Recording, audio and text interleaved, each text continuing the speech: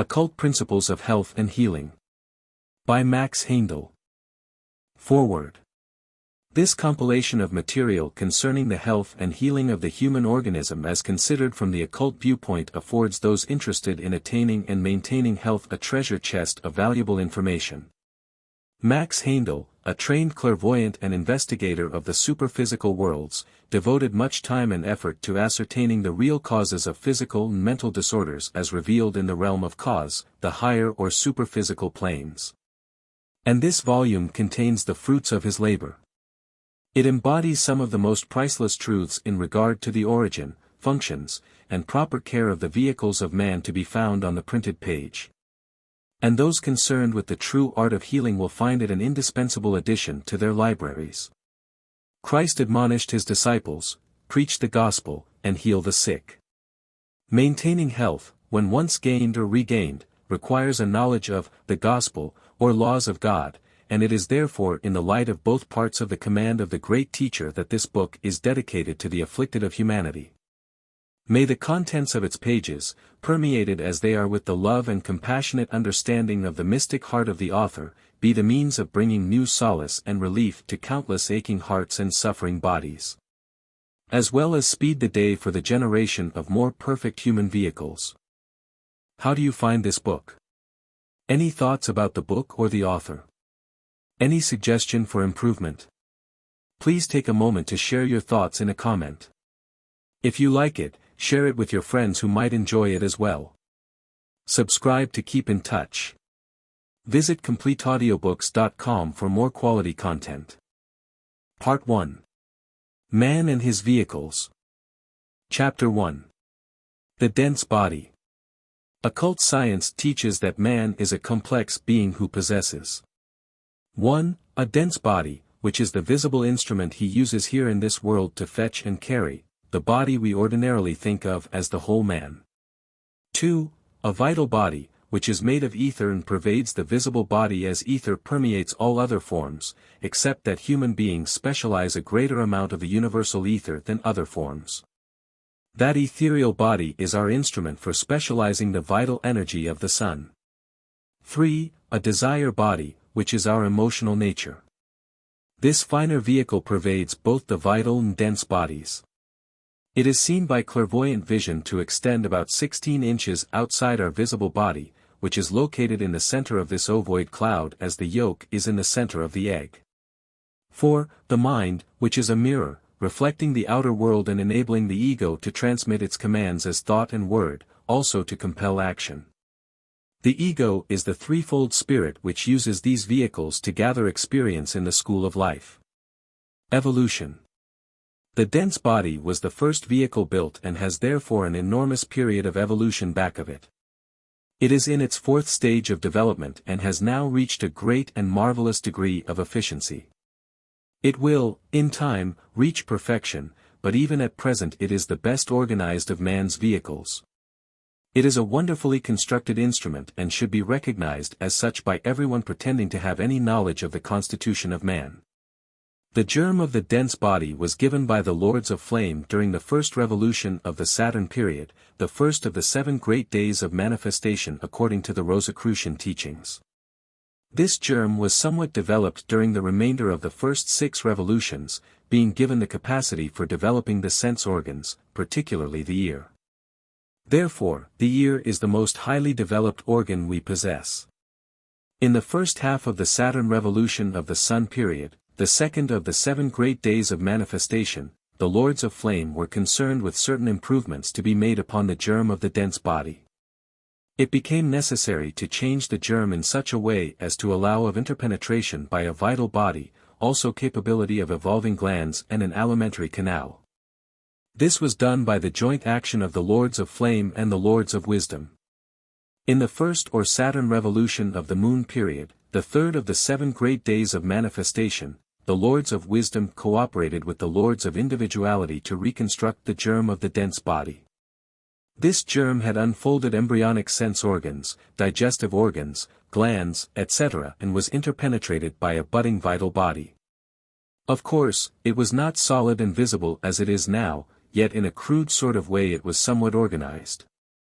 In the moon period it was necessary to reconstruct it and make it capable of being interpenetrated by a desire body, and also capable of evolving a nervous system, muscle, cartilage, and a rudimentary skeleton. This reconstruction was the work of the Saturn revolution of the moon period. These moon beings were not so purely germinal as in the previous periods. To the trained clairvoyant they appear suspended by strings in the atmosphere of the fire fog, as the embryo hangs from the placenta by the umbilical cord. Currents, which provided some sort of nourishment, flowed in and out from the atmosphere through those cords. When the Earth came out of chaos, at the beginning of the Earth period, it was at first in the dark red stage known as the Polarian epoch. There humanity first evolved a dense body, the germ of which was given by the Lords of Flame during the first revolution of the Saturn period. It was not then at all like our present vehicle, of course. When the condition of the Earth became fiery, as in the Hyperborean epoch, the vital body was added and man became plant-like, that is to say, he had the same vehicles as our plants have today, and also a similar consciousness, or rather, unconsciousness, to that which we have in dreamless sleep when the dense and vital bodies are left upon the bed. At that time, in the Hyperborean epoch, the body of man was like an enormous gas bag, floating outside the fiery earth, and it threw off plant-like spores, which then grew and were used by other incoming entities. At that time man was double-sexed, a hermaphrodite. In the Lemurian epoch, when the earth had somewhat cooled and islands of crust had begun to form amid boiling seas, then also man's body had somewhat solidified and had become more like the body we see today. It was ape-like, a short trunk with enormous arms and limbs, the heels projecting backward, and almost no head, at least the upper part of the head was nearly entirely wanting. Man lived in the atmosphere of steam which occultists called fire fog, and had no lungs, but breathed by means of tubes. He had the gill-like apparatus still present in the human embryo while passing through the stage of antenatal life corresponding to that epoch. He had no warm, red blood, for at that stage there was no individual spirit. He had a bladder-like organ inside, which he inflated with heated air to help him leap enormous chasms when volcanic eruptions destroyed the land upon which he was living. From the back of his head there projected an organ which has now drawn into the head and is called by anatomists the pineal gland, or the third eye, although it was never an eye, but a localized organ of feeling. The body was then devoid of feeling, but when man came too close to a volcanic crater, the heat was registered by this organ to warn him away before his body was destroyed. At that time the body had already so far solidified that it was impossible for man to continue to propagate by spores, and it was necessary that he should evolve an organ of thought, a brain. The creative force which we now use to build railways, steamships, etc., in the outer world, was then used inwardly for the building of organs. Like all forces it was positive and negative. One pole was turned upward to build the brain, leaving the other pole available for the creation of another body. Thus man was no longer a complete creative unit. Each possessed only half the creative force, and it was therefore necessary for him to seek his complement outside himself. In the latter part of the Lemurian epoch the form of man was yet quite plastic. The skeleton had formed, but man himself had great power in molding the flesh of his own body, and that of the animals about him. At this time, when he was born, man could hear and feel, but his perception of light came later. The Lemurian had no eyes.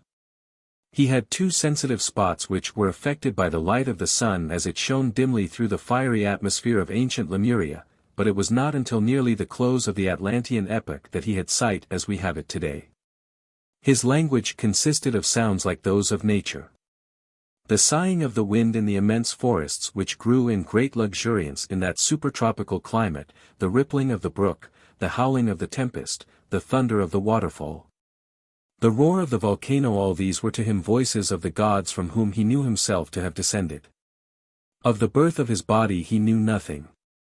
He could not see either it or anything else, but he did perceive his fellow beings.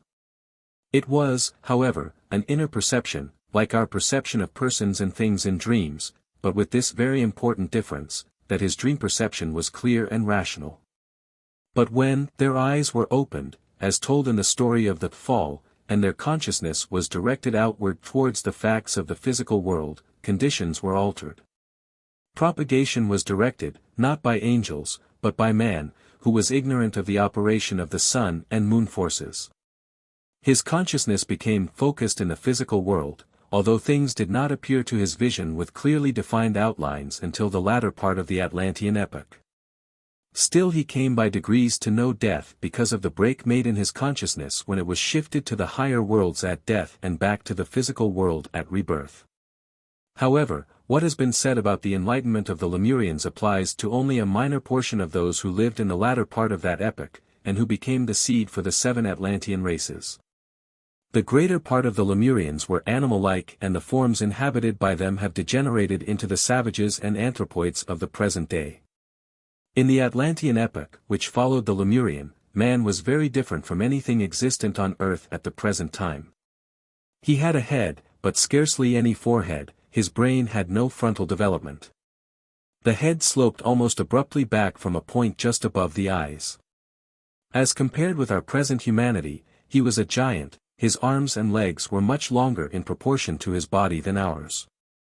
Instead of walking, he progressed by a series of flying leaps, not unlike those of the kangaroo. He had small blinking eyes and his hair was round in section. The latter peculiarity, if no other, distinguishes the descendants of the Atlantean races who remain with us at the present time. Their hair was straight, glossy, black and round in section. That of the Aryan, though it may differ in color, is always oval in section.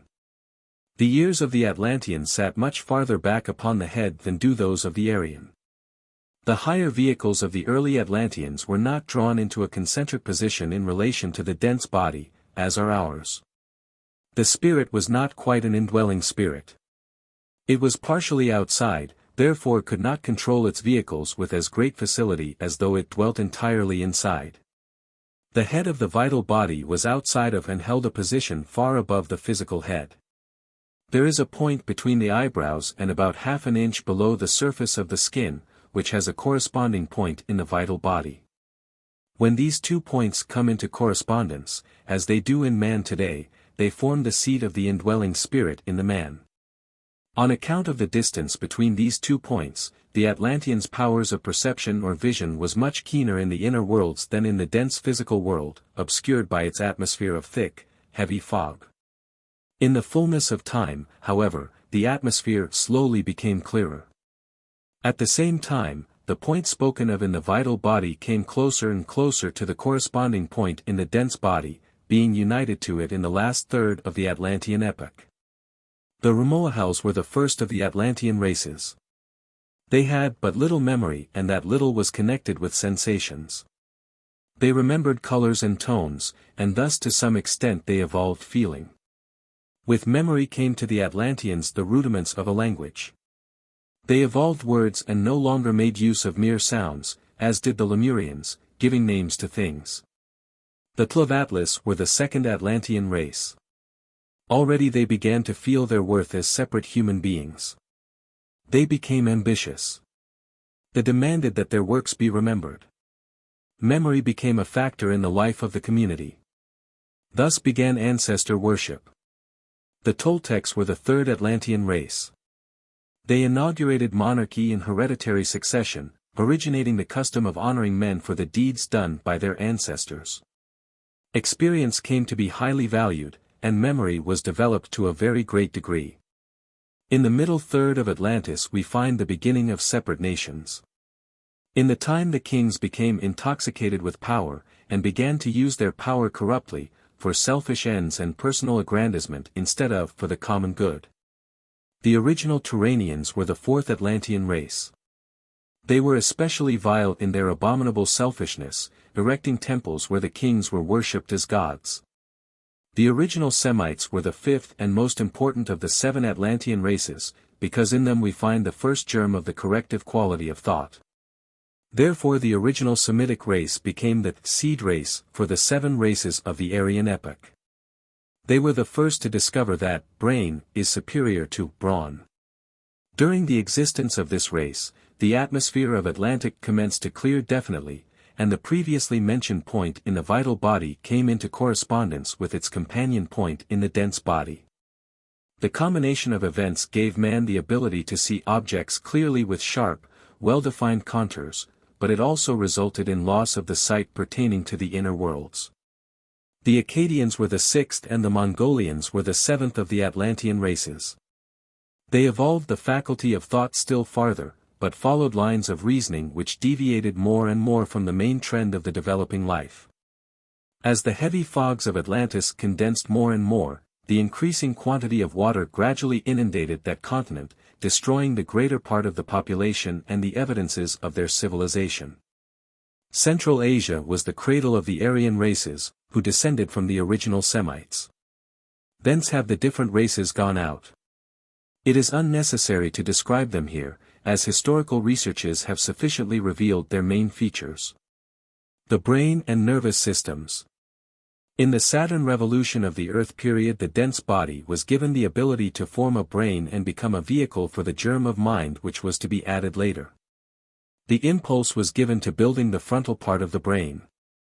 The brain and the nervous systems are the highest expression of the desire body. They call up pictures of the outside world, but in mental image making, the blood brings the material for the pictures, therefore, when thought is active the blood flows to the head. In man the brain is the link between the spirit and the outside world. He can know nothing of the outside world except through the medium of the brain. The sense organs are merely carriers to the brain of impacts from without, and the brain is the instrument which interprets and coordinates those impacts. The spirit, aided by the angels, built the brain to gather knowledge of the physical world. When the ego entered into possession of its vehicles, it became necessary to use part of the creative force for the building of a brain and larynx. The Lucifers are the instigators of all mental activity, by means of the part of the sex force that is carried upward for work in the brain. Thus did the evolving entity obtain brain consciousness of the outside world at the cost of half its creative power. Physiologists note that certain areas of the brain are devoted to particular thought activities, and phrenologists have carried this branch of science still farther. Now, it is known that thought breaks down and destroys nerve tissues. This and all other waste of the body is replaced by the blood.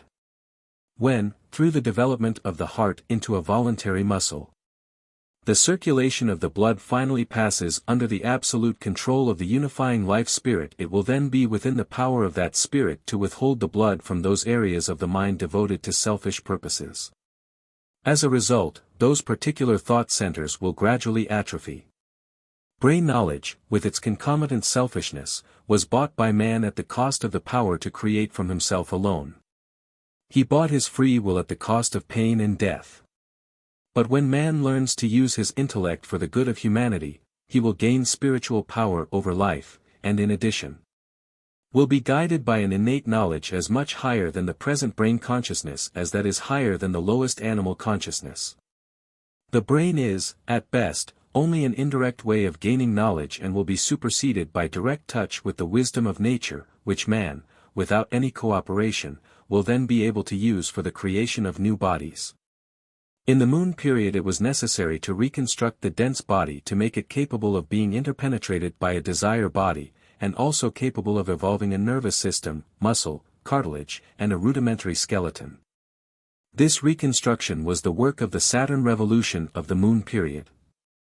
The reconstruction of the dense body in the Saturn revolution of the Earth period gave the first impulse to the incipient division in the nervous system, which has since become apparent in its subdivisions, the voluntary and the sympathetic. The latter was the only one provided for in the moon period. The voluntary nervous system, which has transformed the dense body from a mere automaton acting under stimuli from without, to an extraordinary adaptable instrument capable of being guided and controlled by an ego from within, was not added until the present Earth period.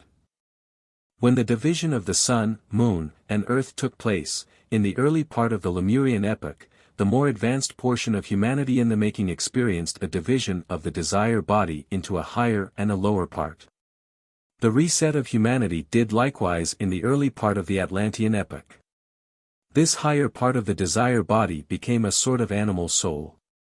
It built the cerebrospinal nervous system and the voluntary muscles, by that means controlling the lower part of the threefold body until the link of mind was given.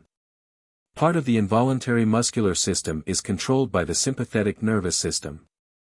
The seat of the human spirit is primarily in the pineal gland and secondarily in the brain and the cerebrospinal nervous system, which controls the voluntary muscles. The blood. The study of the blood is very deep, far-reaching, and of supreme importance from whatever viewpoint we analyze it. Lucifer was decidedly right when he said that blood is a most peculiar essence. It builds the physical body from the time the seed atom is deposited in the ovum till the rupture of the silver cord ends material existence.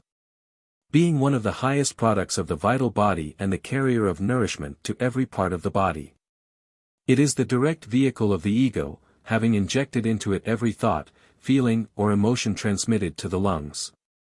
In infancy, and up to the 14th year, the red marrow bones do not make all the blood corpuscles.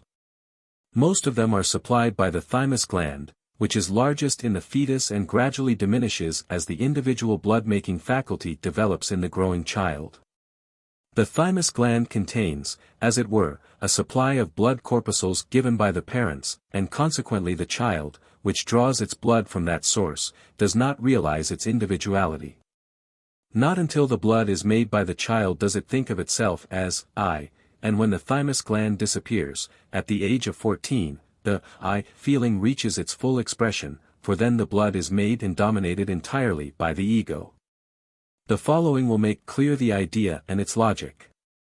It will be remembered that assimilation and growth depend upon the forces working along the positive pole of the vital body's chemical ether. That is set free at the 7th year, together with the balance of the vital body. Only the chemical ether is fully ripe at that time, the other parts need more ripening. At the 14th year the life ether of the vital body, which has to do with propagation, is fully ripe. In the period from 7 to 14 years of age the excessive assimilation has stored an amount of 4 which goes to the sex organs and is ready at the time the desire body is set free. This force of sex is stored in the blood during the third of the 7-year periods and in that time the light ether, which is the avenue for the blood heat, is developed and controls the heart, so that the body is neither too hot nor too cold. In early childhood the blood very often rises to an abnormal temperature. During the period of excessive growth, it is frequently the reverse, but in the hot-headed, unrestrained youth, passion and temper very often drive the ego out by overheating the blood. We very appropriately call this an ebullition or boiling over of temper and describe the effect as causing the person to lose his head, or become incapable of thought. That is exactly what happens when passion, rage, or temper overheats the blood, thus drawing the ego outside the bodies. The ego is outside of its vehicles and they are running as much, bereft of the guiding influence of thought, part of the work of which is to act as a brake on impulse. Only the man who keeps cool and does not allow excess of heat to drive him out can think properly. As proof of the assertion that the ego cannot work in the body when the blood is either too hot or too cold we will call attention to the well-known fact that excessive heat makes one sleepy, and, if carried beyond a certain point, it drives the ego out, leaving the body unconscious. It is only when the blood is at or near the normal temperature that the ego can use it as a vehicle of consciousness. The burnish blush of shame is an evidence of the manner in which the blood is driven to the head, thus overheating the brain and paralyzing thought. Fear is a state when the ego wants to barricade himself against some outside danger. He then drives the blood to the center and grows pale, because the blood has left the periphery of the body, and has lost heat, thus paralyzing thought. In fever the excess of heat causes delirium. The full-blooded person, though the blood is not too hot, is active in body and mind, while the anemic person is sleepy. In one the ego has better control, in the other, less. When the ego wants to think it drives blood, at the proper heat, to the brain. When a heavy meal centers the activity of the ego upon the digestive tract, the man cannot think, he is sleepy. The old Norsemen and the Scots recognized that the ego is in the blood. No stranger could become associated with them as a relative until he had mixed blood with them and thus become one of them. In the descendants of the patriarchal families Adam, Methuselah, etc. The blood which coursed through their veins contained the pictures of all that had happened to their different ancestors, and these pictures were constantly before the inner vision of each one as they had no outer vision at that time. At the present time the blood of each individual contains only the pictures of his own individual experiences and the subconscious mind has access to them. Up to the time that marriage outside of the family was commenced, individuals were ruled by a family spirit, angel, which entered the blood by means of the air inspired, and helped each ego to control its vehicles. When marriage outside the family began, egos had arrived at a point in the evolution of self-consciousness where they could depend on self, and where they were to ease being God-guided automatons and become self-governing individuals. The greater the mixture of blood, the less the indwelling ego can be influenced by the race or family spirits. Unmixed blood gave us ancestral assistance when we needed it. Mixed blood makes for independence of outside help. A God, creator, must be independent.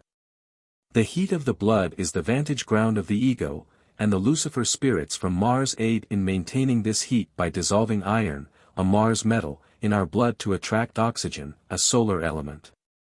The proper heat for the real expression of the ego is not present until the mind is born from the macrocosmic concrete mind, when the individual is about 21 years old. Statutory law also recognizes this as the earliest age when the man is deemed fit to exercise a franchise. In the lower order of animals, blood is fluid and nucleated. The nuclei, enters of life, are the vantage ground of a group spirit. It regulates their vital processes and guides them through the nuclei. During the early part of the gestatory period, the blood of the fetus is also nucleated by the life of the mother, and she regulates the process of body building, but as soon as the incoming ego enters the mother's body, it commences to assert its individuality and resists formation of nucleated blood cells. The old cells gradually disappear, so that when the silver cord is tied at the time of quickening and the ego is drawn into its body, all nuclei have disappeared, and it is absolute autocrat of its new vehicle. A heritage more precious than any other earthly possession. And when properly used, it is our means of generating soul power and laying up treasure in heaven. When we abandon this vehicle to spirit controls, we seriously hinder our higher evolution and commit a great sin.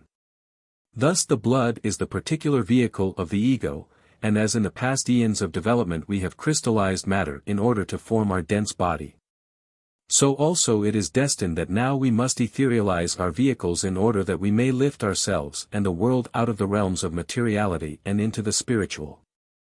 Naturally, therefore, the ego aims first to make the blood gaseous, and to the spiritual sight, this red unnucleated blood is not a fluid, but a gas.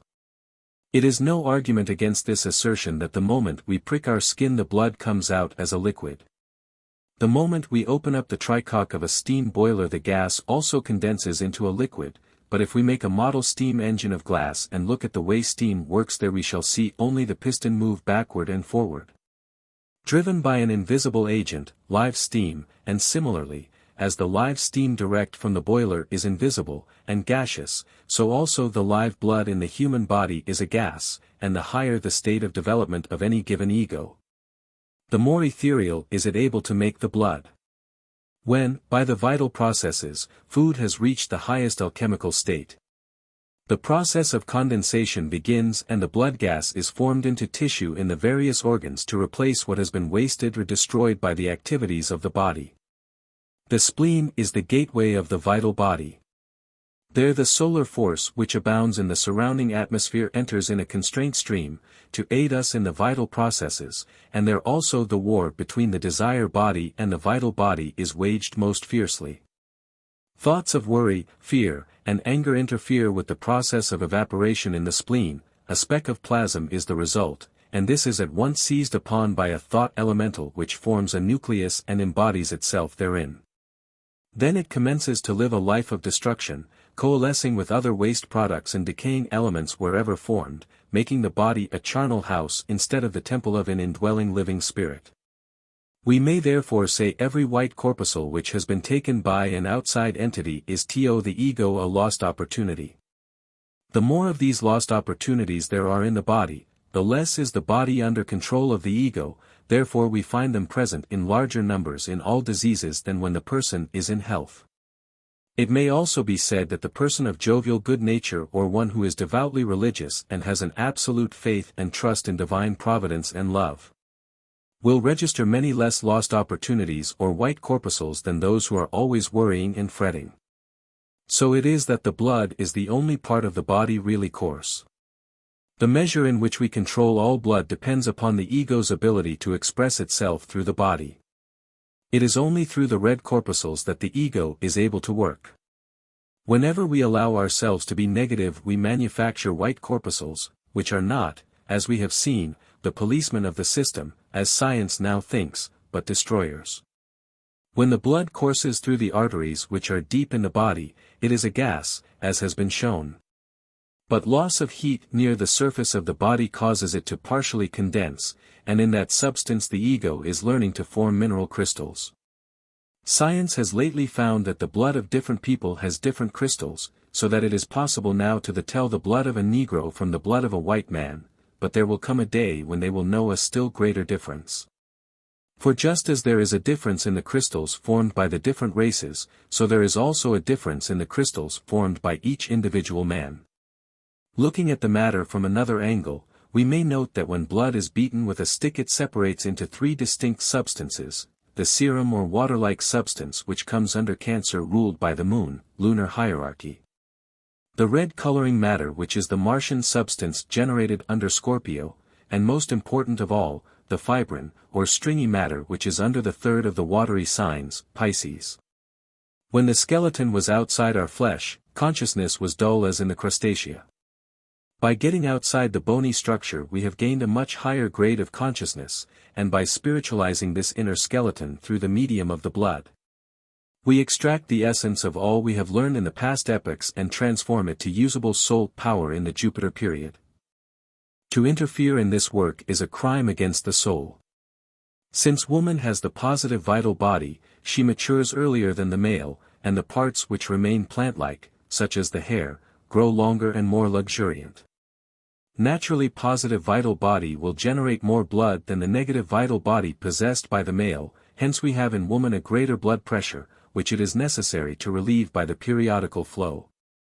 And when that eases at the climacteric period there is a second growth in woman, particularly well expressed in the saying, fat and 40. The impulses of the desire body drive the blood through the system at varying rates of speed, according to the strength of the emotions. Woman, having an excess of blood, works under much higher pressure than man, and while this pressure is relieved by the periodical flow, there are times when it is necessary to have an extra outlet. Then the tears of woman, which are white bleeding, act as a safety valve to remove the excessive fluid. Men, although they may have as strong emotions as women, are not given to tears because they have no more blood than they can comfortably use. The blood is now differently constituted from what it was in the earlier ages of human evolution. The Christ Spirit was seen at the baptism to descend upon Jesus' body. Jesus himself, the Spirit, left that body and was given a mission to serve the churches while his body was being used for direct teaching by the Christ, and his blood was being prepared as an open sesame to the kingdom of God. When anyone is killed, the venous blood with its impurities clings closely to the flesh, and therefore the arterial blood which flows is distinctly leaner than it would otherwise be. Being etherealized by the great Christ Spirit, the cleansed blood of Jesus overflowed the world, purified the etheric region of selfishness to a great extent, and gave man a better chance to draw to himself materials which will allow him to form altruistic purposes and desires. The ductless glands. It is well known to the esoteric astrologer that the human body has an immense period of evolution behind it and that this splendid organism is the result of a slow process of gradual upbuilding which is still continuing and will make each generation better than the previous until in some far distant future it shall have reached a stage of completion of which we cannot even dream.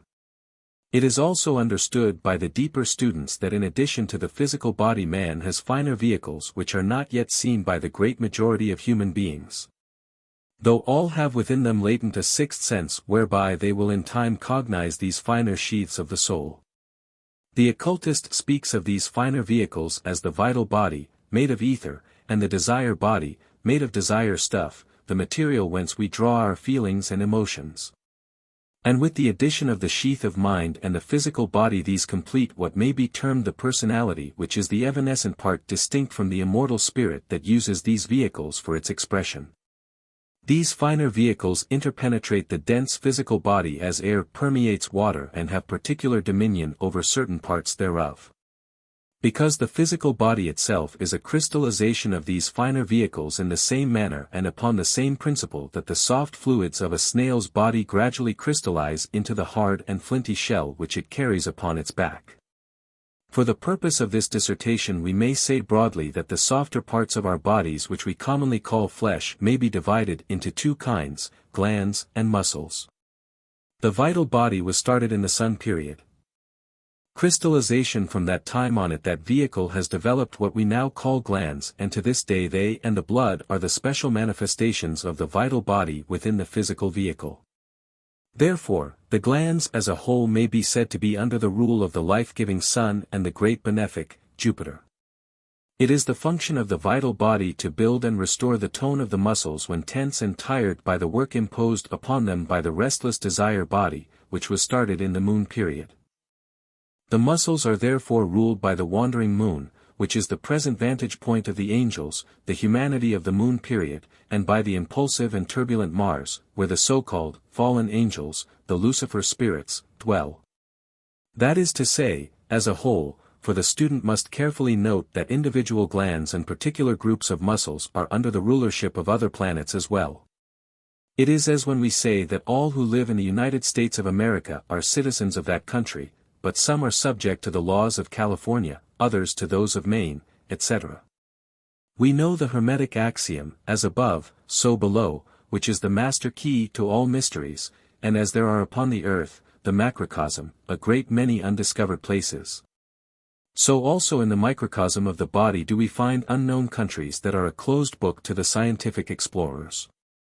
Chief among them has been a small group of the so-called ductless glands, 7 in number, namely: the pituitary body, ruled by Uranus. The pineal gland, ruled by Neptune. The thyroid gland, ruled by Mercury. The thymus gland, ruled by Venus. The spleen, ruled by the Sun. The 2 adrenals, ruled by Jupiter. They have a great and particular interest for occultists, and they may be termed in a certain sense, the 7 roses, upon the cross of the body, for they are intimately connected with the occult development of humanity. 4 of them, the thymus gland, the spleen, and the 2 adrenals, are connected with the personality. The pituitary body and the pineal gland are particularly correlated with the spiritual side of our nature, and the thyroid gland forms the link between. The astrological rulership is as follows. The spleen is the entrance gate of the solar forces specialized by each human being and circulated through the body as the vital fluid, without which no being can live. This organ is therefore governed by the Sun. The 2 adrenals are under the rulership of Jupiter, the great benefic, and exert a calming, quieting and soothing effect, and the emotional activities of the Moon and Mars or Saturn have destroyed the poise. When the obstructive hand of Saturn has awakened the melancholy emotions and laid its restraint upon the heart, the adrenal secretions are carried by the blood to the heart and act as a powerful stimulant in its effort to keep up the circulation. While the jovial optimism struggles against the Saturnine worries or against the impulse of Mars, which stirs the desire body into turbulent emotions of anger, rendering the muscles tense and trembling, dissipating the energy of the system. Then the secretion of the adrenals comes to the rescue, releasing the glycogen of the liver in a more abundant measure than usual to cope with the emergency until the equipoise has been again attained. And similarly during whatever other stress or strain. It was the knowledge of this occult fact that prompted the ancient astrologers to place the kidneys under the rulership of Libra, the balance. And in order to avoid confusion of ideas, we may say that the kidneys themselves play an important part in the nutrition of the body, being under the rulership of Venus, the Lady of Libra. However, Jupiter governs the adrenals, with which we are now particularly engaged. Both Venus and her higher octave, Uranus, govern the functions of nutrition and growth, but in different ways and for different purposes. Therefore Venus rules the thymus gland, which is the link between the parents and the child until the latter has reached puberty. This gland is located immediately behind the sternum or breastbone.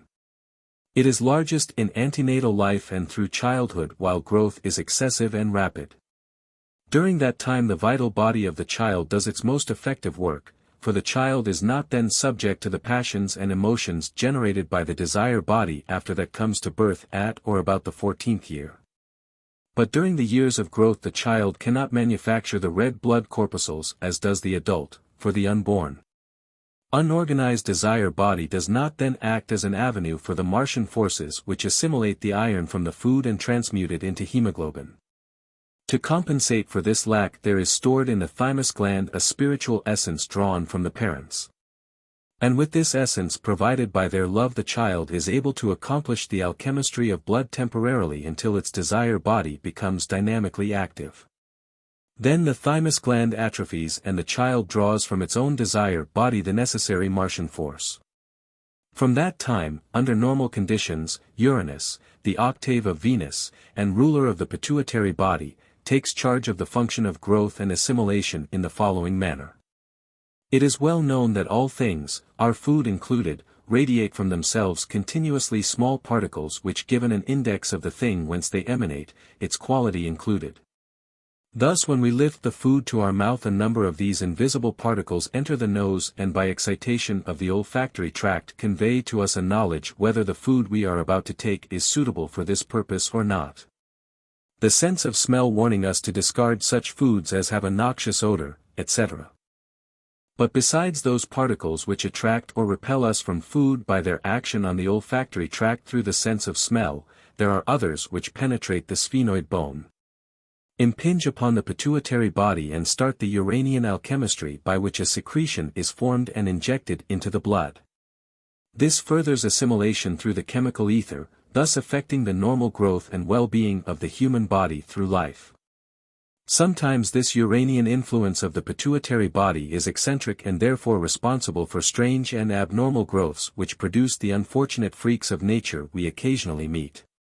But besides being responsible for the spiritual impulses which generate the before-mentioned physical manifestations of growth, Uranus, working through the pituitary body, is also responsible for the spiritual phases of growth which aid awaken man in his efforts to penetrate the veil into the invisible worlds. In this work it is, however, associated with Neptune, the ruler of the pineal gland, and it will therefore be necessary, in order to properly elucidate, that we study the functions of the thyroid gland, ruled by Mercury, and of the pineal gland which is under the domination of his higher octave, Neptune, simultaneously. That the thyroid gland is under the rule of Mercury, the planet of reason, is readily realized when we understand the effect which the degeneration of this gland has upon the mind, as shown in the diseases of cretinism and myxedema. The secretions of this gland are as necessary to the proper functioning of the mind as ether is to the transmission of electricity, that is to say, upon the physical plane of existence where the brain transmutes thought into action. Contact with and expression in the invisible worlds depends upon the functional ability of the pineal gland, which is altogether spiritual and is therefore ruled by the octave of Mercury, Neptune, the planet of spirituality, which operates in conjunction with the pituitary body ruled by Uranus. Scientists have wasted much time in speculation upon the nature and function of these two little bodies, the pituitary body and the pineal gland, but without avail, and principally because, as Mephistopheles says so sarcastically to the young man who wants to study science under Faust, whoe'er would know and treat of aught alive, seeks first the living spirit thence to drive.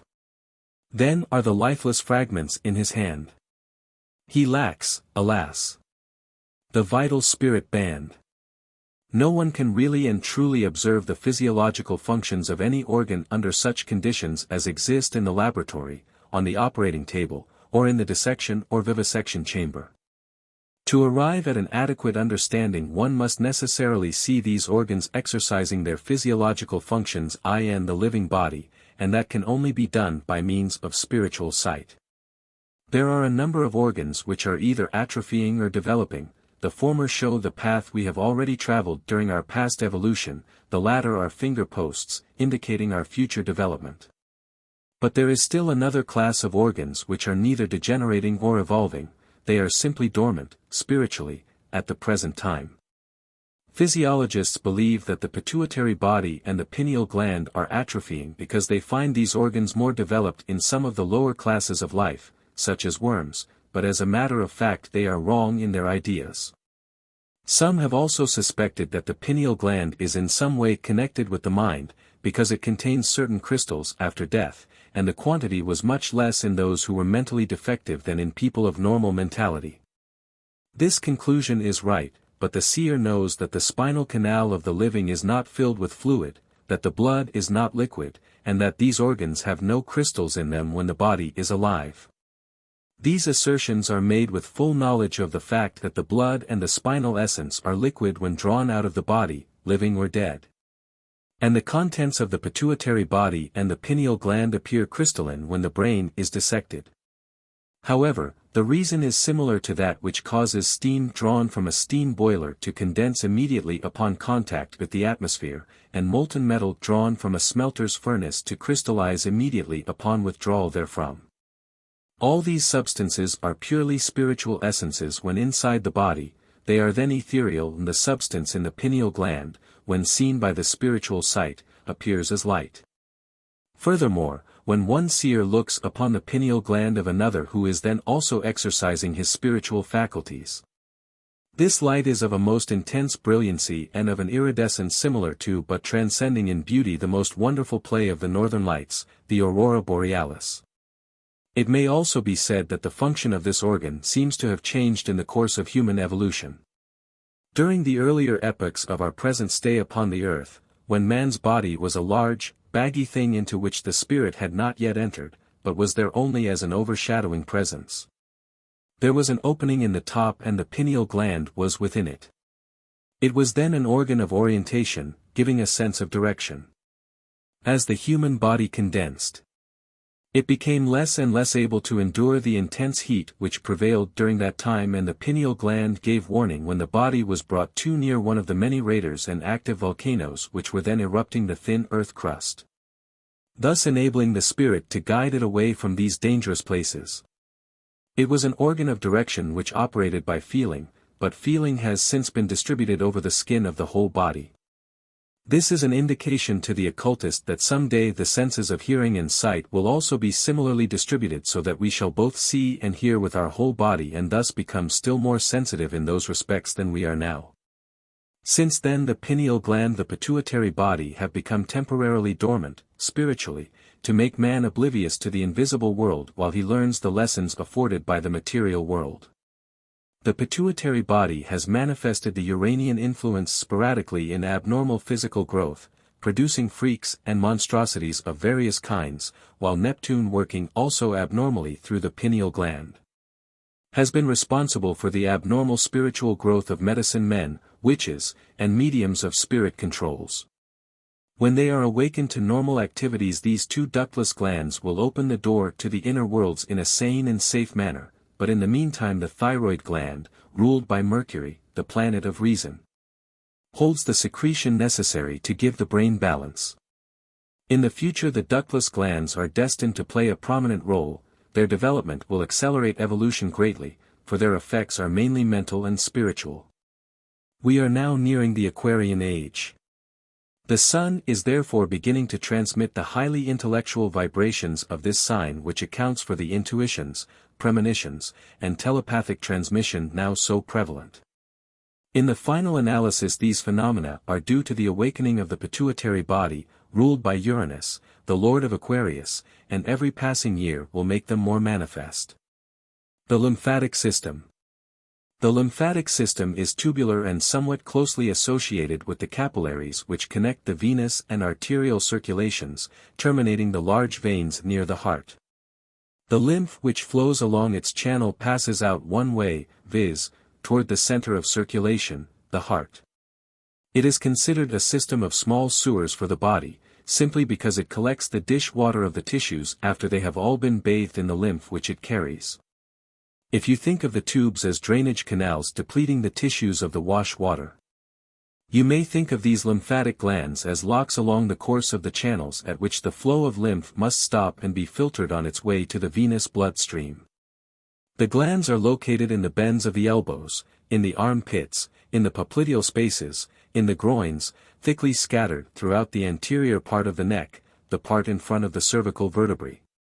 In the abdomen between the folds of the mesentery which suspends the small intestines to the backbone, and in the chest between the lungs, this space being known as the mediastinum. Every one of the lymphatic vessels passes through one or more of these glands on its way to its destination in the veins. The lymph cells are the only cells in the body that possess no cell wall, they move about like jellyfish in water. When inflammation attacks the human body in any of its types, the lymph is more responsible, for all poisonous liquids pass at once into the lymphatic channels. The glands are likely to be sickly, owing to the poisonous nature of the lymph which filters through them. The lymphatic system is threefold: it collects lymph from the tissues, chyle from the intestines after it has been manufactured in the process of digestion, and by means of the lymphatic glands manufactures lymph cells which are identical with the white blood corpuscles. Chapter 2. The Vital Body. Evolution and General Purpose. The vital body is the second oldest of our vehicles, having its original germ given by the Lords of Wisdom in the Sun period. In the Sun revolution of the Moon period it was modified to render it capable of being interpenetrated by a desire body, also of accommodating itself to the nervous system, muscle, skeleton, etc. During the Sun revolution of the Earth period the vital body was reconstructed to accommodate the germinal mind. It was fashioned at this time more in the likeness of the dense body, its organization at present being next to the dense body in efficiency. Further reconstruction was done in the Hyperborean epoch of the Earth period when the Lords of Form appeared, with the angels, and clothed man's dense form, then a baggy-shaped object, with a vital body. The dense body is built into the matrix of the vital body during antenatal life, and with one exception, it is an exact copy, molecule for molecule, of the vital body. All through life the vital body is the builder and restorer of the dense form, its tendency being to soften, as well as to build. Its chief expression is the blood and the glands, also the sympathetic nervous system, having gained ingress into the stronghold of the desire body when it began to develop the heart into a voluntary muscle. It interpenetrates the dense body and extends beyond its periphery about 1.5 inches. In texture the vital body may be crudely compared to one of those picture frames made of hundreds of little pieces of wood which interlock and present innumerable points to the observer. The points of the vital body enter into the hollow centers of the dense atoms, imbuing them with vital force that sets them vibrating at a rate higher than that of the mineral of the earth which is not thus accelerated and ensouled. The ethers and their functions. When we analyze the human being, we find that in him all four ethers, the chemical, life, light and reflecting ethers, are dynamically active in the highly organized vital body. By means of the activities of the chemical ether he is able to assimilate food and to grow. The forces at work in the life ether enable him to propagate his species. The forces in the light ether supply the dense body with heat, work on the nervous system and the muscles, thus opening the doors of communication with the outside world by way of the senses. And the reflecting ether enables the spirit to control its vehicles by means of thought. This ether also stores past experience as memory. The chemical and life ethers form a matrix for our physical bodies. Each molecule of the physical body is embedded in a meshwork of ether which permeates and infuses it with life. Through these ethers the bodily functions, such as respiration, etc., are carried on, and the density and consistency of these matrices of ether determine the state of health. The atoms of the chemical and life ethers gathered around the nuclear seed atom located in the solar plexus are shaped like prisms. They are all located in such a manner that when the solar energy enters our body through the spleen, the refracted ray is red. This is the color of the creative aspect of the Trinity, namely, Jehovah, the Holy Spirit, who rules Luna, the planet of fecundation. Therefore the vital fluid from the sun which enters the human body by way of the spleen becomes tinged with a pale rose color, often noted by seers when it courses along the nerves as electricity does in the wires of an electric system. Thus charged, the chemical and life ethers are the avenues of assimilation which preserve the individual, and of fecundation which perpetuates the race. During life each prismatic vital atom penetrates a physical atom and vibrates it. To form a picture of this combination, imagine a pear-shaped wire basket having walls of spirally curved wire running obliquely from pole to pole. This is the physical atom. It is shaped nearly like our Earth, and the prismatic vital atom is inserted from the top, which is widest and corresponds to the north pole of our Earth. Thus the point of the prism penetrates the physical atom at the narrowest point, which corresponds to the south pole of the Earth, and the whole resembles a top swinging, swaying, and vibrating. In this manner our body is made alive and capable of motion. The light and reflecting ethers are avenues of consciousness and memory. They are somewhat attenuated in the average individual and have not yet taken definite form. They interpenetrate the atom as air interpenetrates a sponge, and they form a slight auric atmosphere outside each atom. It has been determined by physical science that the atoms in our dense body are constantly changing so that all the material which composes our present vehicle at this moment will have disappeared in a few years. But it is common knowledge that scars and other blemishes perpetuate themselves from childhood to old age. The reason for this is that the prismatic ether atoms which compose our vital body remain unchanged from the cradle to the grave. They are always in the same relative position, that is to say, the prismatic ether atoms which vibrate the physical atoms in the toes or in the fingers do not get to the hands, legs, or any other part of the body, but remain in exactly the same place where they were placed in the beginning. A lesion of the physical atoms involves a similar impression on the prismatic ether atoms. The new physical matter molded over them continues to take on shape and texture similar to those which originally obtained. The foregoing remarks apply only to the prismatic atoms which correspond to solids and liquids in the physical world, because they assume a certain definite shape which they preserve. But in addition, each human being at this stage of evolution has a certain amount of light and reflecting ether, which are the vehicles of sense perception and memory, intermingled in his vital body. We may say that the light ether corresponds to the gases of our physical world. Perhaps the best description that can be given of the reflecting ether is to call it hyperetheric. It is a vacuous substance of a bluish color resembling in appearance the blue core of a gas flame. It appears transparent and seems to reveal everything that is within it, but nevertheless it hides all the secrets of nature and humanity. In it is found one record of the memory of nature. The light and reflecting ethers are of an exactly opposite nature to that of the stationary prismatic ether atoms. They are volatile and migratory. However much or little a man possesses of this material, it is an accretion, a fruitage, derived from his experiences in life. Inside the body it mingles with the blood stream, and when it has grown by service and sacrifice in life's school so that it can no longer be contained within the body, it is seen on the outside as a soul body of gold and blue. Blue shows the highest type of spirituality, therefore it is smallest in volume and may be compared to the blue core of the gas flame. While the golden hue forms the larger part and corresponds to the yellow light which surrounds the core in the gas ring. The blue color does not appear outside the dense body save in the very greatest of saints. Only yellow is usually observable there. At death this part of the vital body is etched into the desire body with the life panorama which it contains. The quintessence of all our life experience is then eventually impressed upon the seed atom as conscience or virtue which urges us to avoid evil and to do good in a coming life. Thus the quality of the seed atom is altered from life to life.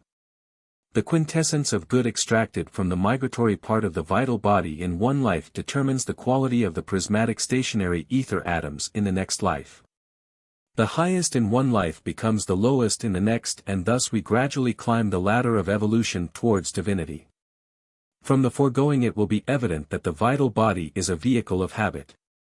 All parents know that during the first 7 years of childhood and this vehicle is in course of gestation that children form one habit after another.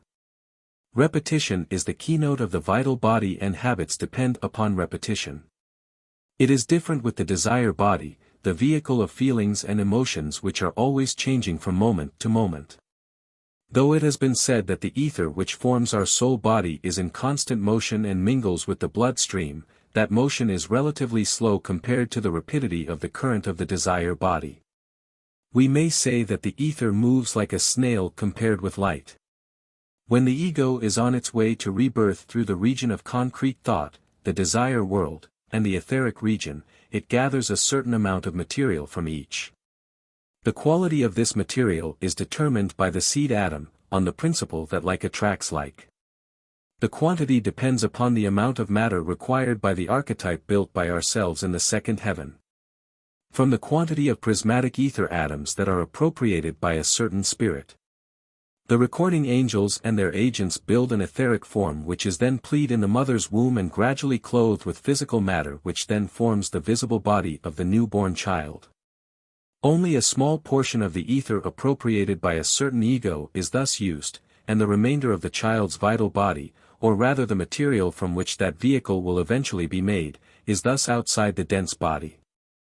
For that reason the vital body of a child protrudes much farther beyond the periphery of the dense body than does that of an adult.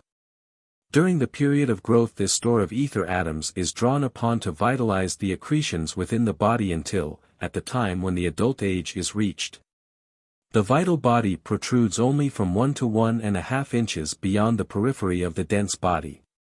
The Western wisdom school teaches as its fundamental maxim that all occult development begins with the vital body. The part of the vital body formed of the two higher ethers, the light ether and the reflecting ether, is what we may term the soul body. That is to say, it is more closely linked with the desire body and the mind and also more amenable to the spirit's touch than are the two lower ethers.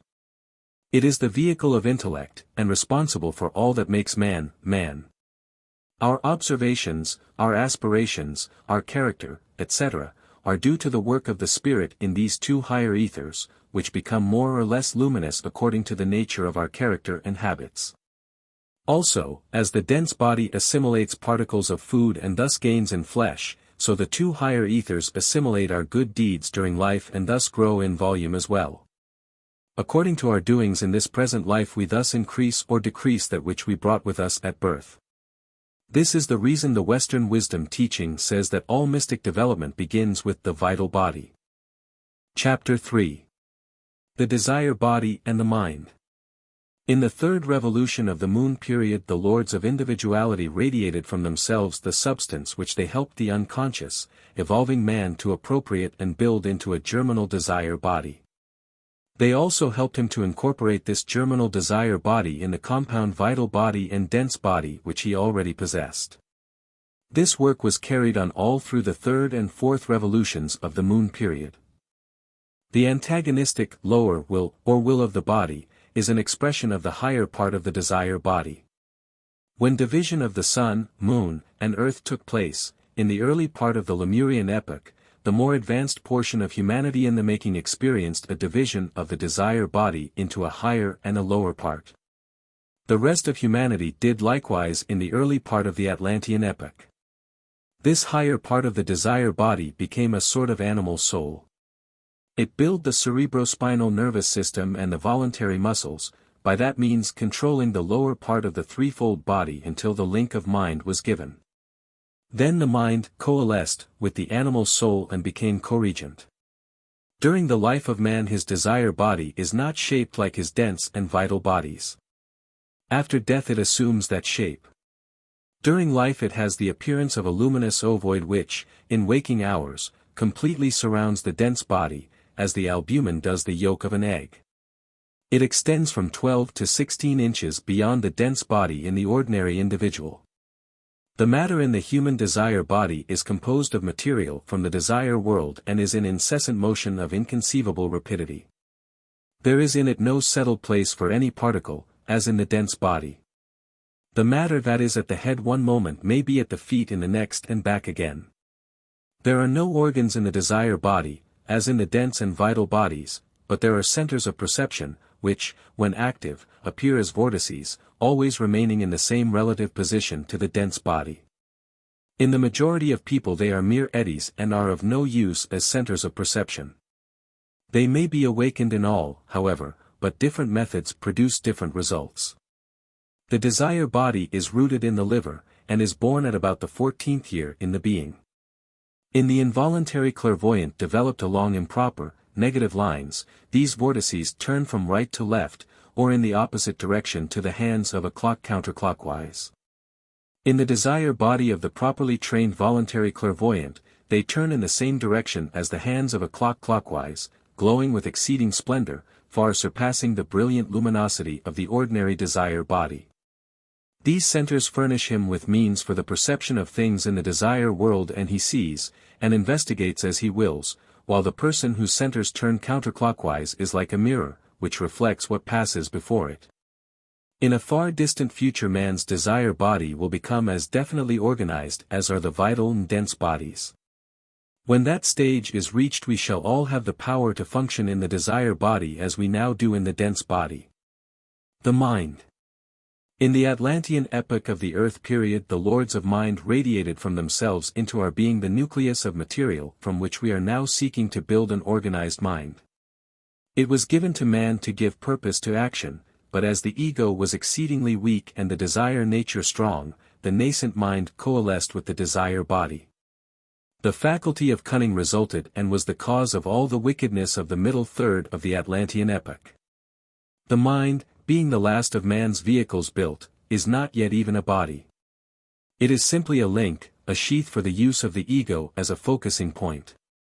It is, however, the most important instrument possessed by the spirit, and its special instrument in the work of creation. We, ourselves, as egos, function directly in the subtle substance of the region of abstract thought, which we have specialized within the periphery of our individual aura. Thence we view the impressions made by the outer world upon the vital body through the senses, together with the feeling and emotions generated by them in the desire body, mirrored in the mind. From these mental images we form our conclusions, in the substance of the region of abstract thought, concerning the subjects with which they deal. These conclusions are ideas. By the power of will we project an idea through the mind, where it takes concrete shape as a thought form by drawing mind stuff around itself from the region of concrete thought. The image may be projected in one of three directions. 1. It may be projected against the desire body in an endeavor to arouse feeling which will lead to immediate action. 2. Where no immediate action is called for by the mental images of impacts from without, these may be projected directly upon the reflecting ether, together with the thoughts occasioned by them, to be used at some future time. 3. It may be projected toward another mind to act as a suggestion, to carry information, etc.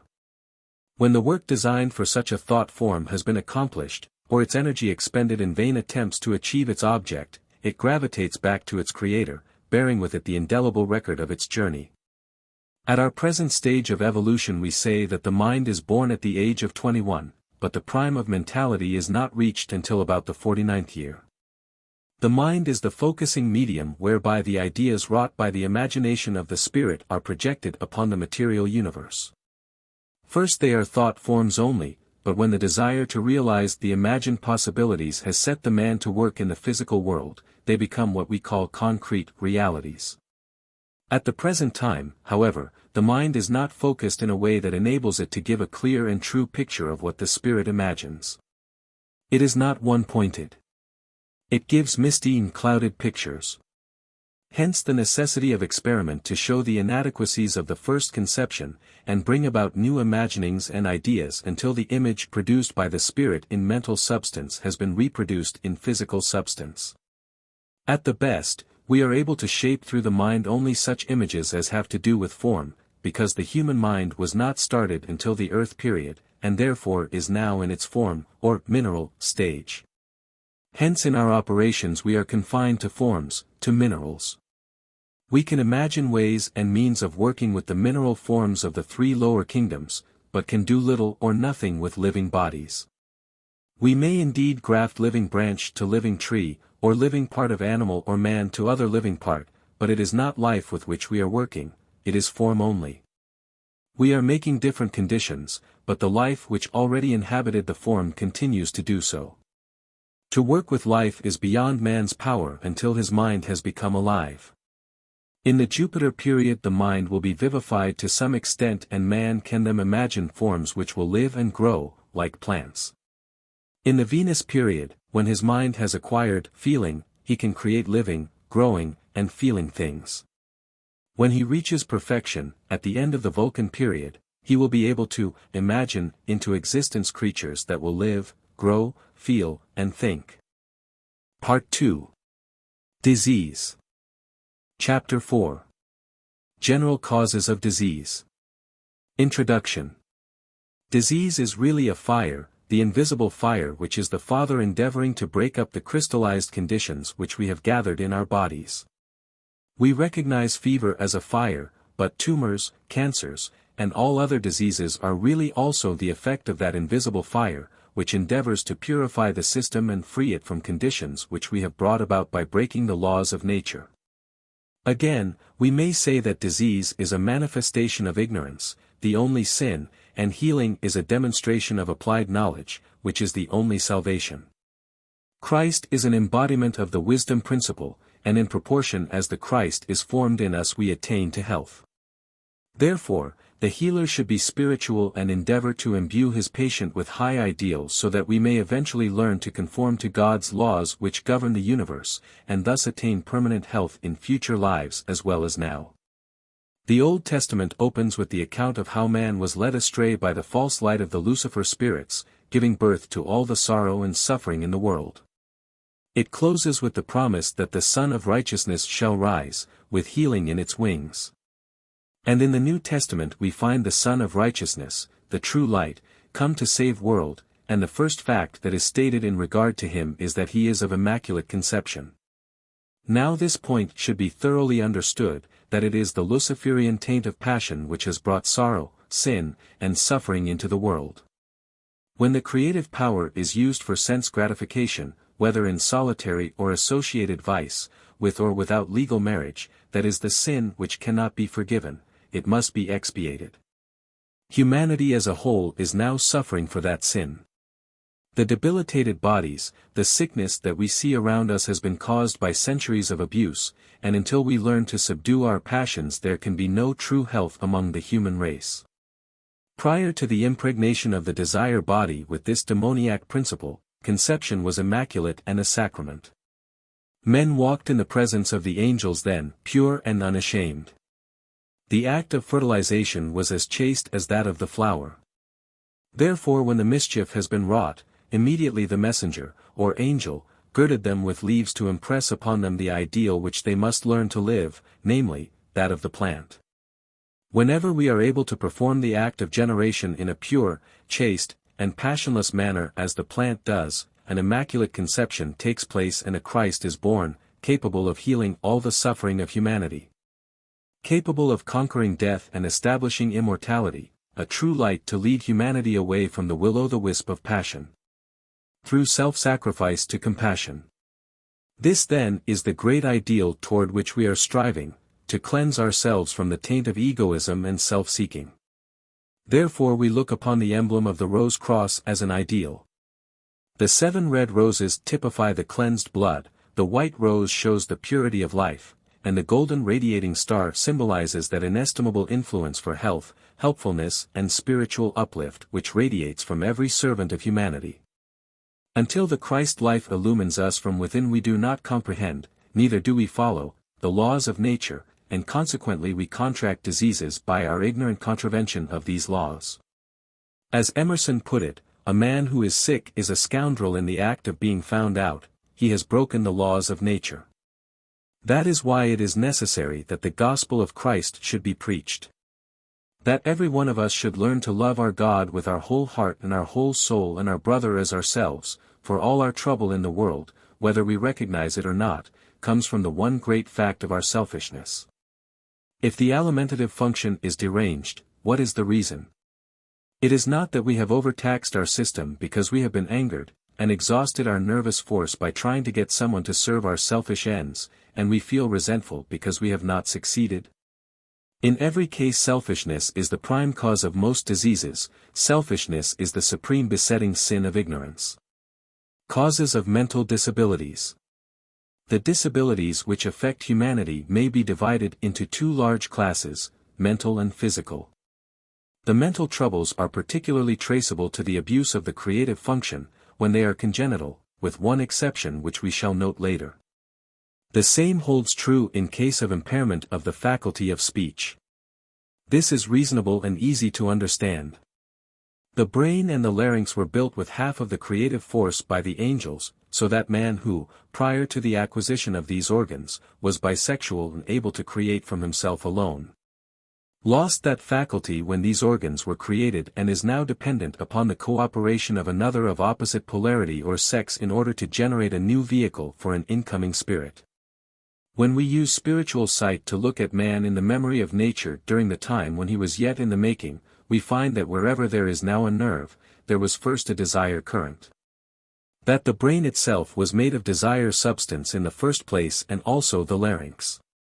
It was desire that first sent a motive impulse through the brain and created these nerve currents, that the body might be moved and obtain for the spirit whatever gratification was indicated by desire.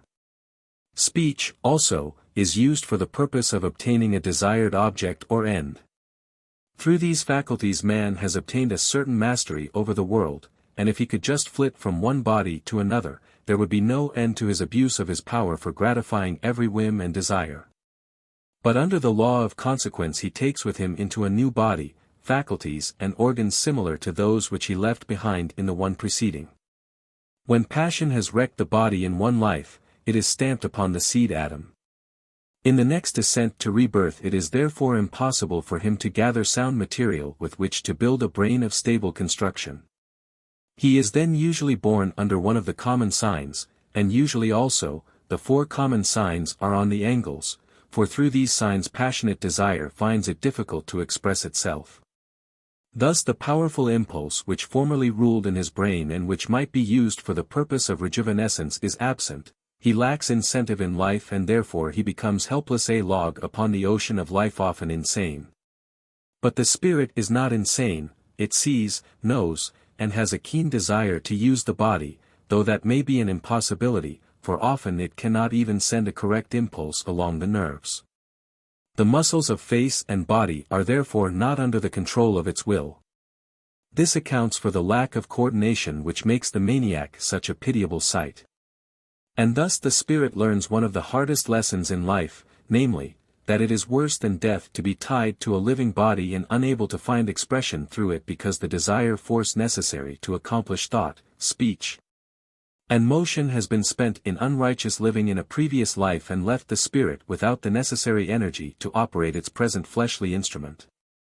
Though mental disabilities, when congenital, are generally traceable to abuse of the creative function in a past life, there is at least one notable exception to this rule, where a spirit, who has a particularly hard life before it, comes down to rebirth and feels upon entering the womb that the panorama of the coming life then shown it marks an existence too hard for it to undergo, it sometimes tries to run away from the school of life.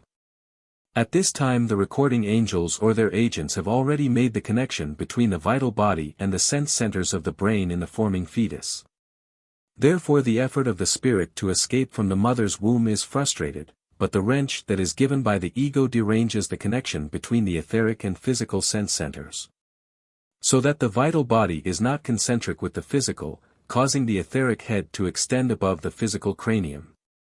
Thus it is impossible for the spirit to use the dense vehicle, it is tied to a mindless body which it cannot use, and the embodiment is practically wasted. We also find cases where a great shock later in life causes the spirit to endeavor to run away with the invisible vehicles. As a result, a similar wrench is given to the etheric sense centers in the brain, and the shock deranges the mental expression. Everybody has probably felt a similar sensation on receiving a fright. A surging as of something endeavoring to get out of the dense body, that is the desire and vital bodies, which are so swift in their action that an express train is as a snail by comparison. They see and feel the danger and are frightened before the scare is transmitted to the inert and slow physical body in which they are anchored, and which prevents their escape under ordinary strain. But at times, as said, the fright and shock are sufficiently severe to give them such an impulse that the etheric sense centers are deranged. This most frequently happens to persons born under common signs, which are the weakest in the zodiac.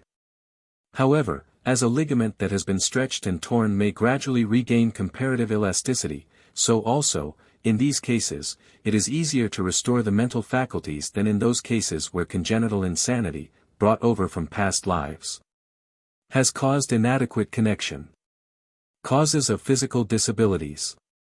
With regard to physical abnormalities and deformities, the rule seems to be that as the physical indulgence of passion reacts on the mental state, so the abuse of the mental powers in one life leads to physical disability in later existences.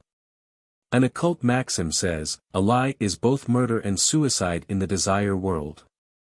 The teachings of the Elder Brothers given in the Rosicrucian cosmoconception explain that whenever an occurrence takes place, a certain thought form generated in the invisible world makes a record of the incident. Every time the event is talked about or commented upon, a new thought form is created which coalesces with the original and strengthens it, provided they are both true to the same vibration. But if an untruth is told concerning what happens, then the vibrations of the original and those of the reproduction are not identical, they jar and jangle, tearing each other to pieces. If the good and true thought form is sufficiently strong, it will overcome and break down the thought forms based upon a lie, and the good will overcome the evil but where the lies and malicious thoughts are the stronger, they may overcome the true thought form of the occurrence and thus demolish it. Afterwards they will jar among themselves, and all will in turn be annihilated. All things, in the ultimate, work together for good. Thus a person who lives a clean life, endeavoring to obey the laws of God and striving earnestly for truth and righteousness, will create thought forms about him of a corresponding nature, his mind will run in grooves that harmonize with truth. And when the time comes in the second heaven to create the archetype for his coming life, he will readily, intuitively, by force of habit from the past life, align himself with the forces of right and truth. These lines being built into his body, will create harmony in the coming vehicles, and health will therefore be his normal portion in the coming life. Those who, on the other hand, have in the past life taken a distorted view of things, displayed a disregard for truth, and exercised cunning, extreme selfishness, and a disregard for the welfare of others, are bound in the second heaven to see things in an oblique manner also, because that is their habitual line of thought. Therefore, the archetype built by them will embody lines of error and falsity, and consequently, when the body is brought to birth, it will exhibit a weakness in various organs, if not in the whole bodily organization. Again we warn students not to draw quick conclusions from these tentative rules. It is not our intention to imply that everyone that has a seemingly healthy body has been a paragon of virtue in his past life, and he who suffers from one disability or another has been a scapegrace or good for nothing. None of us are able to tell at the present time the whole truth and nothing but the truth. We are deceived because our senses are elusive. A long street seems to narrow in the distance, when, as a matter of fact, it is just as wide a mile away as where we are standing. The sun and the moon seem much larger when near the horizon than when at the zenith. But, as a matter of fact, we know that they do not gain in size by descending toward the horizon, nor lose by ascending into the mid-heaven. Thus we are constantly making allowances for and correcting sense illusions. Similarly, with everything else in the world. What seems to be true is not always so, and what is true today regarding conditions of life may change tomorrow. Therefore it is impossible for us to know truth in the ultimate under the evanescent and illusory conditions of physical existence. It is only when we enter the higher realms, and particularly into the region of concrete thought, that the eternal verities are to be perceived. Hence we must necessarily make mistakes again and again, even despite our most earnest efforts always to know and tell the truth. On that account it is impossible for us to build a thoroughly harmonious vehicle. Were that possible, such a body would really be immortal, and we know that immortality in the flesh is not the design of God. Paul says that, flesh and blood cannot inherit the kingdom of God. But we know that even today only a very small percentage are ready to live as near the truth as they see it, to confess it and profess it before men by service and by righteous and harmless living. We can only understand that such must have been few and far between in the bygone days, when man had not evolved the altruism that came to this planet with the advent of our Lord and Savior, Christ Jesus. The standards of morality were much lower then, and the love of truth almost negligible in the greater part of humanity, who were engrossed in their endeavors to accumulate as much wealth or gain as much power or prestige for themselves as possible. They were therefore naturally inclined to disregard the interests of others, and to tell a lie seemed in no way reprehensible and sometimes even appeared meritorious. The archetypes were constantly full of weaknesses, and the organic functions of the body today are interfered with to a serious degree as a result. Particularly as the Western bodies are becoming more high-strung and more sensitive to pain on account of the spirit's growing consciousness. Chapter 5. Specific Causes of Disease. Insanity. From the occultist standpoint there are 4 classes of insanity. Insanity is always caused by a break in the chain of vehicles between the ego and the physical body. This break may occur between the brain centers and the vital body, or it may be between the vital and desire body, between the desire body and the mind, or between the mind and the ego. The rupture may be complete or only partial. When the break is between the brain centers and the vital body, or between that and the desire body, we have the idiots. When the break is between the desire body and the mind, the violent and impulsive desire body rules and we have the raving maniac. When the break is between the ego and the mind is the ruler over the other vehicles and we have the cunning maniac, who may deceive his keeper into believing that he is perfectly harmless until he has hatched some diabolical, cunning scheme. Then he may suddenly show his deranged mentality and cause a dreadful catastrophe. There is one cause of insanity that it may be well to explain, as it is sometimes possible to avoid it. When the ego is returning from the invisible world toward re-embodiment, it is shown the various incarnations available. It sees the coming life in its great and general events, much as a moving picture passing before its vision. It is given the choice, usually, of several lives. It sees at that time the lessons it has to learn, the fate it has generated for itself in past lives, and what part of that fate it will have to liquidate in each of the embodiments offered. It makes its choice and is guided by the agents of the recording angels to the country and family where it is to live its coming life. The panoramic view is seen in the third heaven where the ego is naked and feels spiritually above sordid material considerations. It is much wiser then that it appears here on earth, where it is blinded by the flesh to an inconceivable extent.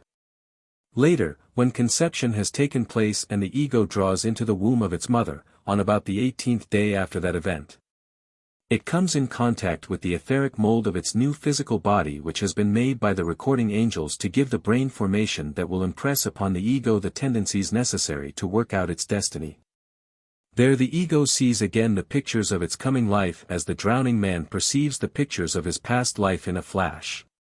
At that time the ego is already partially blind to its spiritual nature, so that if the coming life seems to be a hard one, it will oftentimes shrink from entering the womb and making the proper brain connections.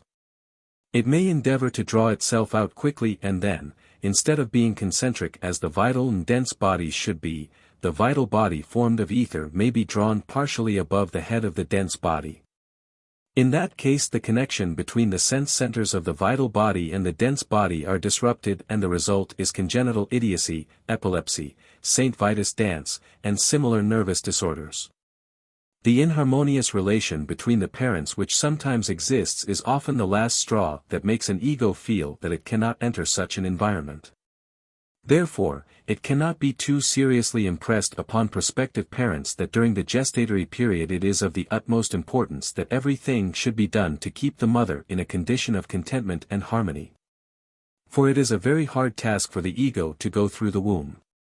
It taxes all its sensibilities to the very utmost, and inharmonious conditions in the home it is entering are, of course, an added source of discomfort, which may result in the above-named dreadful state of affairs. Black magic in its minor forms, such as hypnotism, for instance, sometimes causes congenital idiocy in a future life. The hypnotist deprives his victims of the free use of their bodies. Under the law of consequence he is then tied to a body with a malformed brain, which prevents his expression. We must not infer, however, that every case of congenital idiocy is due to such malpractice on the part of the ego in a past life. There are also other causes which may bring congenital idiocy as a result. Drugs and breathing exercises, such as the Eastern aspirant uses, have a dreadfully destructive effect upon the body, and it will therefore be seen that their use is altogether undesirable. Many a man is today in the insane asylum or in the grave of the consumptive on account of breathing exercises, and the effects of drugs are well known. The atoms of the Western body have been highly sensitized in the ordinary course of evolution, and the exercises which may be used with impunity by an Eastern person, whose body is not so highly sensitized, will cause the atoms of the Western body to run riot. It is extremely difficult to bring them into proper repose again. Mediumship. Where a person becomes a medium for a disembodied spirit which enters the body, as in the case of the trance medium where it takes possession of the body and uses it as the owner might do, there is little if any harm done, provided the spirit control does not abuse his privilege. In fact, there are some cases where spirit controls have better idea of caring for a body than the owner himself, and may sometimes improve the health. But spirits of a high ethical nature do not usually control a medium, it is rather earthbound and low spirits such as Indians and others of a like nature who obtain a control over mediumistic persons. And when in possession of the body they may use it to gratify their low passions for drink and sex. Thus they cause a disturbance to the system and a deterioration of the instrument. In the case of the materializing medium, we may say that the influence is always injurious. The materializing spirit entrances the victim and then draws the ether of the vital body out through the spleen. For the difference between the materializing medium and the ordinary person is the fact that the connection between the vital body and the dense body is exceedingly lax, so that it is possible to withdraw this vital body to a very great extent.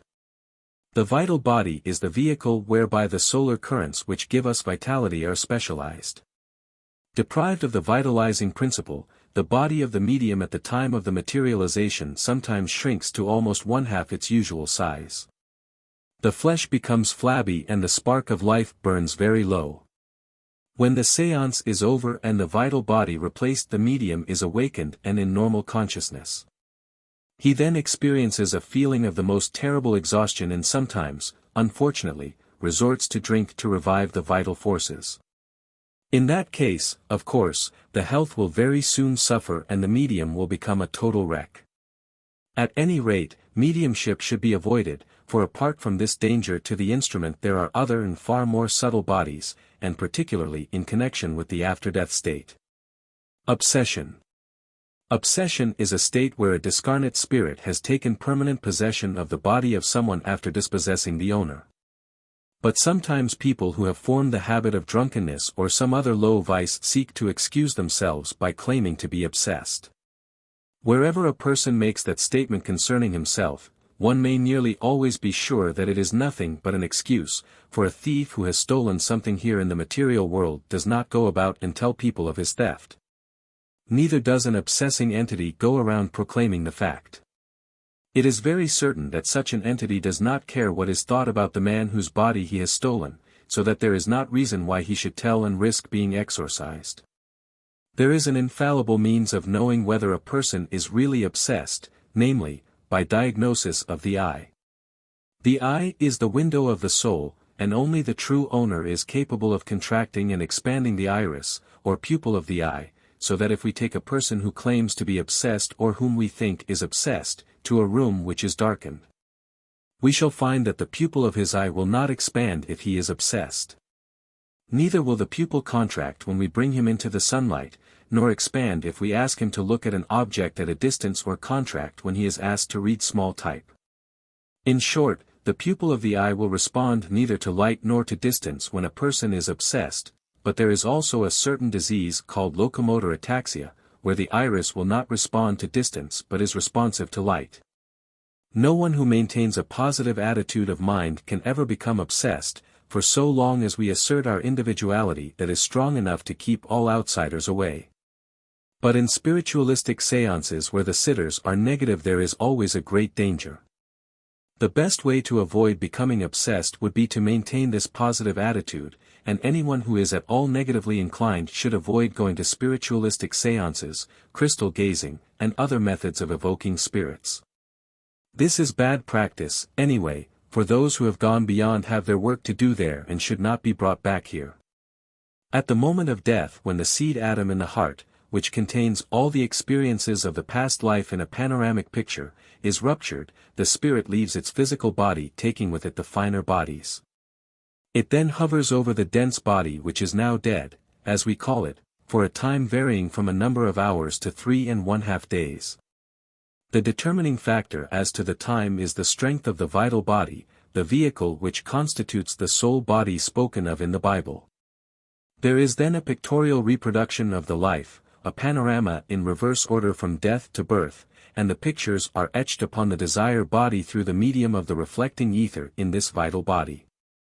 During this time the consciousness of the spirit is concentrated in the vital body, or at least it should be, and it has therefore no feeling about the matter. The picture that is impressed upon the vehicle of feeling and emotion, the desire body, is the basis of subsequent suffering in the life in purgatory for evil deeds, and of enjoyment in the first heaven on account of the good done in the past life. The investigations of later years have revealed the additional fact that there is another process going on during these important days following death. A cleavage takes place in the vital body similar to that made by the process of initiation. So much of this vehicle as can be termed soul, coalesces with the higher vehicles and is the basis of consciousness in the invisible worlds after death. The lower part, which is discarded, returns to the physical body and hovers over the grave in the great majority of cases, as stated in the Cosmo. This cleavage of the vital body is not the same in all persons but depends upon the nature of the life lived and the character of the person that is passing out. In extreme cases this division varies very much from normal. This important point was brought out in many cases of supposed spirit obsession which have been investigated from headquarters.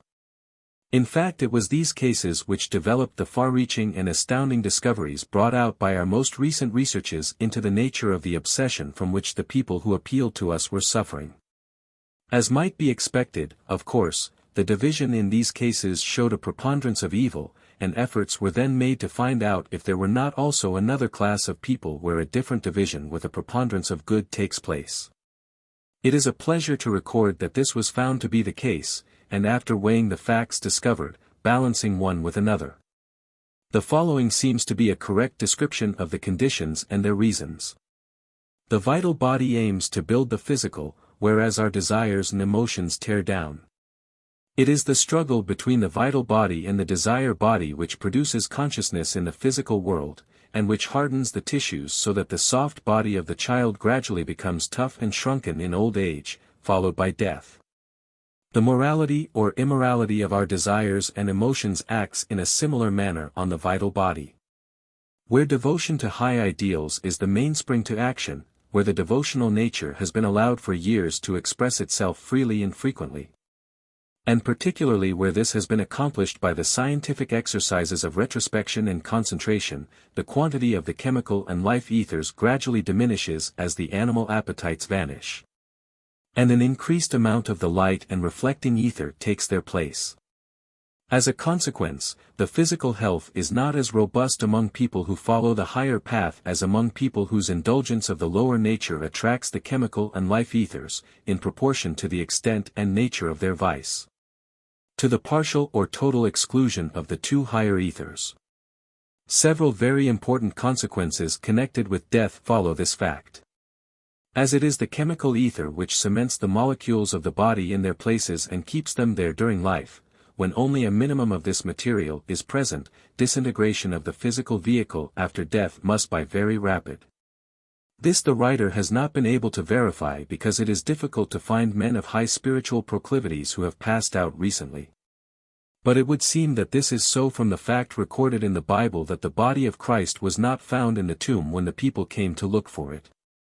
As we have said before in relation to this matter, the Christ spiritualized the body of Jesus so highly, made it so vibrant, that it was almost impossible to keep the particles in place during his ministry.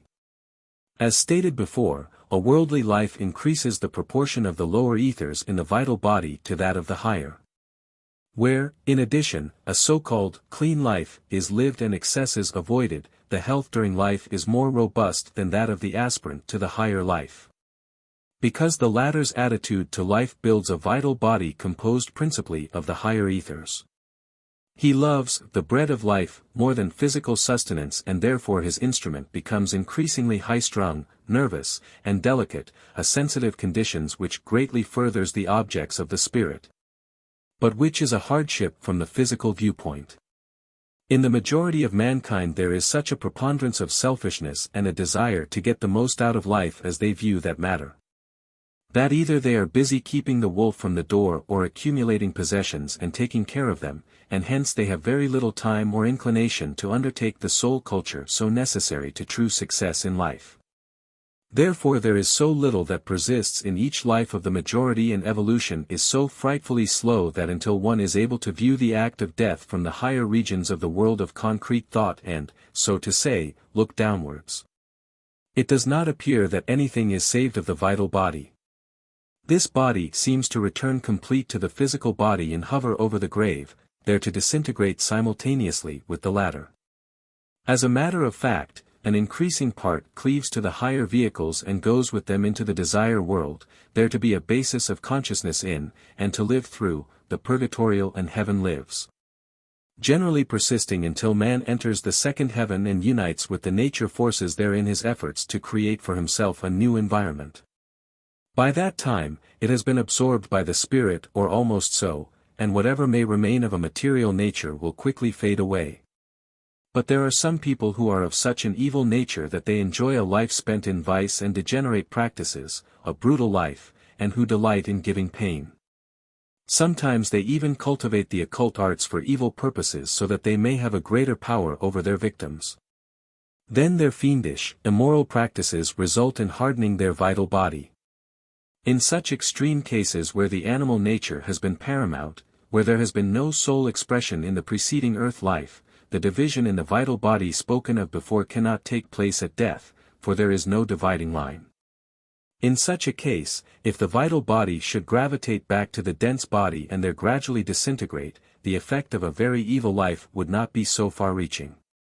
But unfortunately there is in such cases an interlocking grip of the vital and the desire bodies which prevents separation. We have seen that where a man lives mostly in the higher nature, his spiritual vehicles are nourished to the detriment of the lower. Conversely, where his consciousness is centered in the lower vehicles, he strengthens them immeasurably. It should be understood that the life of the desire body is not terminated by the departure of the spirit, it has a residual life and consciousness. The vital body is also able to sense things in a slight measure for a few days after death in ordinary cases, hence the suffering caused by embalming, post-mortem examinations, etc. Immediately after death, but where a low life has hardened and endured it with great strength, it has a tenacious hold on life and an ability to feed on odors of foods and liquors. Sometimes, as a parasite, it even vampirizes people with whom it comes in contact. Thus an evil man may live for many, many years unseen in our very midst, yet so close that he is nearer than hands and feet. He is far more dangerous than the physical criminal, for he is able to prompt others of a similar bent to criminal or degenerate practices without fear of detection or punishment by law. Such beings are therefore one of the greatest menaces to society imaginable. They have sent countless victims to prison, broken up homes and caused an unbelievable amount of unhappiness. They always leave their victims when the latter have come into the clutches of the law. They gloat over their victims' sorrow and distress, this being a part of their fiendish scheme. It is amazing when one searches the memory of nature of the past to find how prevalent this interlocking condition of the desire and vital bodies was in former centuries and millenniums. We realize, of course, in a sort of an abstract way, that the farther we go back into the history of men the more savage we find them. But that in our own historical times this savagery should have been so common and so brutal, and that might was the measure of right absolutely and beyond dispute, was, to say the least, quite a shock to the writer. It has been taught that selfishness and desire were purposely fostered under the regime of Jehovah to give incentive to action. This in the course of time had so hardened the desire body that when the advent of Christ took place, there was almost no heaven life among the people then living. Earthbound spirits, such as previously mentioned, gravitate to the lower regions of the desire world which interpenetrates the ether, and are in constant and close touch with those people on earth most favorably situated for aiding them in their evil designs. They usually stay in the earthbound condition for 50, 60, or 75 years, but extreme cases have been found in which such people so remain for centuries. When the spirit has left the sin body, as we call this body in contrast to the soul body, to ascend to the second heaven, it does not disintegrate as quickly as the ordinary shell left behind by normal people. For the consciousness in it is enhanced by its dual composition. That is to say, being composed of both a vital and desire body, it has an individual or a personal consciousness that is very remarkable. It cannot reason, but there is a low cunning present which makes it seem as though it were actually endowed with a spiritual presence, an ego, and this enables it to live a separate life for many centuries. The departed spirit meanwhile enters the second heaven, but having done no work on earth to desire or merit a prolonged stay there or in the third heaven. It only stays there sufficiently long to create a new environment for itself, and it is then reborn much earlier than usual to satisfy the cravings for material things which draw it so strongly. When the spirit returns to earth, this sin body is naturally attracted towards it, and usually stays with it all its life as a demon. Investigations have proved that this class of soulless creatures were very prevalent during biblical times, and it was to them that our Savior referred as devils. They being the cause of various obsessions and bodily ills such as are recorded in the Bible. In addition to the entities already mentioned who dwell in a sin body made by themselves, and who thus suffer entirely from their own deeds in the period of expiation. Two classes were found which were similar in certain respects although different in others. In addition to the divine hierarchies and the four life waves of spirits now evolving in the physical world through the mineral, plant, animal, and human kingdoms, there are also other life waves which express themselves in the various invisible worlds. Among them there are certain classes of subhuman spirits which are called elementals. It sometimes happens that one of these elementals takes possession of the sin body of someone of a savage tribe, and thus adds extra intelligence to that being. At the rebirth of the spirit that generated this sin body, the usual attracting brings them together, but on account of the elemental ensouling the sin body, the spirit becomes different from the other members of the tribe. And we find them then acting as medicine men or in a similar capacity. These elemental spirits ensouling the sin bodies of Indians also act upon mediums as spirit controls, and having obtained power over the medium during life, when he dies, these elemental controls oust him from the vehicles which contain his life experience. Thus the medium may be retarded in evolution for ages, for there is no power that can compel these spirits to let go, once they have gained control of such a body. Therefore, though mediumship may produce no seeming evil effect in a lifetime, there is a very, very grave danger after death to the person who allows another to take possession of his body. Hysteria, epilepsy, tuberculosis, and cancer. Hysteria, epilepsy, tuberculosis, and cancer were all found to result from the erratic propensities of a past life. It was noticed that though many of the subjects had been, in the past lives investigated, almost maniacal in the gratification of their lasciviousness, they were at the same that the physical body generated in the present life was normally healthy and their disability altogether mental. While in other cases where the indulgence of the passional nature was coupled with a vile character and a cruel disregard of others, epilepsy together with rachitis, hysteria, and a deformed body were the present result. Frequently, cancer, especially cancer of the liver or breast resulted. In this connection, however, we wish again to warn students not to draw hasty conclusions that these are hard and fast conditions.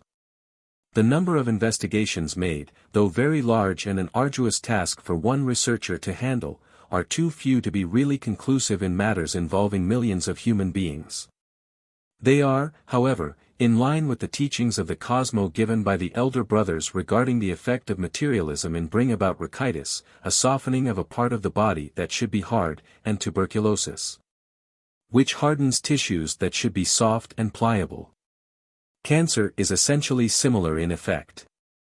And when we consider that the sign Cancer is ruled by the moon, the planet of generation, and that the lunar sphere is under the sway of Jehovah, the God of generation, whose angels announce and preside over birth as instanced in the case of Isaac, Samuel, John the Baptist, and Jesus, we readily see that abuse of the creative function can cause both cancer and lunacy in the most differentiated forms.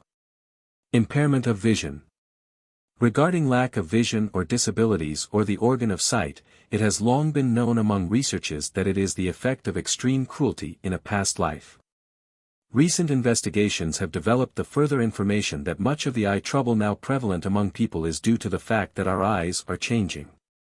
They are, in fact, becoming responsive to a higher octave of vision than before, because the ether surrounding the earth is becoming more dense and the air is growing more rarer.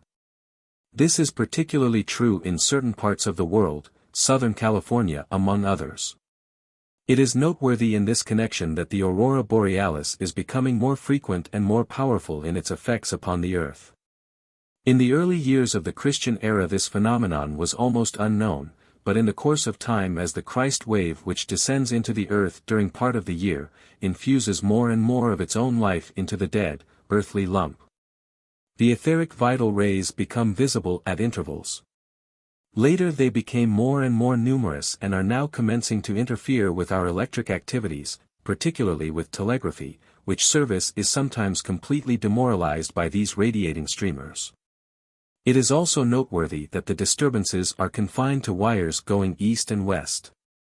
Rays or lines of force from the plant group spirits, radiate in all directions from the center of the earth towards the periphery and then outwards, passing through the roots of plants or trees, then upwards towards the top of same.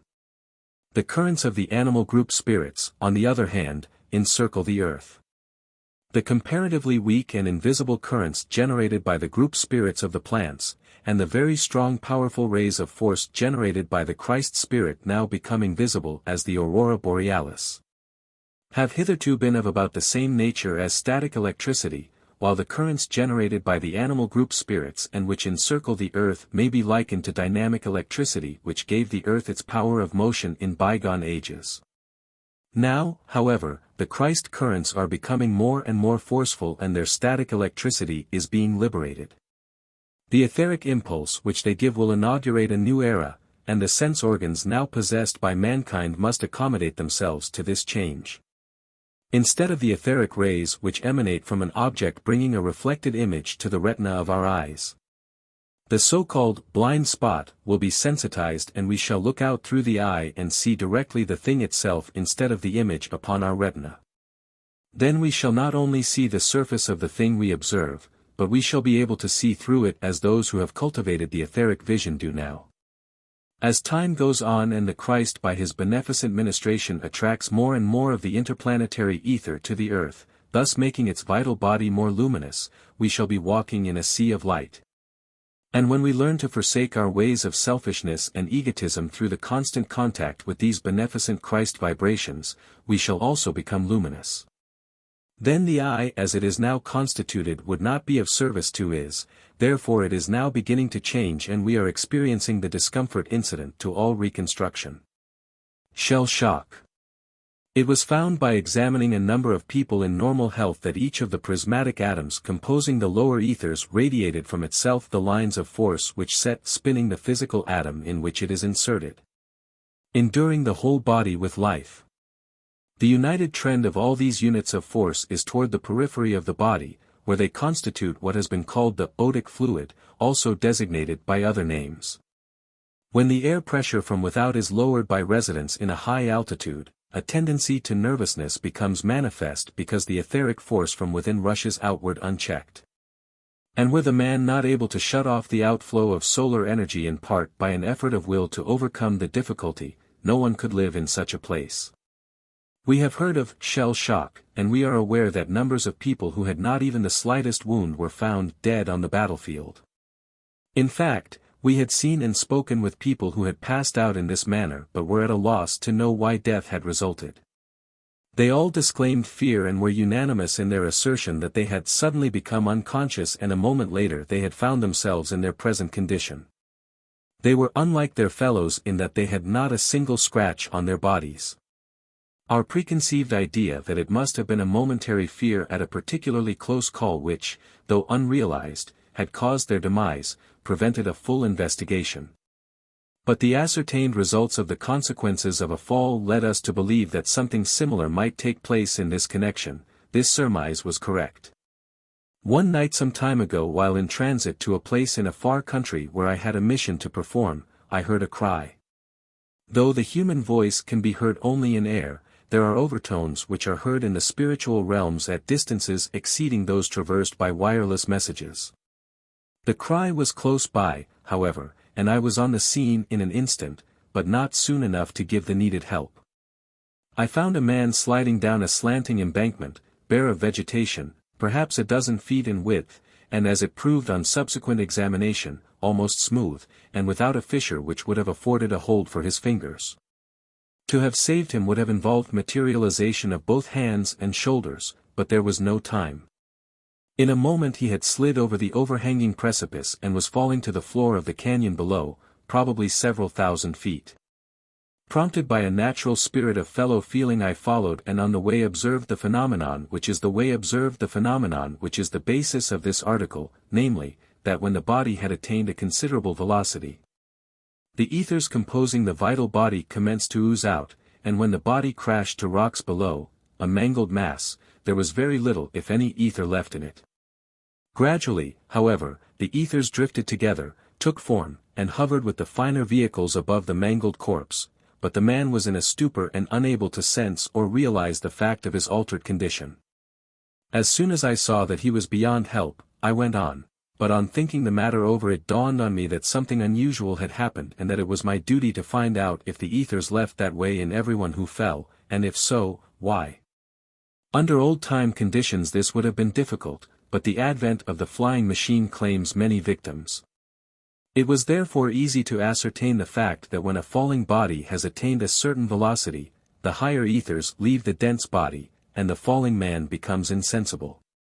As the body reaches the ground, it is mangled, but the poor man may regain consciousness when the ether has reorganized itself. He will then begin to suffer from the physical consequences of the fall. If the fall continues after the higher ethers have left, the increased velocity dislodges the lower ethers, and the silver cord is all that remains attached to the body. This is ruptured at the moment of impact with the ground, and the seed atom passes on to the breaking point, where it is held in the usual way. From these facts we came to the conclusion that is the normal air pressure which holds the vital body within the dense. When we move with an abnormal velocity, the pressure is removed from some parts of the body and a partial vacuum formed, with the further result that the ethers leave the body and flow into this vacuum. The two higher ethers, which are most loosely bound, are the first to disappear and leave the man senseless after they have produced the panorama of life in a flash. Then if the fall continues to increase the air pressure in front of the body and the vacuum behind, the more closely bound lower ethers are also forced out, and the body is dead before it reaches the ground. When a large projective passes through the air, it creates a vacuum behind it by the enormous velocity wherewith it moves, and if the person is within this vacuum zone while the shell is passing, he suffers in a measure determined by his own nature and his proximity to the center of suction. His position is in fact a reverse replica of the man who falls, for he stands still while a moving body removes the air pressure and allows the ethers to escape. If the amount of ether dislocated is comparatively slight and is composed only of the third and fourth ethers which govern sense perception and memory, he will probably suffer only a temporary loss of memory and inability to sense things or move. This disability will disappear when the extracted ethers are again fitted inside the dense body, a much more difficult achievement than where the physical body succumbs and the reorganization takes place without reference to that vehicle. Sclerosis or hardening of the arteries. Our bodies are gradually hardening from childhood to old age, on account of the chalky substances contained in most of the foods we usually nourish our bodies upon. This calcareous matter is primarily deposited in the walls of the arteries and veins, causing what is known to the medical profession as arteriosclerosis or hardening of the arteries. The arteries of a little child are exceedingly soft and elastic, like a rubber tube, but gradually as we advance through childhood, youth, and on toward old age, the walls of the arteries become harder in consequence of the deposits of chalk left by the passing blood. Thus in time they may become as stiff and inelastic as a pipe stem. There is a condition which is called pipe stem artery. The arteries then become brittle and may break, causing hemorrhage and death. Therefore it is truly said that a man is as old as his arteries. If we can clear the arteries and capillaries of this earthy matter, we may gradually prolong life and the usefulness of our body. From the occult standpoint, of course, it is no matter whether we live or die, as the saying is, for death to us does not mean annihilation but only the shifting of the consciousness to other spheres. Nevertheless, when we have brought a vehicle through the useless years of childhood past the hot years of youth, and have come to the time of discretion when we are really beginning to gain experience, then the longer we can prolong the time of experience the more we may gain. For that reason it is of a certain value to prolong the life of the body. In order to accomplish that result, we must first select the foods that are least impregnated with the choking substances which cause the induration of arteries and capillaries. These may be briefly stated to be the green vegetables and all fruits. Next, it is of importance to seek to eradicate the choking matter which we have already absorbed, if that is possible, but science has not yet found any food or medicine that will with certainty produce that effect. Electric baths have been found to be exceedingly beneficial but not entirely satisfactory. Buttermilk is the best agent for eradicating this earthy substance, and next comes grape juice. If taken continually and in generous quantities, these substances will considerably ameliorate the hardened condition of the arteries. Chapter 6. Heredity and Disease. Unfortunately, people seem to lay their bad traits to heredity, blaming their parents for their faults, while taking to themselves all the credit for the good. The very fact that we differentiate between that which is inherited and that which is our own shows that there are two sides to man's nature, the side of the form, and the life side. We are drawn to certain people by the law of causation, and the law of association. The same law which causes musicians to seek the company of one another in concert halls, gamblers to congregate at the racetracks or in pool rooms, people of a studious nature to flock to libraries, etc. also causes people of similar tendencies, characteristics, and tastes to be born in the same family. When we hear a person say, "Oh, yes, I know I am extravagant, but I just cannot help it. It runs in the family," it is the law of association.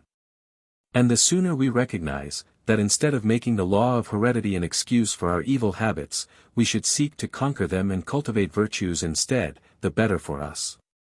Man is essentially spirit, and he comes here equipped with a mental and moral nature, which are entirely his own, taking from his parents only the material for the physical body. Thus, while heredity in the first place is true only as regards the material of the dense body and not the soul qualities, which are entirely individual, the incoming ego also does a certain amount of work on its dense body, incorporating in it the quintessence of its past physical qualities.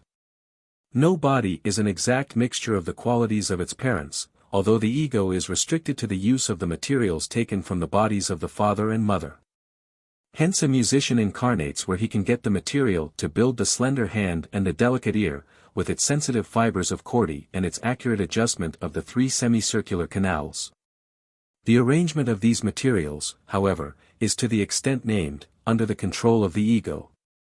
In the fetus, in the lower part of the throat just above the sternum or breastbone, there is a gland called the thymus gland, which is largest during the period of gestation and which gradually atrophies as the child grows older and disappears entirely by or before the 14th year, very often when the bones have been properly formed.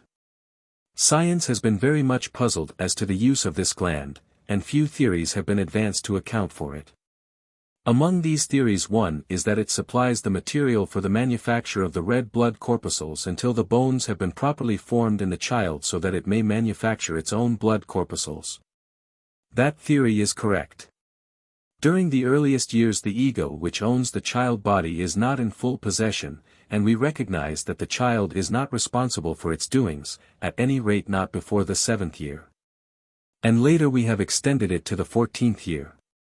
During that time no legal liability for its action attaches to the child, and that it should be, for the ego being in the blood can only function properly in blood of its own making, so that where, as in the child body, the stock of the blood is furnished by the parents through the thymus gland, the child is not yet its own master or mistress. Thus it is that children do not speak of themselves so much as I in the earlier years, but identify themselves with the family. They are Papa's girl and Mama's boy. The young child will say, Mary wants this or Johnny wants that, but as soon as they have attained the age of puberty and have begun to manufacture their own blood corpuscles, then we hear the boy or girl say, I will do this or I will do that. From that time they begin to assert their own identify, and to tear themselves loose from the family. Seeing, then, that the blood throughout the years of childhood, as well as the body, is inherited from the parents, the tendencies to disease are also carried over, not the disease itself, but the tendency. After the 14th year, when the indwelling ego has commenced to manufacture its own blood corpuscles, it depends a great deal upon itself whether or not these tendencies shall become manifested actualities in its life. Chapter 7. Effects of Alcohol and Tobacco. Flesh and alcohol have the tendency to make man ferocious and to turn his spiritual sight away from the higher worlds and focus vision upon the present material plane. Therefore the Bible tells us that at the beginning of the Rainbow Age, the age where we live in an atmosphere of clear and pure air, so different from the misty atmospheric condition of Atlantis spoken of in the 2nd chapter of Genesis, Noah first brewed wine. Material development has taken place in consequence of the present focusing of our energies upon the material world, which resulted from partaking of meat and wine. Christ's first miracle changed water into wine. He had received the universal spirit at the baptism, and had no need of artificial stimulants. He changed the water to wine to give to others less advanced. But no wine bibbers can inherit the kingdom of God. The esoteric reason is this, that while the lower ethers vibrate to the seed atoms in the solar plexus and the heart, and thus keep the physical body alive, the higher ethers vibrate to the pituitary body in pineal gland. By imbibing this false rebellious spirit that is fermented outside the body, and is different from the spirit that is fermented inside, by sugar, these organs are temporarily dazed and cannot vibrate to the higher world. And so because of age-long abuse, man has ceased to function in the higher worlds. If he takes too much of this spirit of alcohol, the organs named may be slightly awakened so that he sees the lowest realms of the desire world and all the evil things therein. That happens in the disease known as delirium tremens. To sum up, as the evolution of soul depends upon acquisition of the 2 higher ethers from which the beautiful wedding garment is made. And as these ethers are attuned to the organs named in the same manner that the lower ethers are attuned to the seed atom in the heart and the seed atom in the solar plexus, you will readily understand the deadly effects to the spiritual man of alcohol and drugs.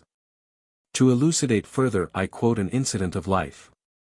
There is an old saying, once a Mason always a Mason. That means that when anyone has received the initiation of the Masonic order, and by virtue of that becomes a Mason, he cannot resign. For he cannot give up that knowledge and the secrets which he has learned any more than a person who goes to college can give back his learning received at that institution. Therefore, once a Mason always a Mason, and likewise, once a pupil, a lay brother, of a mystery school, always a pupil and a lay brother of said same mystery school. But though that holds good and life after life we come back connected with the same order that we have been affiliated with in previous lives. We may in any one life so conduct ourselves that it is impossible for us to realize this in our physical brains, and I will, as said, cite for the benefit of all students a case which is very much to the point. When I was taken into the temple of the Rosicrucian order in Germany I was surprised to see a man whom I had known on the Pacific coast, that is to say I had seen him a few times, we had never spoken. He seemed at that time to be in a station in the society, where we were connected, much above mine, and I had never had personal acquaintance with him. However, he greeted me there warmly, and seemed to understand all about his connection with said society, about our meeting there, and so forth. And I looked forward upon my return to America to getting much information from this brother when I should be fortunate enough to meet him here in the West. When I arrived at the city where he was, I was told by mutual friends that he had been expecting me and was looking forward anxiously to meeting me. Therefore, when I did meet the gentleman, I at once went up to him and shook him by the hand. He also seemed to recognize me and called me by name. It seemed there was every indication that he knew all that had happened while we were both out of the body. Besides, he had told me in the temple that he remembered everything that happened to him when out of the body. This of course I believed, for he was of a much higher degree than the first, into which I had just been admitted. On the day of our physical meeting, after a few moments' conversation, I said something which caused him to stare at me blankly. I had referred to some incident of our meeting in the temple, and he showed plainly that he knew nothing whatever of it. I had, however, said so much that I was forced to say more, or appear very foolish, so I told him that he had professed to remember everything. This he denied, and at the end of the interview he begged me very earnestly to endeavor to find out why it was that he was a lay brother of the Rosicrucian order, yet could not remember that which took place during his absence from the body. He was, as I knew, at various temple services. He took part, yet in his physical brain he was absolutely ignorant of that which had occurred. The mystery was solved a little later when I learned from him, out of the body, the fact that he smoked cigarettes and used drugs which clouded his brain to such an extent that it had become impossible for him to carry anything through of his psychic experiences. When I told him that in the body, he made a valiant effort to rid himself of the habit which he acknowledged. This case illustrates how careful we should be to be clean in our habits. In everything to regard this body of ours as the temple of God, and refrain from defiling it as we would refrain from defiling a house of God built of stone and mortar, which is not 1/1,000,000th part as holy as the body wherewith we have been endowed. The brain, in particular, is the great and important instrument whereby we are doing our work in the physical world, and we obviously should not use any intoxicants or drugs which muddle it and thus prevent our making the progress we expect. Part 3. Healing. Chapter 8. Origin and Development of Healing. It is a trite saying that, man if a few days and full of trouble. Among all the vicissitudes of life none affects us more powerfully than loss of health. We may lose fortunes or friends with comparative equanimity, but when health fails and death threatens, the strongest falter. Realizing human impotence, we are more ready to turn to divine power for succor than at other times. Therefore, the office of spiritual advisor has always been closely associated with healing. Among savages the priest was also medicine man. In ancient Greece, Aesculapius was particularly sought by those in need of healing. The Church followed in his steps. Certain Catholic orders have continued the endeavor to assuage pain during the centuries which have intervened between that day and the present. In times of sickness the Good Father came as a representative of our Father in heaven. And what he lacked in skill was made up by love and sympathy if he was indeed a true and holy priest, and by the faith engendered in the patient by the priestly office. His care of the patient did not commence at the sick bed, nor was it terminated at recovery. The gratitude of the patient toward the physician was added to the veneration felt for the spiritual advisor, and as a consequence the power of the priest to help and uplift his erstwhile patient was enormously increased. And the tie between them was closer than possible where the offices of spiritual and medical advisor are divorced. It is patent that the art of medicine has reached a stage of efficiency which could not have been attained save by devotion to that one particular end and aim. The safeguards of sanitary laws, the extinction of insect carriers of disease are monumental testimonies to the value of modern scientific methods. Thus it may seem as if all were well and there were no need of further effort. But in reality, until humanity as a whole enjoys perfect health, there is no issue more important than the question, how may we attain and maintain perfect health? In addition to the regular school of surgery and medicine, which depends exclusively upon physical means for the care of disease, other systems have sprung up which depend entirely on mental healing. It is the custom of organizations which advocate mind cure, nature cure, and other like methods to hold experience meetings and publish journals with testimonials from grateful supporters who have benefited by their treatments. And if physicians of the regular school did likewise, there would be no lack of similar testimonies of their efficiency. The opinion of thousands is of great value, but it does not prove anything, for thousands may hold an opposite view. Occasionally a single man may be right and the rest of the world wrong, as when Galileo maintained that the earth moves. Today the whole world has been converted to the opinion for which he was persecuted as a heretic.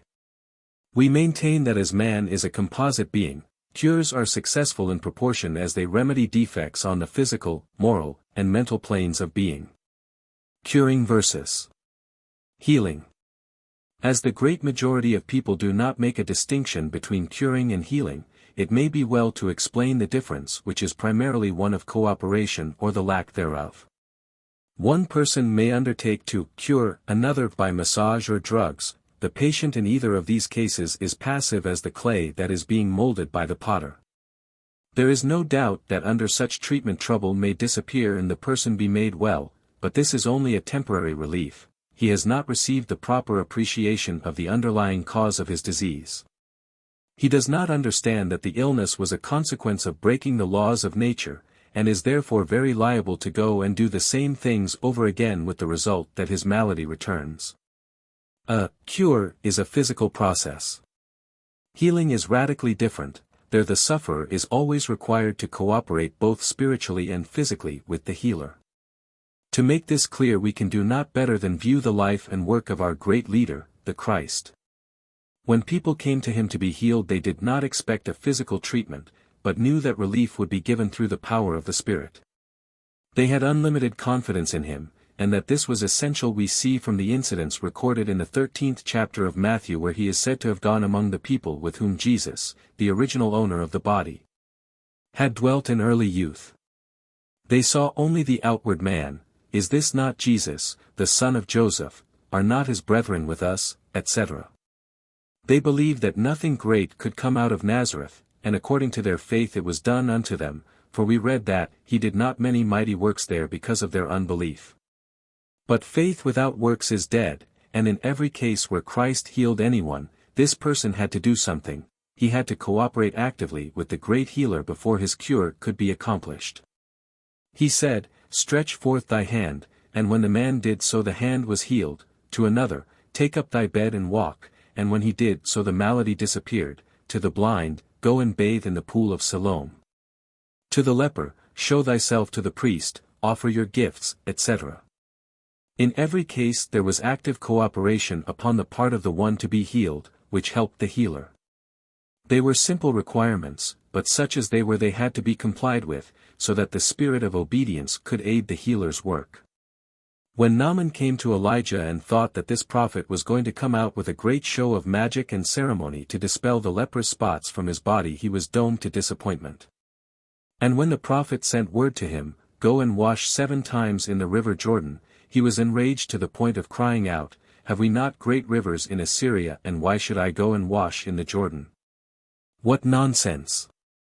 He lacked the spirit of submission which is absolutely necessary in order that the work may be done, and it is safe to say that had he persisted he would not have received the healing of his malady. Neither would any of those who were healed by his malady. Neither would any of those who were healed by the Christ have been affected unless they had obeyed and had done as they were bidden.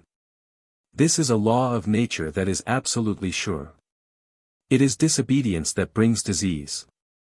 Obedience, no matter whether that involves washing in the Jordan or stretching forth a hand, shows a change of mind, and the man is therefore in a position to receive the healing balm which may come through the Christ.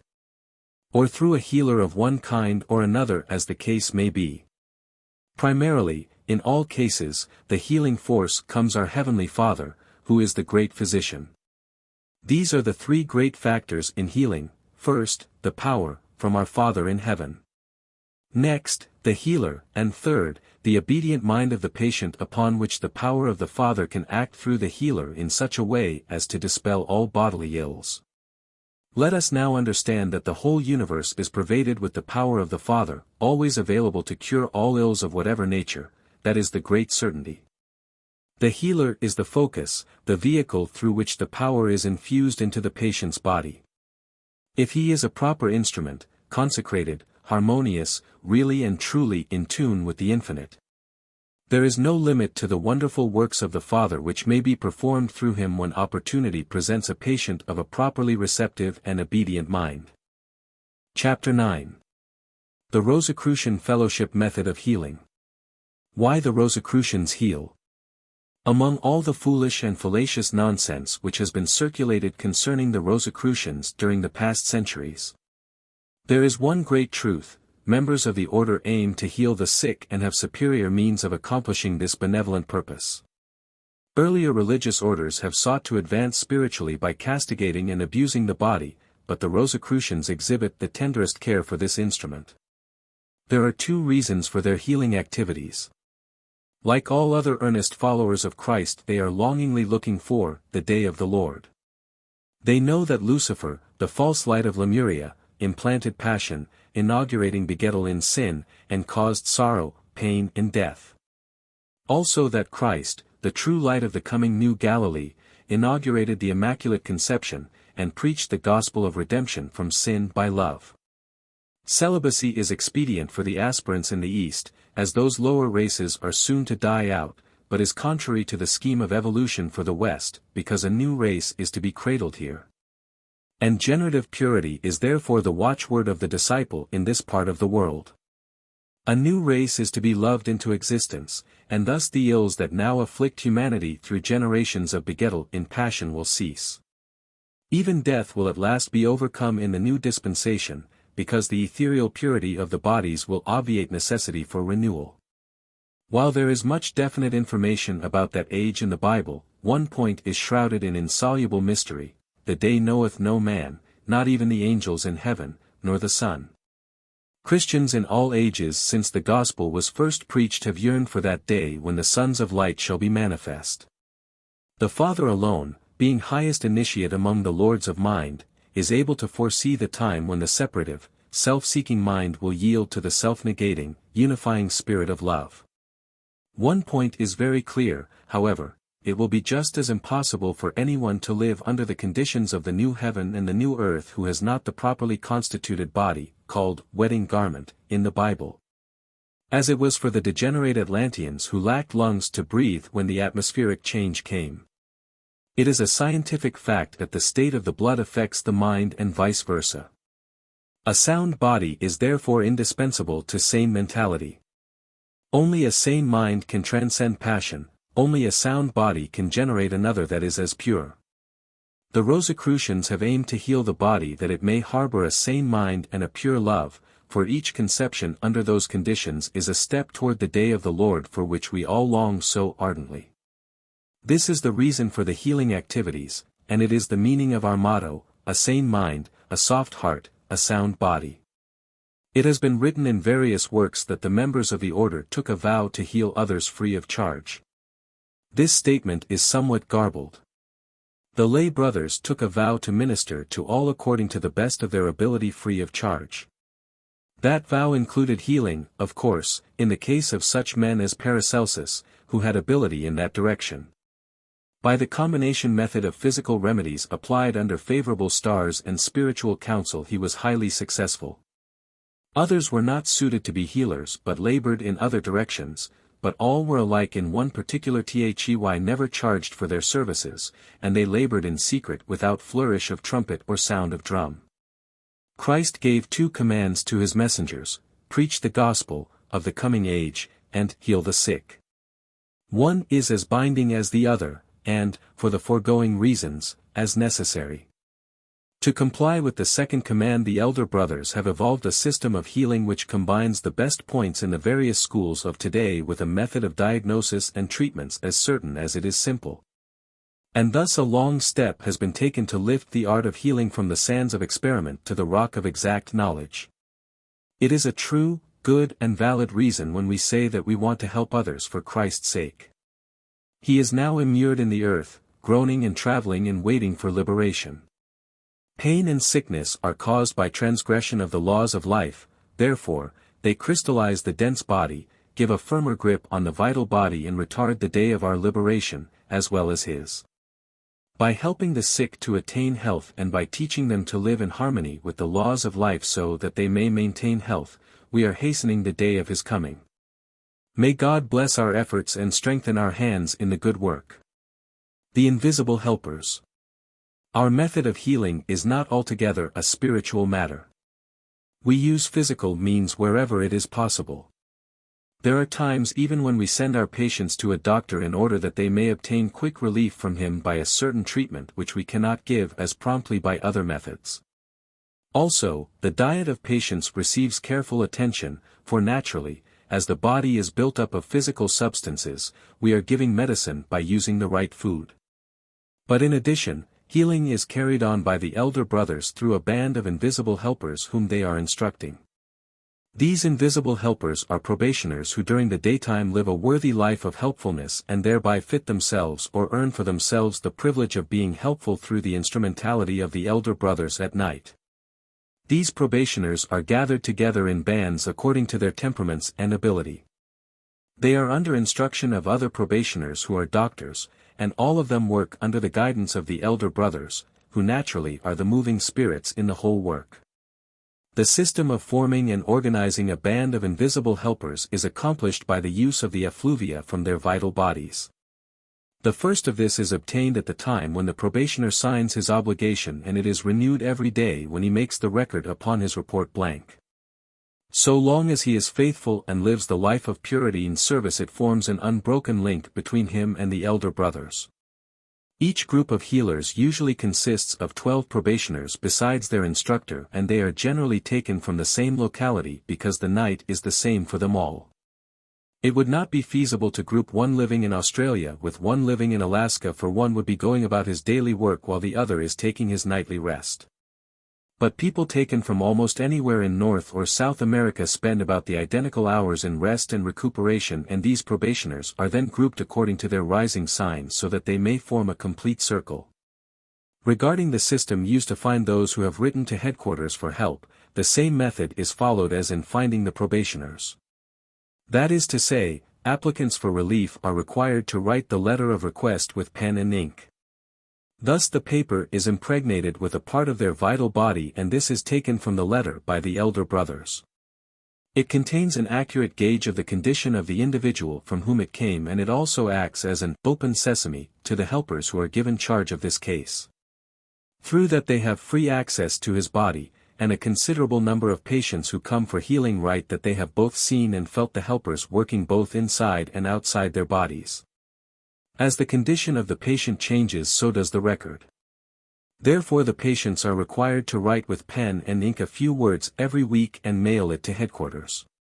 Thus the elder brothers are in constant touch with their condition and are able to direct intelligently the work of restoration to health. This work never ceases. It is continuous, as the sun is always absent from a part of the globe, and the probationers in that part are active in the work of healing and helping during the hours of bodily rest.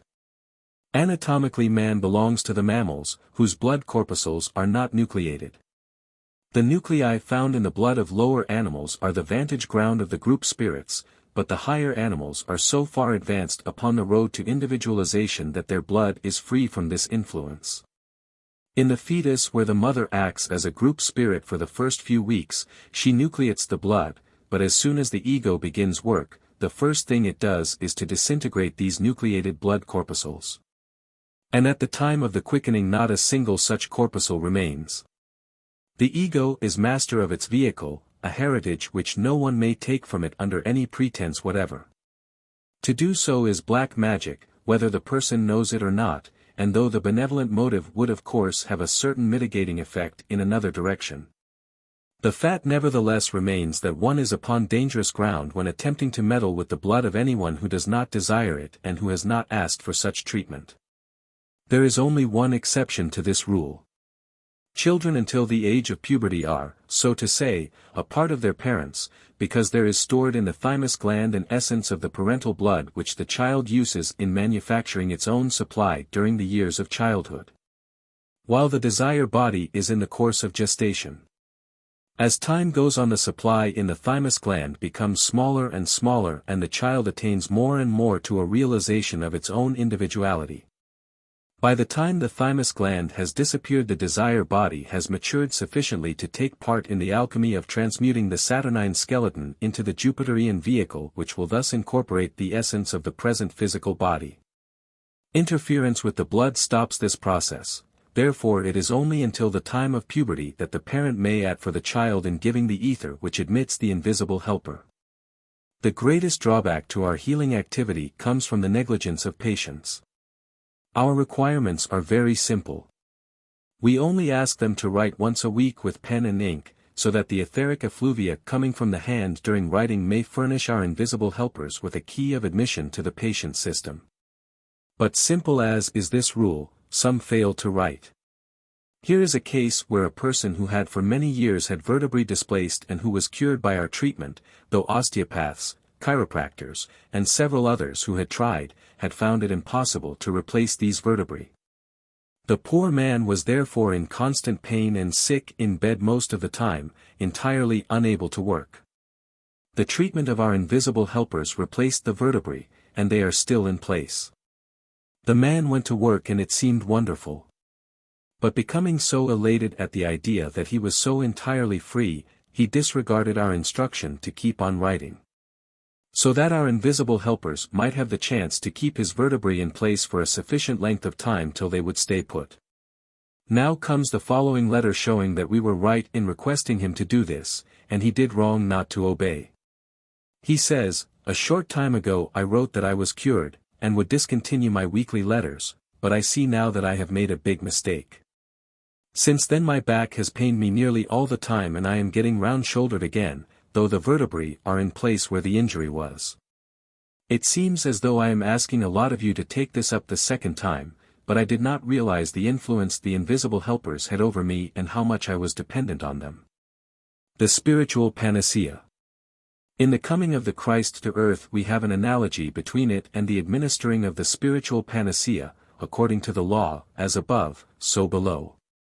There is in every little cell of the human body a separate cell life, but over and above that is the ego which directs and controls all cells so that they act in harmony.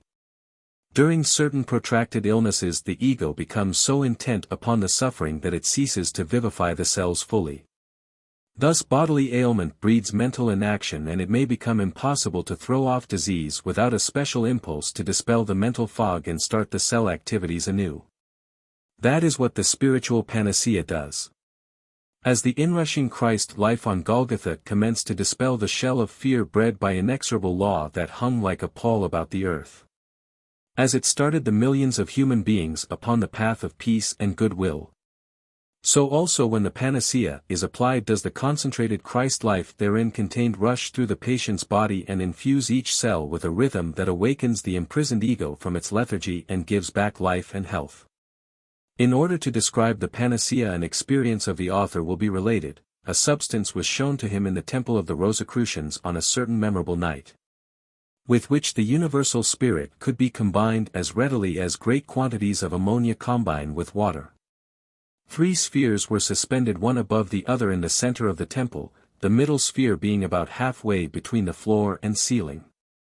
It was much larger than the other 2, which hung one above and one below. Inside the large central sphere was a smaller contained which held a number of packages filled with that substance. When the brothers had placed themselves in certain positions, when the harmony of certain music had prepared the way, suddenly the 3 globes began to glow with the 3 primary colors, blue, yellow, and red. To the vision of the writer it was plain how during the incantation of the formula the container having in it the before-mentioned packages became aglow with a spiritual essence that was not there before. Some of these were later used by the brother with instantaneous success. Before them the crystallizing particles enveloping the spiritual centers of the patient scattered like magic, and the sufferer awoke to a recognition of physical health and well-being. Chapter 10. The Science of Nutrition. General Principles. If we begin with the dense vehicle and consider the physical means available to improve it and make it the best possible instrument for the spirit and afterward consider the spiritual means to the same end. We shall be including all the other vehicles as well. Therefore we shall follow that method. The first visible state of a human embryo is a small, globulous, pulpy or jelly-like substance, similar to albumin, or the white of an egg. In this pulpy globule various particles of more solid matter appear. These gradually increase in bulk and density until they come in contact with one another. The different points of contact are slowly modified into joints or hinges, and thus a distinct framework of solid matter, a skeleton, is gradually formed. During the formation of this framework the surrounding pulpy matter accumulates and changes in form until at length that degree of organization develops which is known as a fetus. This becomes larger, firmer, and more fully organized up to the time of birth, when the stage of infancy begins. The same process of consolidation which commenced with the first visible stage of existence, still continues. The being passes through the different stages of infancy, childhood, youth, manhood or womanhood, old age, and at last comes to the change that is called death. Each of these stages is characterized by an increasing degree of hardness and solidity. There is a gradual increase in density and firmness of the bones, tendons, cartilages, ligaments, tissues, membranes, the coverings and even the very substance of the stomach, liver, lungs, and other organs. The joints become rigid and dry. They begin to crack and grate when they are moved, because the synovial fluid, which oils and softens them, is diminished in quantity and rendered too thick and glutinous to serve that purpose. The heart, the brain, and the entire muscular system, spinal cord, nerves, eyes, etc., partake of the same consolidating process, growing more and more rigid. Millions upon millions of the minute capillary vessels which ramify and spread like the branches of a tree throughout the entire body, gradually choke up and change into solid fiber, no longer pervious to the blood. The larger blood vessels, both arteries and veins, indurate, lose their elasticity, grow smaller, and become incapable of carrying the required amount of blood. The fluids of the body thicken and become putrid, loaded with earthy matter. The skin withers and grows wrinkled and dry. The hair falls out for lack of oil. The teeth decay and drop out for lack of gelatin. The motor nerves begin to dry up and the movements of the body become awkward and slow. The senses fail. The circulation of the blood is retarded, it stagnates and congeals in the vessels. More and more the body loses its former powers. Once elastic, healthy, alert, pliable, active, and sensitive, it becomes rigid, slow, and insensible. Finally, it dies of old age. The question now arises, what is the cause of this gradual ossification of the body, bringing rigidity, decrepitude, and death? From the purely physical standpoint, chemists seem to be unanimous in the opinion that it is principally an increase of phosphate of lime, bone matter, carbonate of lime, common chalk, and sulfate of lime, plaster of Paris. With occasionally a little magnesia and an insignificant amount of other earthy matters. The only difference between the body of old age and that of childhood is the greater density, toughness and rigidity, caused by the greater proportion of calcareous, earthy matter entering into the composition of the former. The bones of a child are composed of 3 parts of gelatin to 1 part of earthy matter. In old age this proportion is reversed. What is the source of this death-dealing accumulation of solid matter? It seems to be axiomatic that the entire body is nourished by the blood and that everything contained in the body, of whatever nature, has first been in the blood.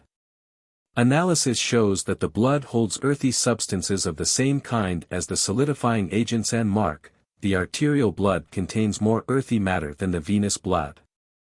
This is highly important. It shows that in every cycle the blood deposits earthy substances. It is therefore the common carrier that chokes up the system. But its supply of earthy matter must be replenished, otherwise it could not continue to do this. Where does it renew its deadly load? There can be but one answer to that question: from the food and drink. There is absolutely no other source. The food and drink which nourish the body must be, at the same time, the primary source of the calcareous, earthy matter which is deposited by the blood all over the system, causing decrepitude and finally death. To sustain physical life it is necessary that we eat and drink, but as there are many kinds of food and drink, it behooves us, in the light of the above facts, to ascertain, if possible, what kinds contain the smallest proportion of destructive matter. If we can find such food we can lengthen our lives, and from an occult standpoint, it is desirable to live as long as possible in each dense body, particularly after a start has been made toward the path. So many years are required to educate, through childhood and hot youth, each body inhabited, until the spirit can at least obtain some control over it, that the longer we retain a body that has become amenable to the spirit's promptings, the better. Therefore it is highly important that the pupil partake of such food and drink only as will deposit the least amount of hardening matter and at the same time keep the excretory organs active. The skin and the urinary system are the saviors of man from an early grave. Were it not that by their means, most of the earthy matter taken from our food is eliminated, no one would live 10 years. It has been estimated that ordinary, undistilled spring water contains carbonate and other compounds of lime to such an extent that the average quantity used each day by one person in the form of tea, coffee, soup, etc. would in 40 years form a block of solid chalk or marble the size of a man. It is also a significant fact that although phosphate of lime is always found in the urine of adults, it is not found in the urine of children, because in them the rapid formation of bone requires that this salt be retained. During the period of gestation there is very little earthy matter in the urine of the mother, as it is used in the building of the fetus. In ordinary circumstances, however, earthy matter is very much in evidence in the urine of adults, and to this we owe the feat that physical life reaches even its present length. Undistilled water, when taken internally, is man's worst enemy, but used externally, it becomes his best friend. It keeps the pores of the skin open, induces circulation of the blood and prevents the stagnation which affords the best opportunity for the depositing of the earthy, death-dealing phosphate of lime. Harvey, who discovered the circulation of the blood, said that health denotes a free circulation and disease is the result of an obstructed circulation of the blood. The bathtub is a great aid in keeping up the health of the body and should be freely used the aspirant to the higher life. Perspiration, sensible and insensible, carries more earthy matter out of the body than any other agency. As long as fuel is supplied and the fire kept free from ashes, it will burn. The kidneys are important in carrying away the ashes from the body, but despite the great amount of earthy matter carried away by urine, enough remains in many cases to form gravel and stone in the bladder, causing untold agony and often death. Let no one be deceived into thinking that water contains less stone because it has been boiled. The stone that forms on the bottom of the teakettle has been left there by the evaporated water which escaped from the kettle as steam. If the steam were condensed, we should have distilled water, which is an important adjunct in keeping the body young. There is absolutely no earthy matter in distilled water, nor in rain water, snow or hail, except what may be gathered in contact with housetops, etc. But coffee, tea, or soup made with ordinary water, no matter how long boiled, is not purified of the earthy particles. On the contrary, the longer they are boiled, the more heavily charged with ash they become. Those suffering from urinary diseases should never drink any but distilled water. It may be said generally of the solid foods we take into our systems, that fresh vegetables and ripe fruits contain the greatest proportion of nutritious matter and the least of earthy substances. Proper food given at the right time and under the right conditions will not only cure but prevent disease. It is popularly supposed that sugar or any saccharine substance is injurious to the general health, and particularly to the teeth, causing their decay and the resulting toothache. Only under certain circumstances is this true. It is harmful in certain diseases, such as biliousness and dyspepsia, or if held long in the mouth as candy, but if sparingly used during good health and the amount gradually increased as the stomach becomes accustomed to its use, it will be found very nourishing. The health of Negroes becomes greatly improved during the sugarcane harvest time, notwithstanding their increased labor. This is attributed solely to their fondness for the sweet cane juice. The same may be said of horses, cows, and other animals in those localities, which are all fond of the refuse syrup fed to them. They grow fat in harvest time, their coats becoming sleek and shining. Horses fed on boiled carrots for a few weeks will get a coat like silk, owing to the saccharine juices of that vegetable. Sugar is a nutritious and beneficial article of diet and contains no ash whatever. Fruits are an ideal diet. They are in fact evolved by the tree to induce animal and man to eat them, so that the seed may be disseminated, as flowers entice bees for a similar purpose. Fresh fruit contains water of the purest and best kind, capable of permeating the system in a marvelous manner. Grape juice is a particularly wonderful solvent. It thins and stimulates the blood, opening the way into capillaries already dried and choked up if the process has not gone too far. By a course of unfermented grape juice treatment, people with sunken eyes, wrinkled skins and poor complexions become plump, ruddy, and lively. The increased permeability enables the spirit to manifest more freely and with renewed energy. Considering the body from a purely physical standpoint, it is what we might call a chemical furnace, the food being the fuel. The more the body is exercised, the more fuel it requires. It would be foolish for a man to change an ordinary diet which for years had adequately nourished him, and take up a new method without due thought as to which would be the best for serving his purpose. To simply eliminate meats from the ordinary diet of meat-eaters would unquestionably undermine the health of most persons. The only safe way is to experiment and study the matter out first, using due discrimination. No fixed rules can be given, the matter of diet being as individual as any other characteristic. All that can be done is to describe the general influence of each chemical element, allowing the aspirant to work out his own method. Neither must we allow the appearance of a person to influence our judgment as to the condition of his health. Certain general ideas of how a healthy person should look are commonly accepted, but there is no valid reason for so judging. Ruddy cheeks might be an indication of health in one individual and of disease in another. There is no particular rule by which good health can be known except the feeling of comfort and well-being which is enjoyed by the individual himself, irrespective of appearances. Water is the great solvent. Nitrogen or protein is the essential builder of flesh, but contains some earthy matter. Carbohydrates or sugars are the principal power producers. Fats are the producers of heat and the storers of reserve force. Ash is mineral, earthy, and chokes the system. We need have no fear of not obtaining it in sufficient quantities to build the bones, on the contrary, we cannot be too careful to get as little as possible. The calorie is the simple unit of heat. In a pound of Brazil nuts, for instance, when bought at the market, 49.6% of the whole is waste, shells, but the remaining 50.4% contains 1485 calories. That means that about one half of what is bought is waste, but the remainder contains the number of calories named. That we may get the nearest amount of strength from our food, we must pay attention to the number of calories it contains, for from them we obtain the energy required to perform our daily work. Chocolate is the most nutritious food we have. Also cocoa, in its powdered state, is the most dangerous of all foods, containing 3 times as much ash as most of the others, and 10 times as much as many.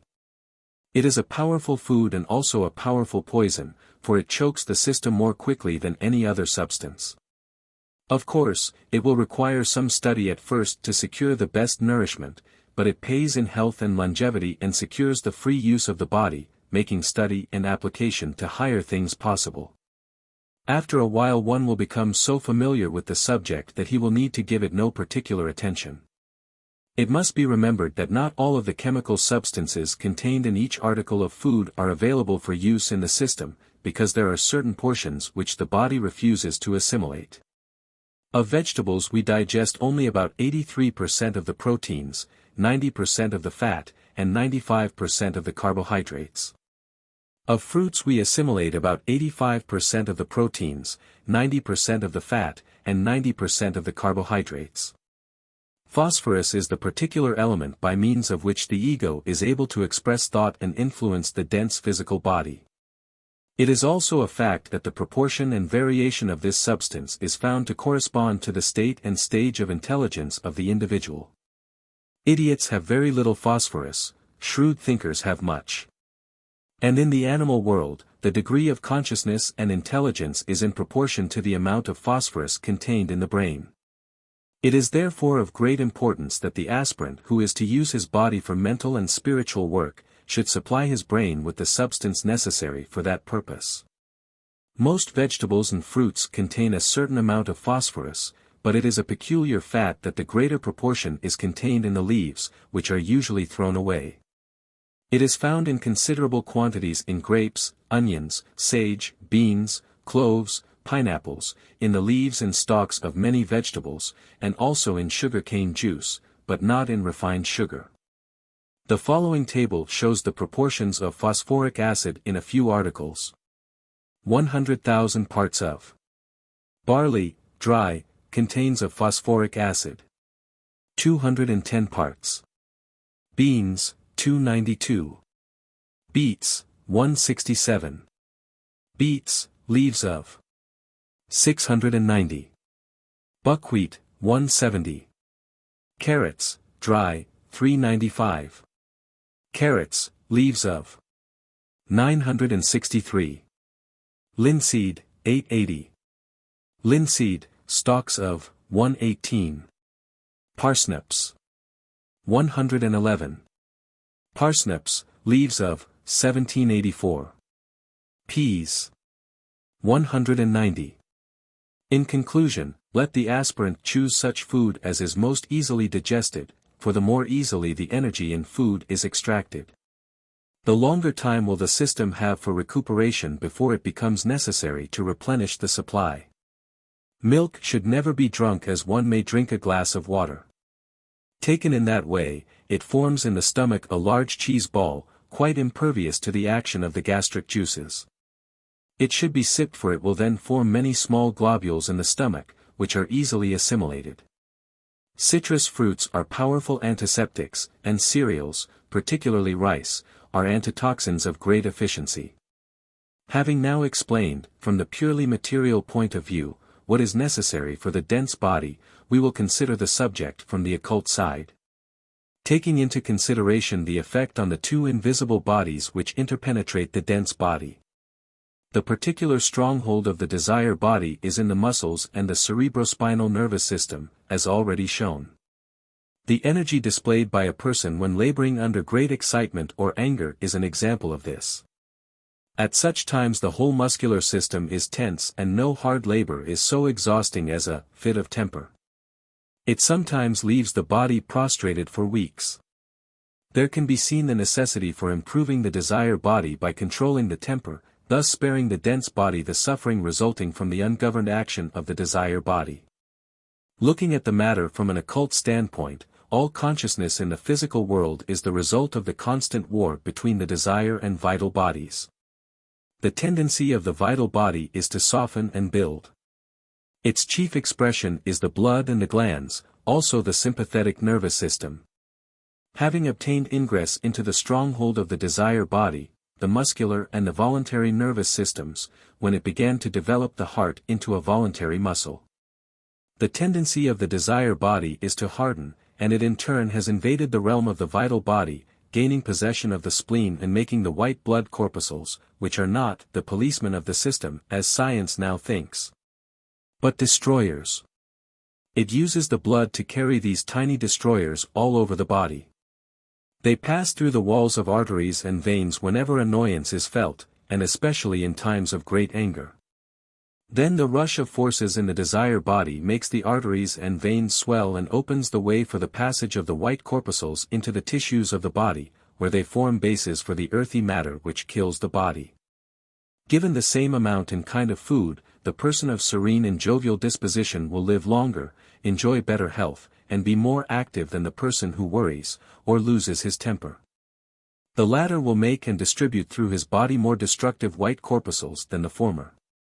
Were a scientist to analyze the bodies of these two men, he would find that there was considerably less earthy matter in the body of the kindly disposed man than in that of the scold. This destruction is constantly going on, and it is not possible to keep all the destroyers out, nor is such the intention. If the vital body had uninterrupted sway, it would build and build, using all the energy for that purpose. there would be no consciousness and thought. It is because the desire body checks and hardens the inner parts that consciousness develops.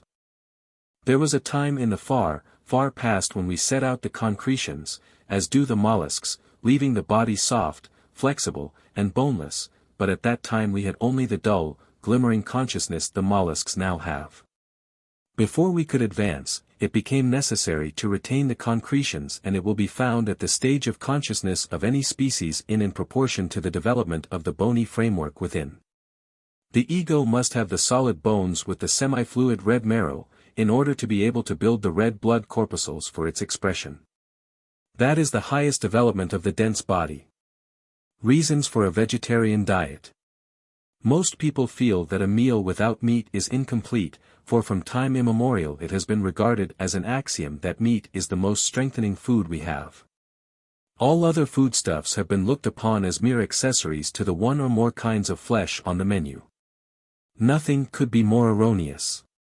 Science has proved by experiments that invariably the nourishment obtained from vegetables has a greater sustaining power, and the reason is easy to see when we look into the matter from the occult side. The law of assimilation is that no particle of food may be built into the body by the forces whose task that is until it has been overcome by the indwelling spirit, because he must be absolute and undisputed ruler in the body. Governing the cell lives as an autocrat, or they would each go their own way as they do in decay when the ego has fled. It is evident that the dimmer the consciousness of a cell is, the easier it is to overpower it, and the longer it will remain in subjection. The different kingdoms have different vehicles and consequently a different consciousness. The mineral has only its dense body and a consciousness like the deepest trance. It would therefore be easiest to subject foods taken directly from the mineral kingdom. Mineral food would remain with us the longest, obviating the necessity of eating so often, but unfortunately we find that the human organism vibrates so rapidly that it is incapable of assimilating the inert mineral directly. Salt and like substances are passed out of the system at once without having been assimilated at all. The air is full of nitrogen which we need to repair waste, we breathe it into our system, yet cannot assimilate it or any other mineral till it has first been transmuted in nature's laboratory and built into the plants. The plants have a dense and a vital body, which enables them to do this work. Their consciousness is as a deep, dreamless sleep. Thus it is easy for the ego to overpower the vegetable cells and keep them in subjection for a long time, hence the great sustaining power of the vegetable. In animal food the cells have already become more individualized, and as the animal has a desire body giving it a passional nature. It is easily understood that when we eat meat it is harder to overcome these cells which have animal consciousness resembling the dream state, and also that such particles will not stay long in subjection. Hence a meat diet requires larger quantities and more frequent meals than the vegetable or fruit diet. If we should go one step farther and eat the flesh of carnivorous animals, we should find ourselves hungry all the time.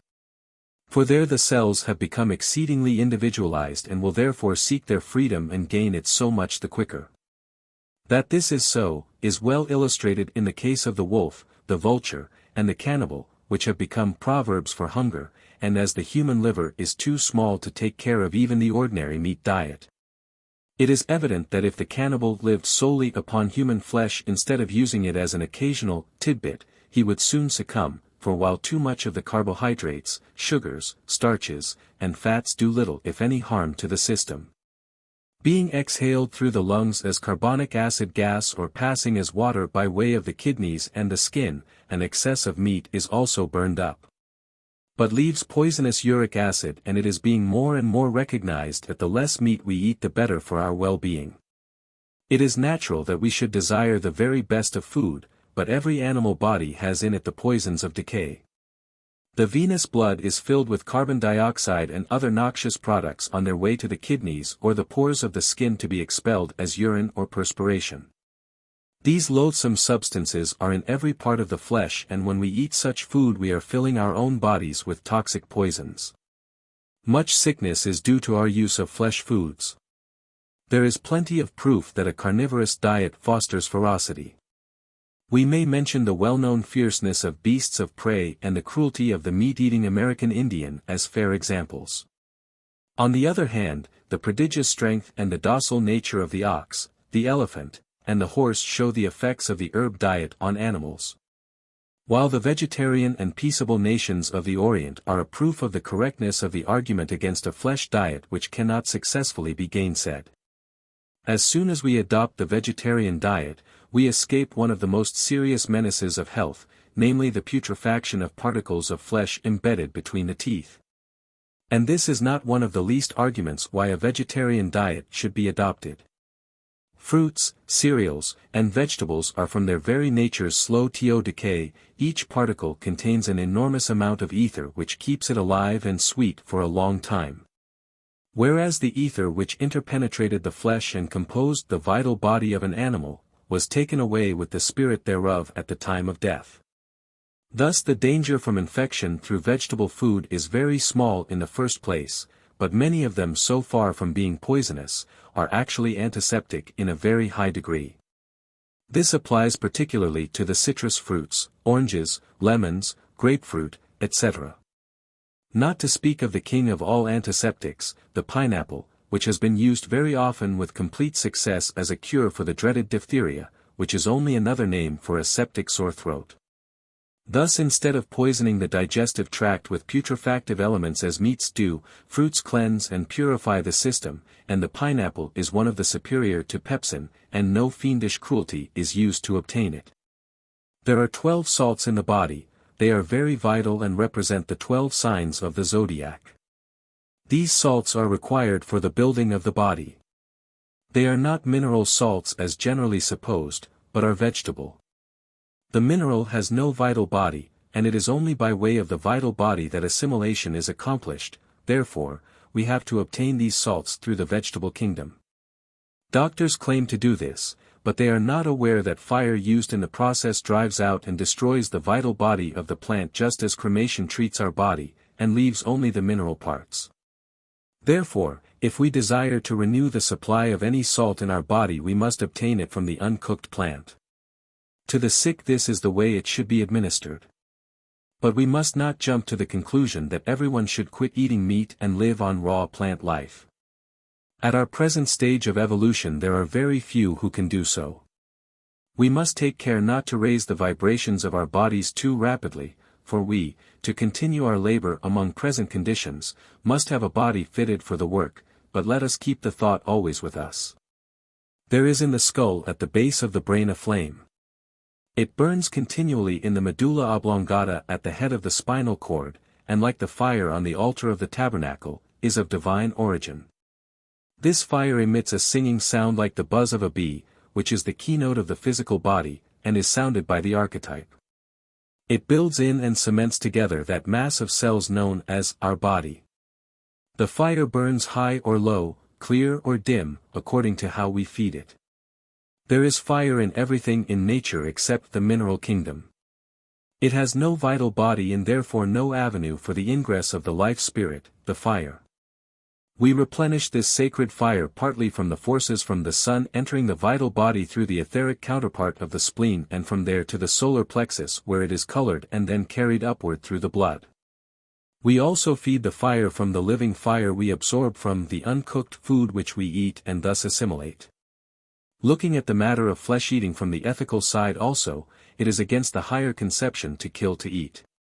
In olden times man went out to the chase as any beast of prey, rough and callous. Now he does his hunting in the butcher shop, where none of the nauseating sights of the slaughterhouse will sicken him.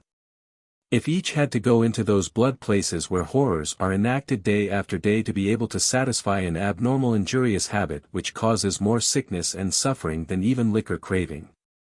If each had to wield the bloody knife and plunge it into the quivering flesh of his victim, how much meat would we eat? Very little. In order to escape doing this nauseating work ourselves on occasion, we force a fellow being to stand in that bloody pen day after day killing thousands of animals every day of the week. We brutalize him to such an extent that the law will not allow him to sit on a jury in a capital case because he has ceased to have any regard for life. The animals which we kill also cry aloud against this murder. There is a cloud of gloom and hatred over the great slaughter cities. The law protects cats and dogs against cruelty. We all rejoice to see the little squirrels in the city parks come and take food from our hands, but as soon as there is money in the flesh or fur of an animal, man ceases to have regard for its right to live, and becomes its most dangerous foe. Feeding and breeding it for gain, imposing suffering and hardships upon a fellow being for the sake of gold. We have a heavy debt to pay to the lower creatures whose mentors we should be, whose murderers we are, and the good law which works every to correct abuses will also in time relegate the habit of eating murdered animals to the scrap heap of obsolete practices as cannibalism is now. It is the nature of a beast of prey to eat any animal that comes in its path, and its organs are such that it must have that kind of a diet to exist, but everything is in a stage of becoming, it is always changing to something higher. Man, in his earlier stages of unfoldment, was also like the beasts of prey in certain respects. However, he is to become godlike and thus he must cease to destroy at some time in order that he may commence to create. Flesh food has fostered human ingenuity of a low order in the past, it has served a purpose in our evolution, but we are now standing on the threshold of a new age when self-sacrifice and service will bring spiritual growth to humanity. The evolution of the mind will bring a wisdom beyond our greatest conception, but before it will be safe to entrust us with that wisdom, we must become harmless as doves. For otherwise we should be apt to turn it to such selfish and destructive purposes that it would be an inconceivable menace to our fellow men. To avoid this the vegetarian diet must be adopted. We have been taught that there is no life in the universe but the life of God, that, in Him we live and move and have our being. That His life animates everything that is, and therefore we naturally understand that as soon as we take life we are destroying form built by God for His manifestation. The lower animals are evolving spirits and have sensibilities. It is their desire for experience that causes them to build their various forms, and when we take their forms away from them we deprive them of their opportunity for gaining experience. We hinder their evolution instead of helping them, and the day will come when we shall feel a deep disgust at the thought of making our stomachs the burying ground for the carcasses of murdered animals. All true Christians will be abstainers from flesh foods out of pure compassion, they will realize that all life is God's life, and to cause suffering to any sentient being is wrong. In a great many places where the Bible speaks of meat, it is very plain that flesh food is not meant. The chapter in Genesis where man's food is first allotted to him says that he should eat of every tree and herb bearing seed, and to you it shall be for meat. The most evolved people at all times have abstained from flesh foods. We see, for instance, Daniel, who was a holy man and a wise man, beg that he might not be forced to eat meat, but that he and his companions be given pulse. The children of Israel in the wilderness are spoken of as lusting after flesh, and their God is angry with them in consequence. There is an esoteric meaning to the feeding of the multitude where fish was used as food. But looking to the purely material aspect we may sum up the points in our answer by reiterating that we shall sometime outgrow flesh and fish eating as we have risen above cannibalism. Whatever license may have been given in the barbaric past will disappear in the altruistic future, when more refined sensibilities shall have awakened us to a fuller sense of the horrors involved in the gratification of a carnivorous taste. Necessity for an attractive, balanced diet. In the most sublime of all prayers, we are taught by the Christ to pray for our daily bread, but under existing modern conditions, alas, how often do we get a stone instead? Because of our complex civilization, of cold storage methods, and other abominations our food is such that, generally speaking, instead of nourishing the body as it should, it depletes us and makes us subject to various diseases. Indigestible is a very mild arraignment of the food supply in most places where the public eats. Even in the home, that which is placed upon the table to nourish and sustain and build the body in health, is often only an apology for food, masquerading under various seasonings and dressings as palatable. For we eat usually to please our palate rather than to nourish our bodies. On the other hand, there is no denying that some people who profess to cook along scientific lines and with common sense, who profess to be vegetarians and are very strict in their notions of how food should be prepared, seem to lack all appreciation of the fact that food may be made palatable as well as wholesome and nutritious, that there is no incompatibility between the requirements of proper cooking and the pleasure afforded to the palate. Indeed, it may be said that unless food is so cooked that it is pleasing to the palate as well as wholesome and nutritious, it falls far short of its full purpose.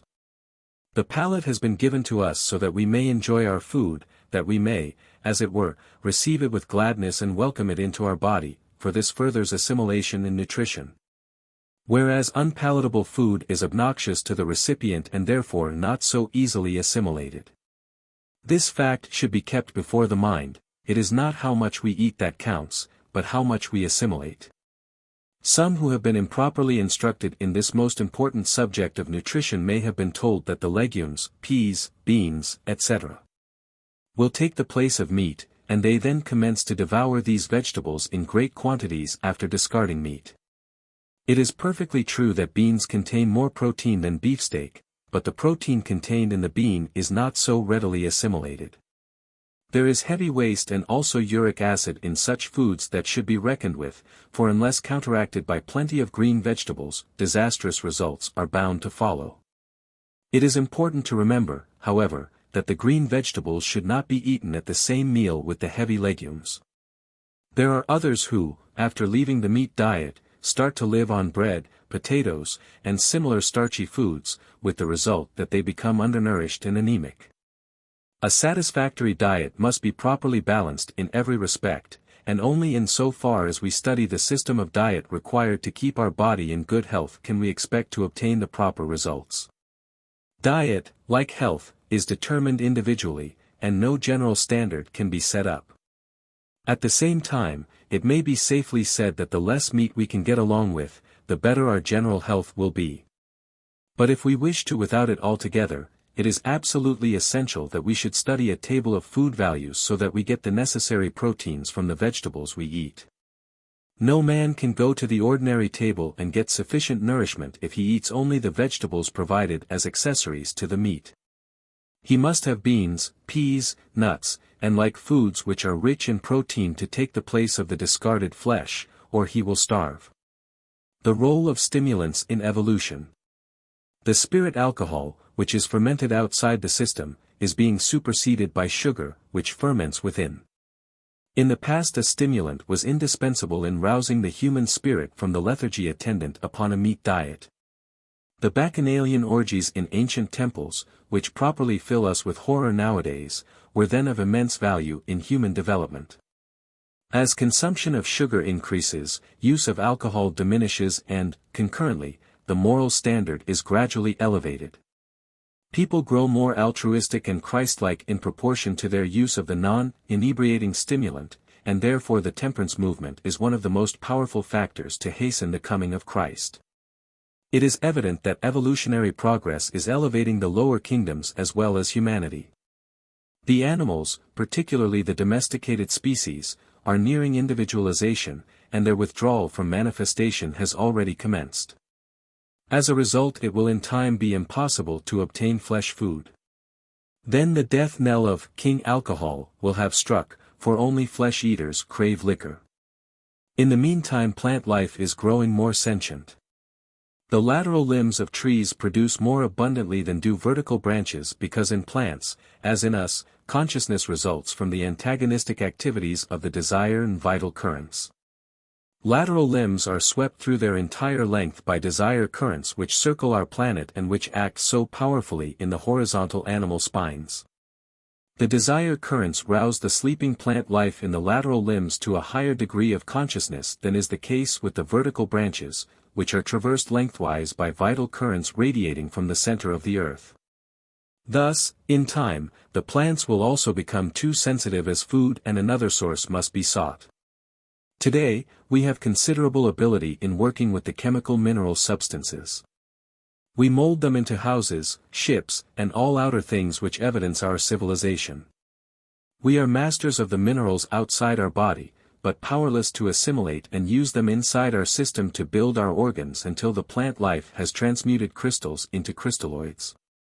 Our work with the minerals in the exterior world is raising their vibration and paving the way for direct interior use. By spiritual alchemy we shall build the temple of the spirit, conquer the dust whence we came, and qualify as true master masons prepared for work in higher spheres. Fasting as a means of healing and a factor in soul growth.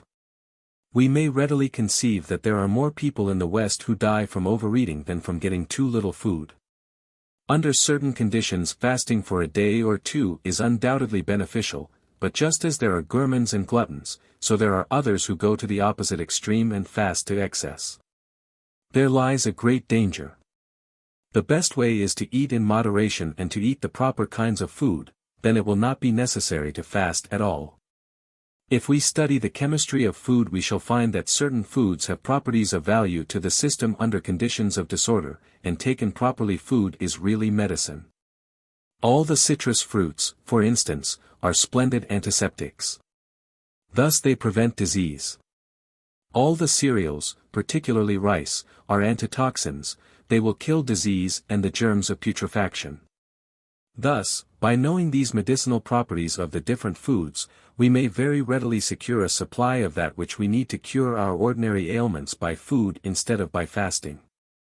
Under the ancient dispensations it was required that sacrifices of bulls and goats should be made as atonement for sin, for man then treasured his material possessions even higher than today, and felt keenly their loss when forced to give them up for such a purpose. Upon the altar of sacrifice men were forced to offer their cherished possessions for every transgression, God appearing to them as a hard taskmaster whose displeasure it was dangerous to incur. But there has always been an esoteric teaching, which is being promulgated exoterically today, and this teaching does not accept the sacrifice of an animal, money, or other possessions, but demands that each one make a sacrifice of himself. This was taught to the aspirants in the ancient mystery school when they were prepared for the mystic rite of initiation. To them were explained the mysteries of the vital body, how it is composed of 4 ethers, etc. The aspirant was thoroughly instructed in the functions of the 2 lower ethers as compared with the 2 higher. He knew that all the purely animal functions of the body depended upon the density of the lower ethers, and that the 2 upper ethers composed the should body, which was the vehicle of service. He aspired, naturally, to cultivate this glorious garment by self-abnegation, and by curbing the propensities of the lower nature, as we do today. These facts were kept secret from the masses, as said, or rather they should have been, but some neophytes who were overzealous to attain, no matter how, forgot that it is only by service and unselfishness that the golden wedding garment composed of the 2 higher ethers is grown. They thought that the occult maxim, gold in the crucible, wrought in the fire, light as the winds, higher and higher, meant only that so long as the lower nature, the dross, was expelled, it did not matter how, and if they could find an easy method, they would have left only the gold composed of the 2 higher ethers, the should body, in which they could enter the invisible world without let or hindrance. They reasoned that as the chemical ether is the agent of assimilation, it could be eliminated from the vital body by starving the physical vehicle. But the result obtained by these misguided people and their followers was far from being what was intended by the training in the mystery school. The candidate was there taught first and foremost that the body is the temple of God, and that to defile, destroy, or mutilate it in any manner is a great sin. Indulgence of the appetite is a sin, a defiling practice which brings with it certain retribution, but it is no more to be reprehended than the practice of fasting for soul growth. Right living is neither fasting nor feasting, but giving the body those elements which are necessary to maintain it in the proper form of health, strength, and efficiency as an instrument of the Spirit. Therefore fasting for soul growth is a pseudo-method which has exactly the opposite effect to that which it was designed to accomplish by its short-sighted originators. The health value of indigestible foods.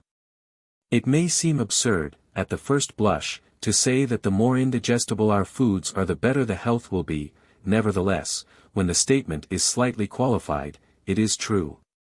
Foods which are usually reared as indigestible because we feel distress after eating them, really cause trouble because they have been too thoroughly digested, while other foods which are nearly totally indigestible, and therefore in a sense not foods at all, leave us with all the feelings of health and well-being.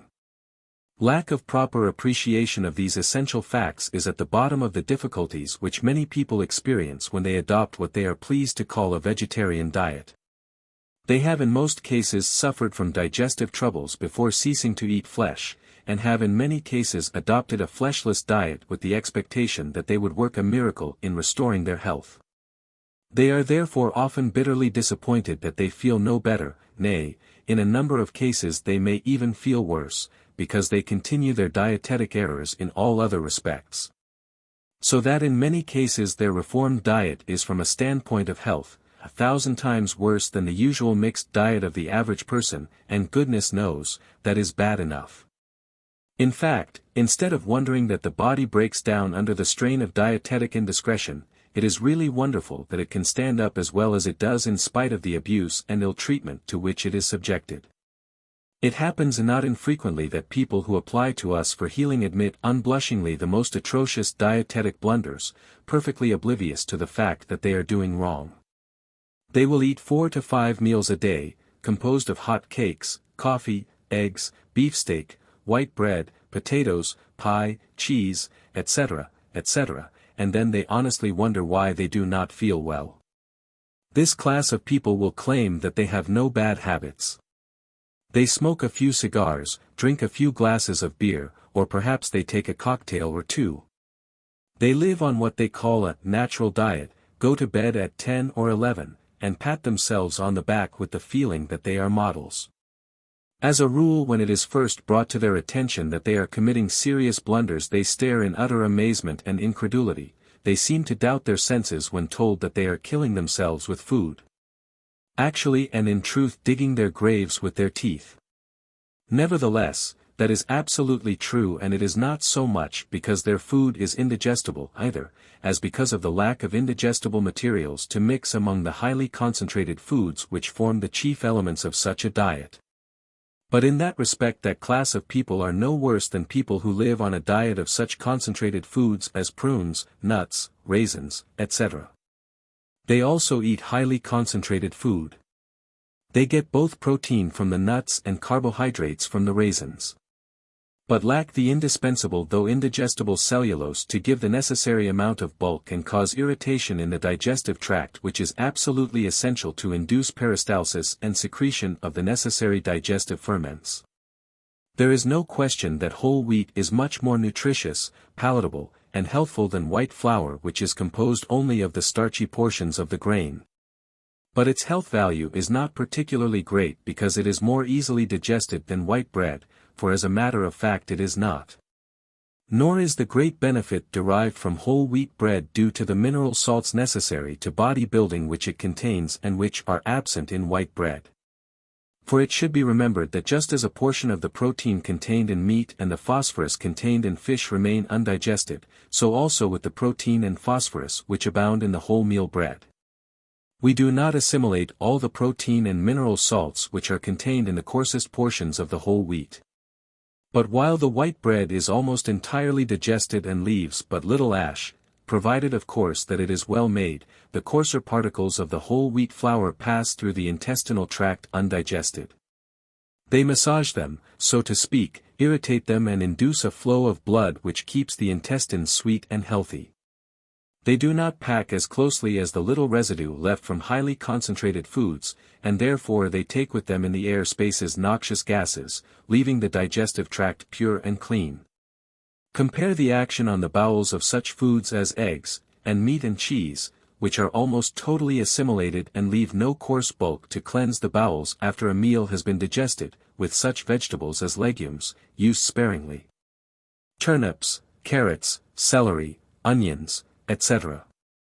which contain every element found in flesh and in addition the, to health, indispensable bulk composed of coarse fibrous matter which alone can sweep the intestinal tract. Clear off all deleterious products of waste and leave the system in a healthy condition. The archetype determines the form and figure of a person, and this will be his normal statue in health, but by our dietetic disorder we often change this, so that the energy of the body is used in the process of eliminating an enormous amount of food which we cannot assimilate, and therefore we grow thinner. The reverse happens when the eliminative powers are poor, then surplus flesh, or adipose tissue, is put on because of an unnatural diet. When a scientifically prepared diet is adopted, the people who have been too thin because of a previous wrong diet, taken on flesh, and conversely those who have put on unnatural flesh cease to do so and therefore their weight is reduced. Results of eating too frequently. Another fruitful cause of digestive disorders is the habit of eating every few hours. People who are in the habit of eating 5 or 6 times a day frequently assert that they are hungry and must have food or they are sick. As a matter of fact, the raving is due to a diseased condition of the stomach, and the relief results from the weight of food which deadens the stomach. We call it criminal to give to a person addicted to the morphine habit more just because he craves it, and it would give temporary relief from suffering. And we should apply the same logic and philosophy to people who are poisoned by an excess of food. This is not theory either, but the result of investigation which cannot be matched by experiments on animals or human beings, where the suffering incident to tabulating the results of investigations causes an unnatural digestive condition. There are no such barriers to one whose spiritual sight is opened and who can see the peristaltic action of the stomach and intestines when the system has been burdened. Then there exudes from the food a black poisonous gas which is thrown outward through the periphery of the aura by the man's vital body so long as he is in good health.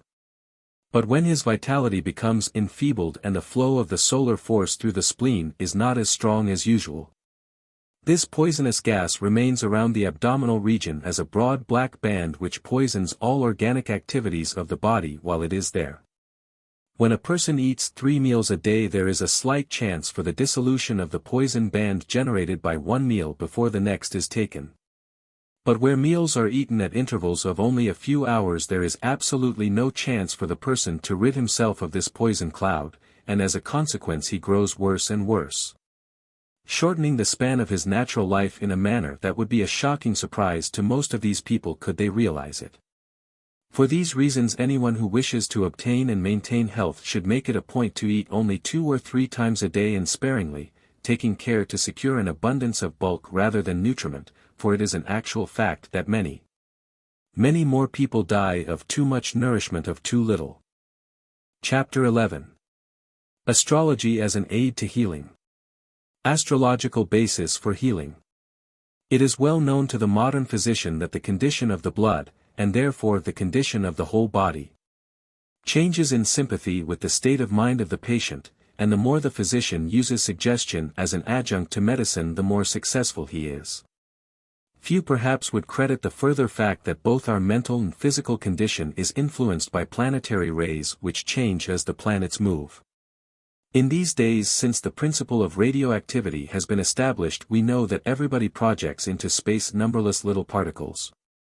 Wireless telegraphy has taught us that etheric waves travel swiftly and surely through space and operate a key according to our will. We also know that the rays of the sun affect us differently in the morning when they strike us horizontally than at noon when they are perpendicular. If the light rays from the swift-moving sun produce physical and mental changes, may not the persistent rays of slower planets also have an effect? If they have, they are factors in health not to be overlooked by a thoroughly scientific healer. And we therefore maintain that results may be obtained more easily at certain times when the stellar rays are propitious for the healing of a particular disease or for treatment with remedies previously prepared under auspicious conditions. If physicians would study the science of astrology, they would thus with a very slight effort be able to diagnose their patient's condition in a manner altogether impossible from the ordinary diagnostician's point of view. Some physicians are waking up to that fact and have discovered by their experiences that the heavenly bodies do have an influence upon the human frame. For instance, when the writer was in Portland, Oregon, a physician mentioned as his observation that whenever it was possible for him to perform an operation while the moon was increasing in light, that is to say, going from the new to the full, the operation was always successful and no complications would set in. On the other hand, he had found that when circumstances compelled him to perform an operation when the moon was going from the full to the dark there was great danger of trouble. And that such operations were never as satisfactory as those performed while the light of the moon was increasing. The way to find out the peculiarities of the spirit that dwells in the patient's body is to cast his horoscope to see when the times are propitious for the administration of drugs, giving the appropriate herbs at the proper time. Paracelsus did that, and therefore he was always successful with his patients, he never made a mistake. There are some who use astrology for that purpose today. The writer, for instance, has thus used it in diagnosis in many cases. He has then always been able to see the crises in the patient's condition, the past, present, and future, and thus has been able to afford much relief to persons suffering from various illnesses. It is to such uses that astrology should be put, and not degraded into fortune-telling for the sake of gold, for, like all spiritual sciences, it ought to be used for the benefit of humanity, regardless of mercenary considerations. There are 7 spheres, the planets of our solar system. Each has its own keynote and emits a sound varying from that of every other planet. One or more among them vibrates in particular synchrony with the seed atom of the ego then seeking embodiment. This planet then corresponds to the tonic in the music scale, and though the tones from all the planets are necessary to build up an organism completely, each is modified and made to conform to the basic impact given by the most harmonious planet, which is therefore the ruler of that life. As in terrestrial music, so also in the celestial there are harmonies and discords, and these all impinge upon the seed atom and aid in building the archetype. Vibratory lines of force are thus formed, which later attract and arrange physical particles as spores of sand are marshaled into geometrical figures by bowing a brass plate with a violin bow. Along these archetypal lines of vibration the physical body is later built, and thus it expresses accurately the harmony of the spheres as it was played during the period of construction. This period, however, is much longer than the actual period of gestation, and varies according to the complexity of the structure required by the life-seeking physical manifestation. Nor is the process of construction of the archetype continuous, for under aspects of the planets which produce notes to which vibratory powers of the seed atom cannot respond, it simply hums over those which it has already learned. And thus engaged it waits for a new sound which it can use to build more of the organism which it desires in order to express itself.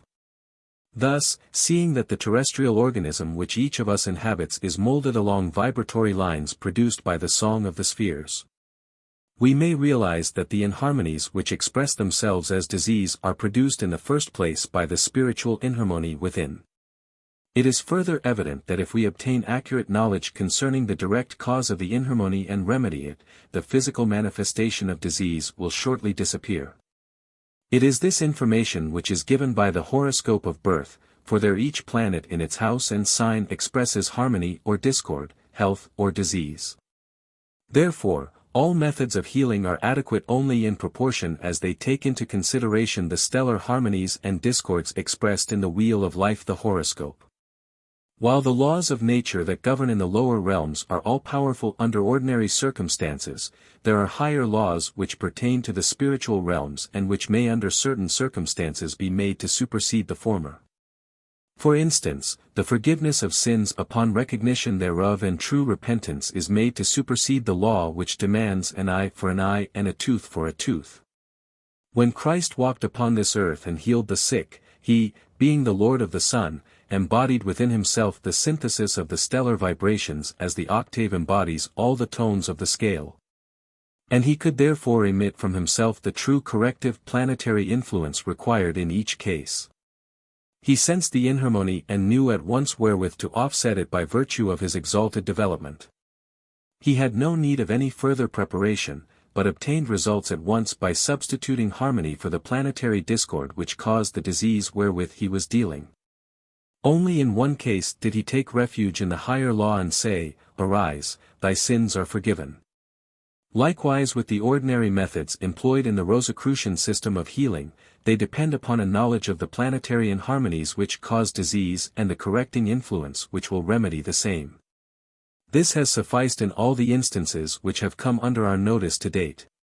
However, there is a more powerful method available under a higher law which may accelerate recovery in cases of long standing, and under certain circumstances where the sincere and heartfelt recognition of wrong exists. May even obliterate the effects of disease before destiny, cold and hard, would otherwise so decree. When we look with spiritual vision upon one who is diseased, whether the physical body be emaciated or not, it is plainly evident to the seer that the finer vehicles are much more tenuous than during health. Thus they do not transmit to the physical body a proper quota of vitality, and as a consequence that instrument becomes more or less disrupted. But whatever may be the state of emaciation of the rest of the physical body, certain centers which are tenuous during health in a degree varying with the spiritual development of the man, become clogged in an increasing degree according to the seriousness of the disease. This is particularly true of the main center between the eyebrows. Therein the spirit is immured, sometimes to such an extent that it loses touch with the outer world and its progress and becomes so thoroughly centered upon its own condition that only complete rupture of the physical body can set it free. This may be a process of long years, and in the meantime the planetary inharmony which caused the initial disease may have passed by, but the sufferer is unable to take advantage of the improved conditions. In such cases a spiritual outpouring of a special kind is necessary to bring to the soul its message, "Thy sins are forgiven." When that has been heard, it may respond to the command, "Take up thy bed and walk." None among our present humanity can measure anywhere near the stature of the Christ, consequently none can exercise his power in such extreme cases. But the need of that power in active manifestation exists today as much as it did 2,000 years ago. Spirit pervades everything in and upon our planet, but in a varying measure. It has more affinity for some substances than for others. Being an emanation from the Christ principle, it is the universal spirit composing the world of life spirit that restores the synthetic harmony of the body.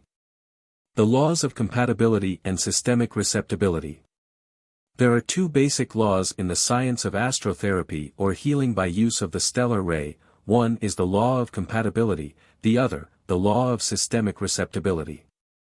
By knowledge and intelligent application of these laws the sick regain health much more rapidly than otherwise and with minimum effort on the part of the health adjuster.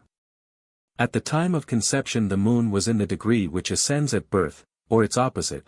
The vital body was then placed in the mother's womb as a matrix into which the chemical elements forming our dense body are built. The vital body emits a sound similar to the buzz of a bumblebee. During life these etheric sound waves attract and place the chemical elements of our food so that they are formed into organs and tissues.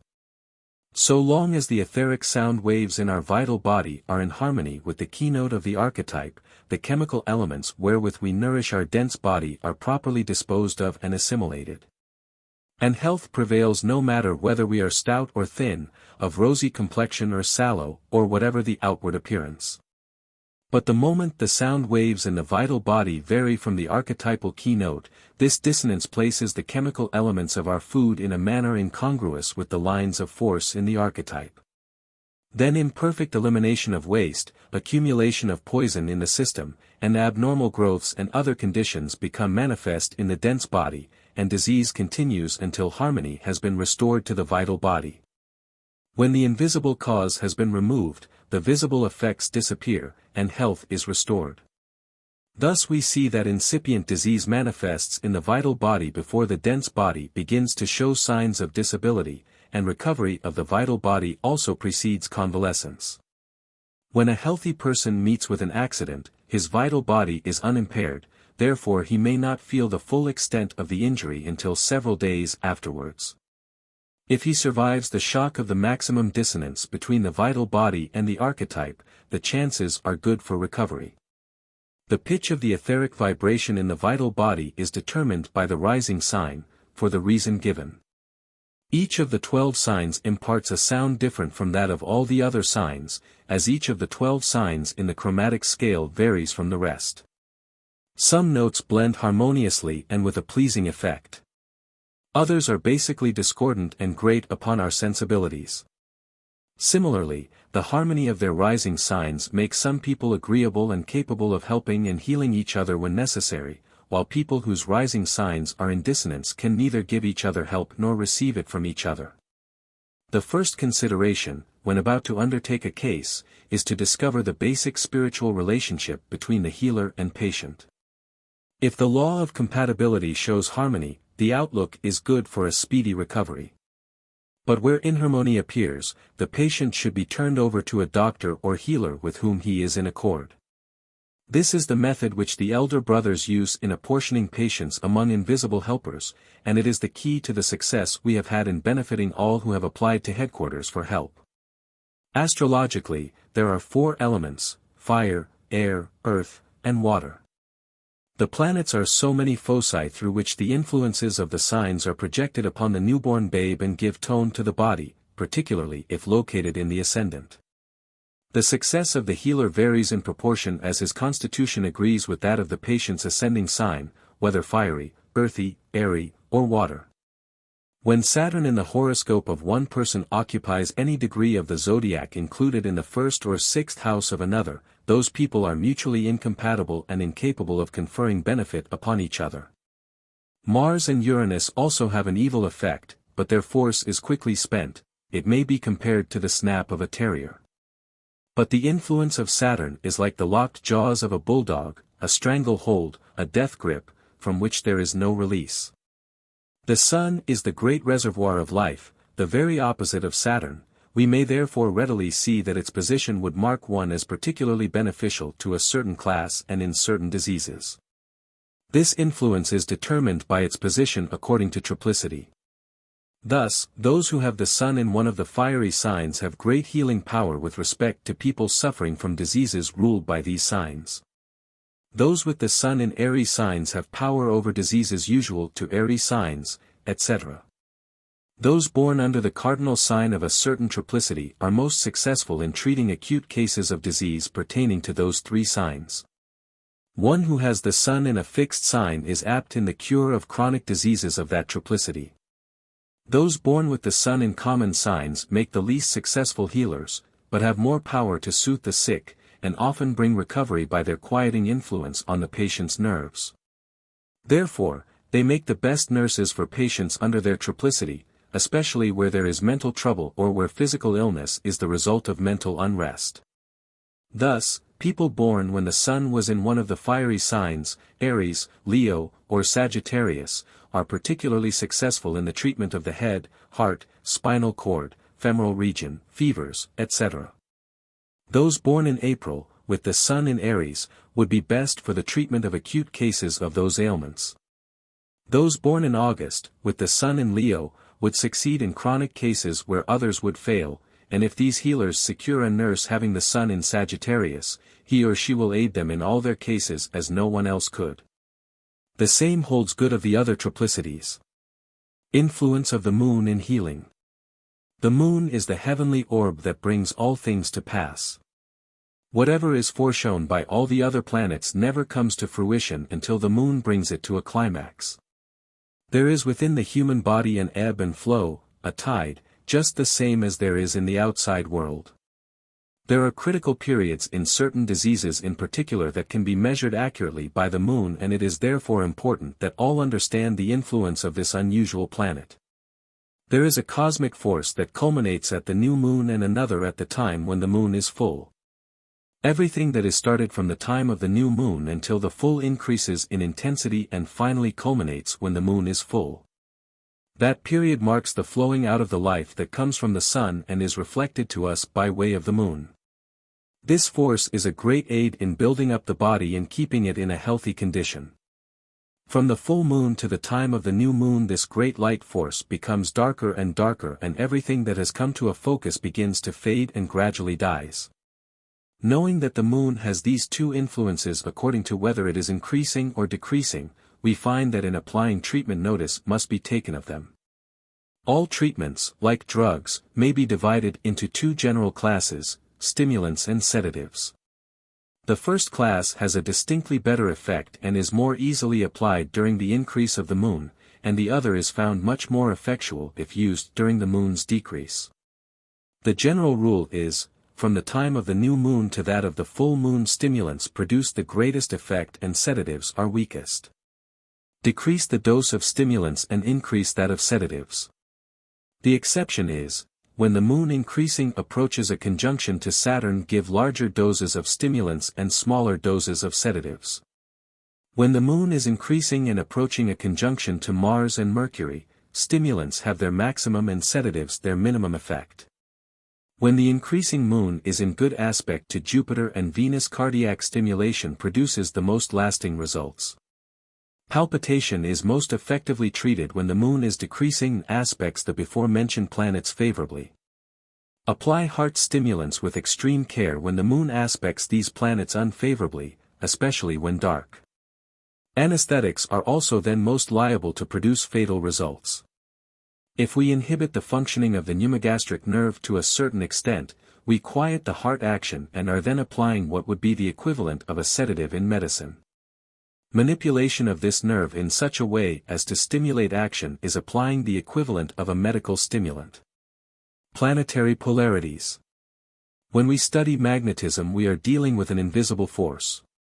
And ordinarily we can at best state the way it manifests in the physical world only, as is the case whenever we deal with any force. The physical world is the world of effects. The causes are hidden from our sight, though they are nearer than hands or feet. Force is all about us, invisible and only seen by the effects it produces. If we take a dish of water, for illustration, and allow it to freeze, we shall see a myriad of ice crystals, beautiful geometrical figures. These show the lines along which the water congealed, and these lines are lines of force which were present before the water congealed, but they were invisible until the proper conditions were furnished them and they became manifest. In the same way there are lines of force going between the two poles of a magnet. They are neither seen nor felt until we bring iron or iron filings into the place where they are, when they will manifest by arranging the filings in an orderly pattern. By making the proper conditions we may cause any of the nature forces to show their effects, moving our street cars, carrying messages with lightning speed over thousands of miles, etc., etc., but the force itself is ever invisible. We know that magnetism travels always at right angles to the electric current from which it manifests. We know the difference between the manifestation of the electric and magnetic current, so dependent upon one another, but we have never seen either, though they are about the most valuable servants we have today. Magnetism may be divided into mineral and animal magnetism, though in reality they are one, but the former has very little influence upon animal tissue, while the latter is generally impotent in working with minerals. The mineral magnetism is derived directly from lodestones which are used to magnetize iron. This process gives to the metal thus treated the property of attracting iron. This kind of magnet is very little used, however, as its magnetism becomes depleted, is too weak in proportion to its bulk, and principally because the magnetic force cannot be controlled in such a so-called permanent magnet. The electromagnet is also a mineral magnet. It is simply a piece of iron wound round with many turns of wire, and the strength of the magnet varies as the number of turns of wire, and the strength of the electric current that is passed through it. Electricity is all about us in a diffused state, of no use for industrial purposes until it is compressed and forced through the electric wires by the powerful electromagnets. We must have magnetism in the first place before we can get any electricity. Before a new electric generator is started, the fields, which are nothing but electromagnets, must be magnetized. If this is not done they may turn it till the crack of doom, at any rate of speed they please, and it will never light a single lamp nor move a grain of weight, all depends upon the magnetism being there first. After this magnetism is once started it will leave a little behind when the generator is shut down, and this so-called residual magnetism will be the nucleus of force to be built up each time the generator is started afresh. All bodies of plants, animals, and men are but transformed mineral.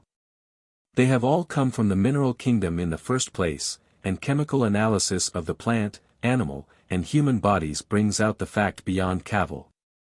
Moreover, we know that the plants get their sustenance from the mineral soil, and both animal and man are eating mineral when they consume the plants as food.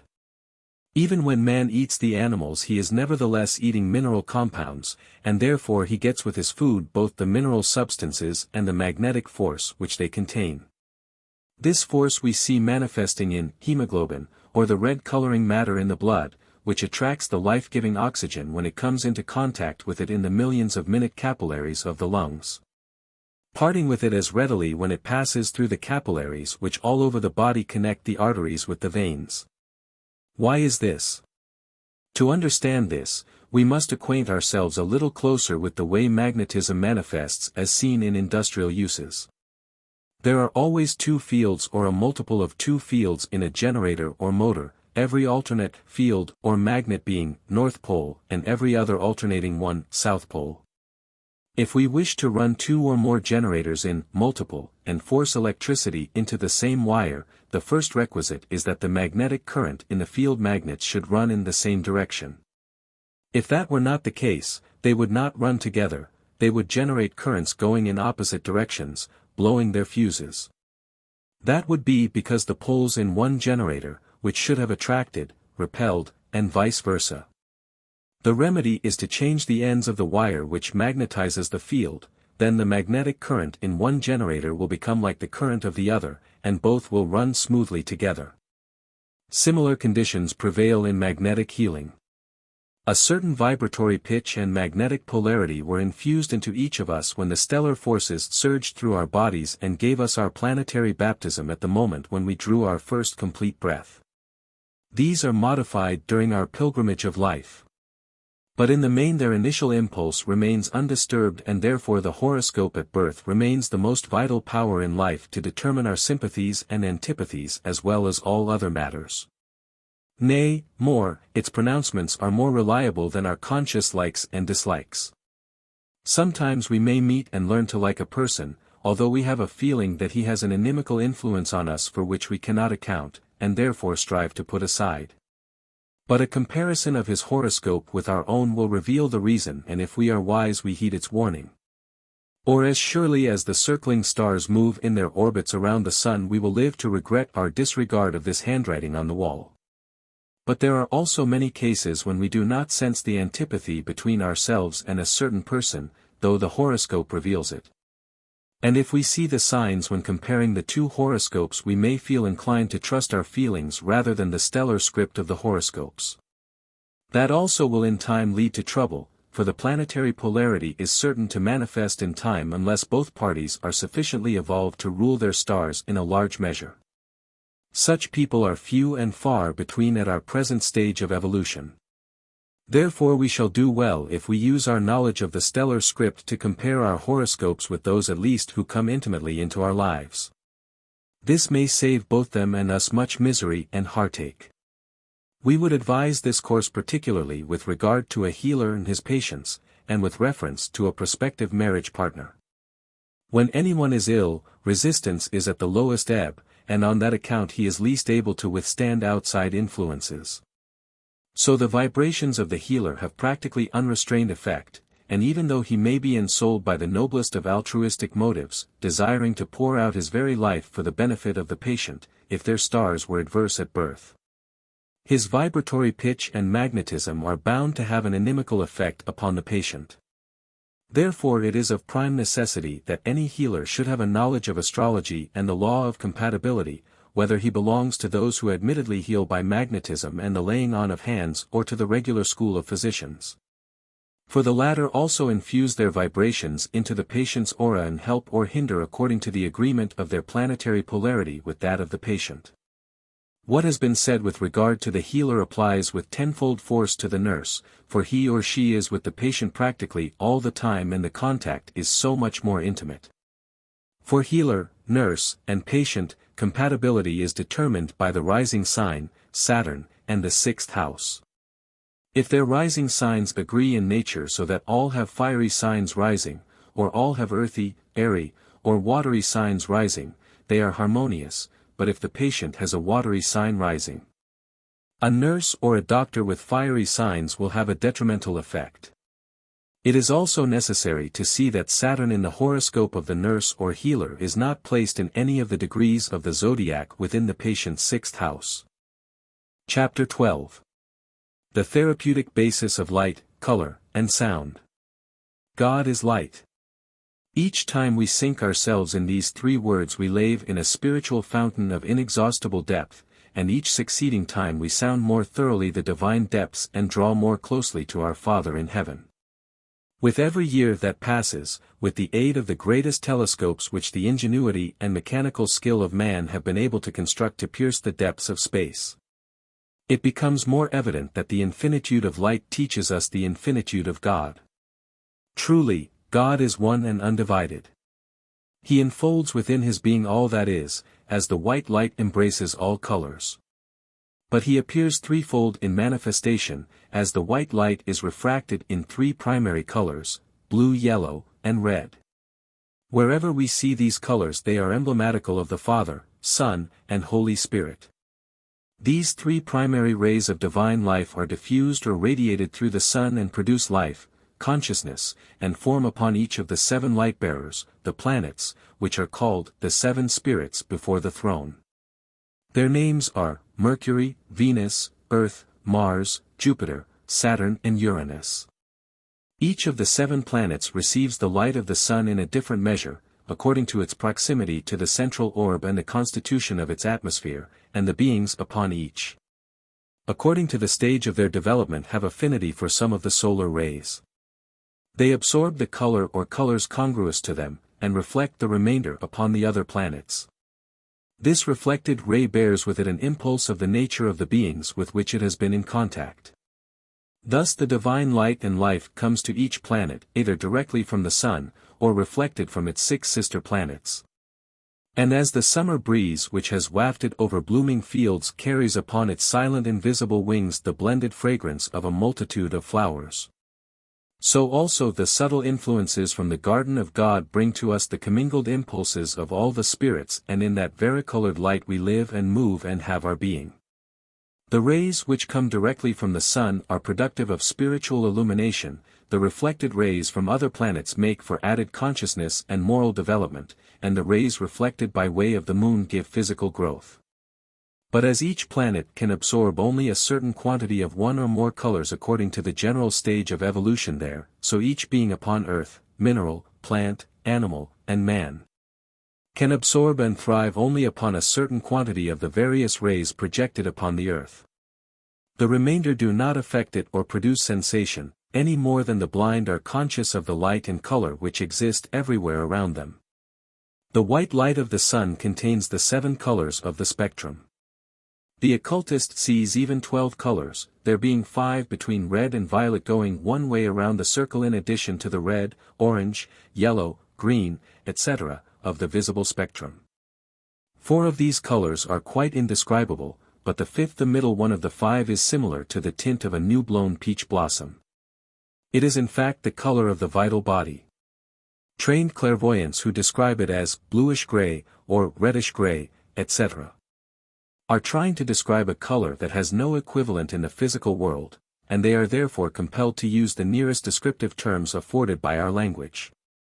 When the 3 primary colors are interblended, there appear 4 additional colors, the 3 secondary colors, orange, green, purple, each due to the blending of 2 primary colors, and 1 color, indigo, which contains the entire gamut of colors, making in all the 7 colors of the spectrum. Red plus yellow gives orange, blue plus yellow gives green, blue plus red gives purple. The color of Mars is red, of Venus, yellow, of Mercury, violet, of the moon, green, of the sun, orange, of Jupiter, blue, of Saturn, indigo, of Uranus, yellow. We may blend these colors in order to obtain help from them. As a matter of fact, it is the complementary color which is seen in the desire world that produces the effect of the physical colors. If it is desired to restrain one whose Mars is too prominent, the gems, colors, and metals of Saturn will help, but if we want to help someone who is moody and taciturn, we may use the gems, colors, and metals of Mars to advantage. In the physical world, red has the tendency to excite and energize, whereas green has a cooling and a soothing effect, but the opposite is true when we look at the matter from the viewpoint of the desire world. There the complementary color is active, and has the effect upon our desires and emotions which we ascribe to the physical color. We speak of jealousy, which is engendered by impure love, as the green-eyed monster. Upon observing the auras of people, the trained clairvoyant notices the scarlet of anger, the gray and steel blue of fear, the darkish blue of worry, the red cloud of hate, the black veil of despair, etc. A tinge of soft sky blue indicates hope, optimism, and a dawning religious feeling. Blue shows the highest type of spirituality, but the blue color does not appear outside the dense body save in the very greatest of saints. Only yellow is usually observable there. In the lower races the ground color of the aura is a dull red like the color of a slow-burning fire, indicating their passionate, emotional nature.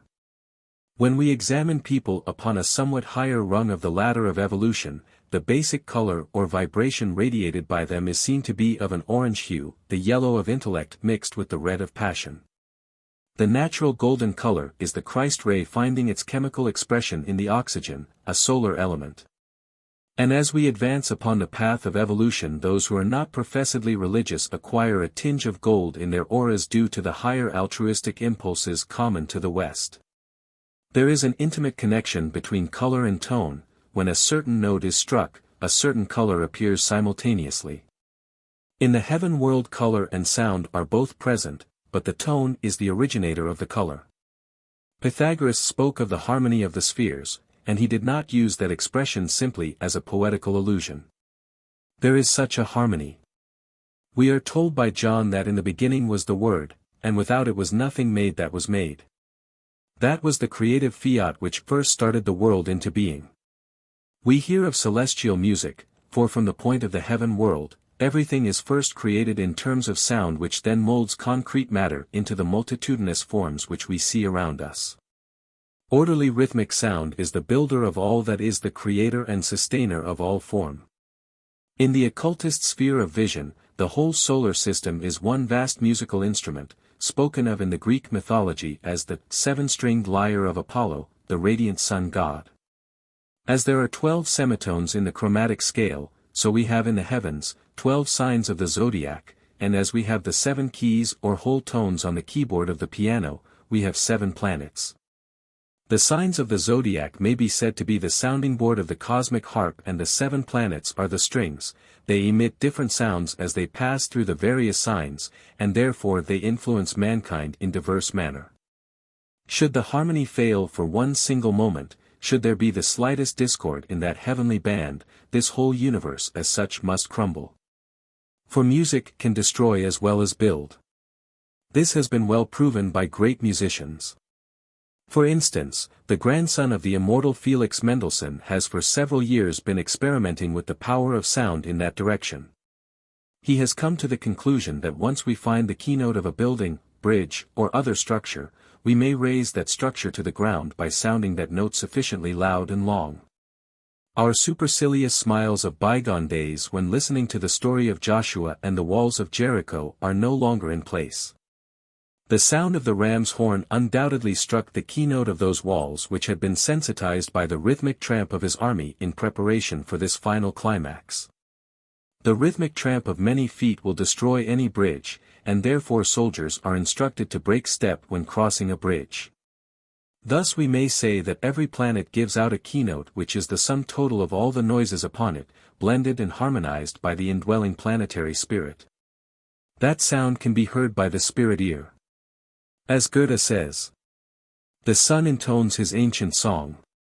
Mid-rival chant of brother spheres. His prescribed course he speeds along. In thunderous ways, throughout the years. Sound unto the spirit ear proclaims the newborn day is here. Rocky gates are creaking, rattling. Phoebus wheels are rolling, singing. What sound intense the light is bringing. The invisible sound vibrations have great power over concrete matter. They both build and destroy. If a small quantity of very fine powder is placed upon a brass or glass plate, and a violin bow drawn across the edge, the vibrations will cause the powder to assume beautiful geometrical figures. The human voice is also capable of producing these figures, always the same figure for the same tone. If one note or chord after another be sounded upon a musical instrument, a piano, or preferably a violin. For from it more gradations of tone can be obtained, a tone will finally be reached which will cause the hearer to feel a distinct vibration in the back of the lower part of the head. Each time that note is struck, the vibration will be felt. That note is the keynote of the person whom it so affects. If it be sounded in a dominant way, loud and long enough, it will kill as surely as a bullet from a pistol. If, on the other hand, it is struck slowly and soothingly, it will build and rest the body, tone the nerves and restore health. Chapter 13. Sleep and Health. The value of sleep. During the daytime the vital body specializes the colorless solar fluid which is all about us, through the organ we call the spleen. This vitality permeates the whole body and is seen by the clairvoyant as a fluid of a pale rose color, having been transmuted upon entering the physical body. It flows along every nerve, and when it is sent out by the brain centers in particularly large quantities it moves the muscles to which the nerves lead. The vital body may be said to be built of points which stick out in all directions, inward, outward, upward, and downward, all through the body, and each little point goes through the center of one of the chemical atoms, causing it to vibrate at a higher rate than its natural speed. This vital body interpenetrates the dense body from birth till death under all conditions except when, for instance, the blood circulation stops in a certain part, as when we rest a hand upon the edge of a table for some time and it goes to sleep. As we say. Then, if clairvoyant, we may see the etheric hand as a glove, and the chemical atoms of the hand relapse into their natural slow rate of vibration. When we slap the hand to cause it to wake up, as we say, the peculiar prickling sensation we feel is caused by the points of the vital body which then re-enter the sleeping atoms of the hand and start them into renewed vibration. The vital body leaves the dense body in a similar manner when a person is dying. Drowning persons who have been resuscitated experience an intense agony caused by the entrance of these points, which they feel as a prickling sensation. During the daytime, when the solar fluid is being absorbed by the man in great quantities, these points of the vital body are blown out or distended, as it were, by the vital fluid. But as the day advances and poisons of decay clog the physical body more and more, the vital fluid flows less rapidly. In the evening there comes a time when the points in the vital body do not get a full supply of the life-giving fluid, they shrivel up and the atoms of the body move more sluggishly in consequence. Thus the ego feels the body to be heavy, dull, and tired. At last there comes a time when, as it were, the vital body collapses and the vibrations of the dense atoms become so slow that the ego can no longer move the body. It is forced to withdraw in order that its vehicles may recuperate. Then we say the body has gone to sleep. Sleep is not an inactive state, however. If it were, there would be no difference in feeling in the morning and no restorative power in sleep. The very word restoration implies activity. When a building has become dilapidated from constant wear and tear and it is necessary to renovate and restore it, the tenants move out to give the workmen full play. For similar reasons the ego moves out of its tenement at night. As the workmen work upon the building, to make it fit for reoccupancy, so the ego must work upon its building before it will be fit to re-enter. And such a work is done by us during the night time, although we are not conscious of it in our waking state. It is this activity which removes the poisons from the system, and as a result the body is fresh and vigorous in the morning when the ego enters at the time of waking. How to treat disease during sleep. It has been asked if a person can be influenced in natural sleep as he can in hypnotic sleep, or if there is a difference. Yes, there is a difference. In the natural sleep, the ego, clothed in the mind and desire body, draws outside the physical body and usually hovers over the body, or at any rate remains close to it, connected by the silver cord. While the vital body and the dense body are resting upon the bed. It is then possible to influence the person by instilling into his brain the thoughts and ideas we wish to communicate. Nevertheless, we cannot then get him to do anything or to entertain any idea except that which is in line with his natural proclivities. It is impossible to command him to do anything and to enforce obedience, the same as it is when he has been driven out by the passes of the hypnotist, for it is the brain which moves the muscles. And during the natural sleep his brain is interpenetrated by his own vital body and he is in perfect control himself. While during the hypnotic sleep the passes of the hypnotist have driven the ether of which his vital body is composed out of the brain, down to the shoulders of the victim, where it lies around his neck and resembles the collar of a sweater. The dense brain is then open to the ether from the hypnotist's vital body, which displaces that of the proper owner. Thus, in the hypnotic sleep the victim has no choice whatever as to the ideas he entertains or the movements he makes with his body, but in the ordinary sleep he is still a free agent. In fact, this method of suggestion during sleep is something which mothers will find extremely beneficial in treating refractory children, for if the mother will sit by the bed of the sleeping child, hold its hand, speak to it as she would speak when it is awake, instill into its brain ideas of such a nature as she would wish it to entertain, she will find that in the waking state many of these ideas will have taken root. Also in dealing with a person who is sick or is addicted to drink, if the mother, nurse, or others use this method, they will find it possible to instill hope and healing, materially furthering recovery or aiding self-mastery. The effect of hypnotic sleep.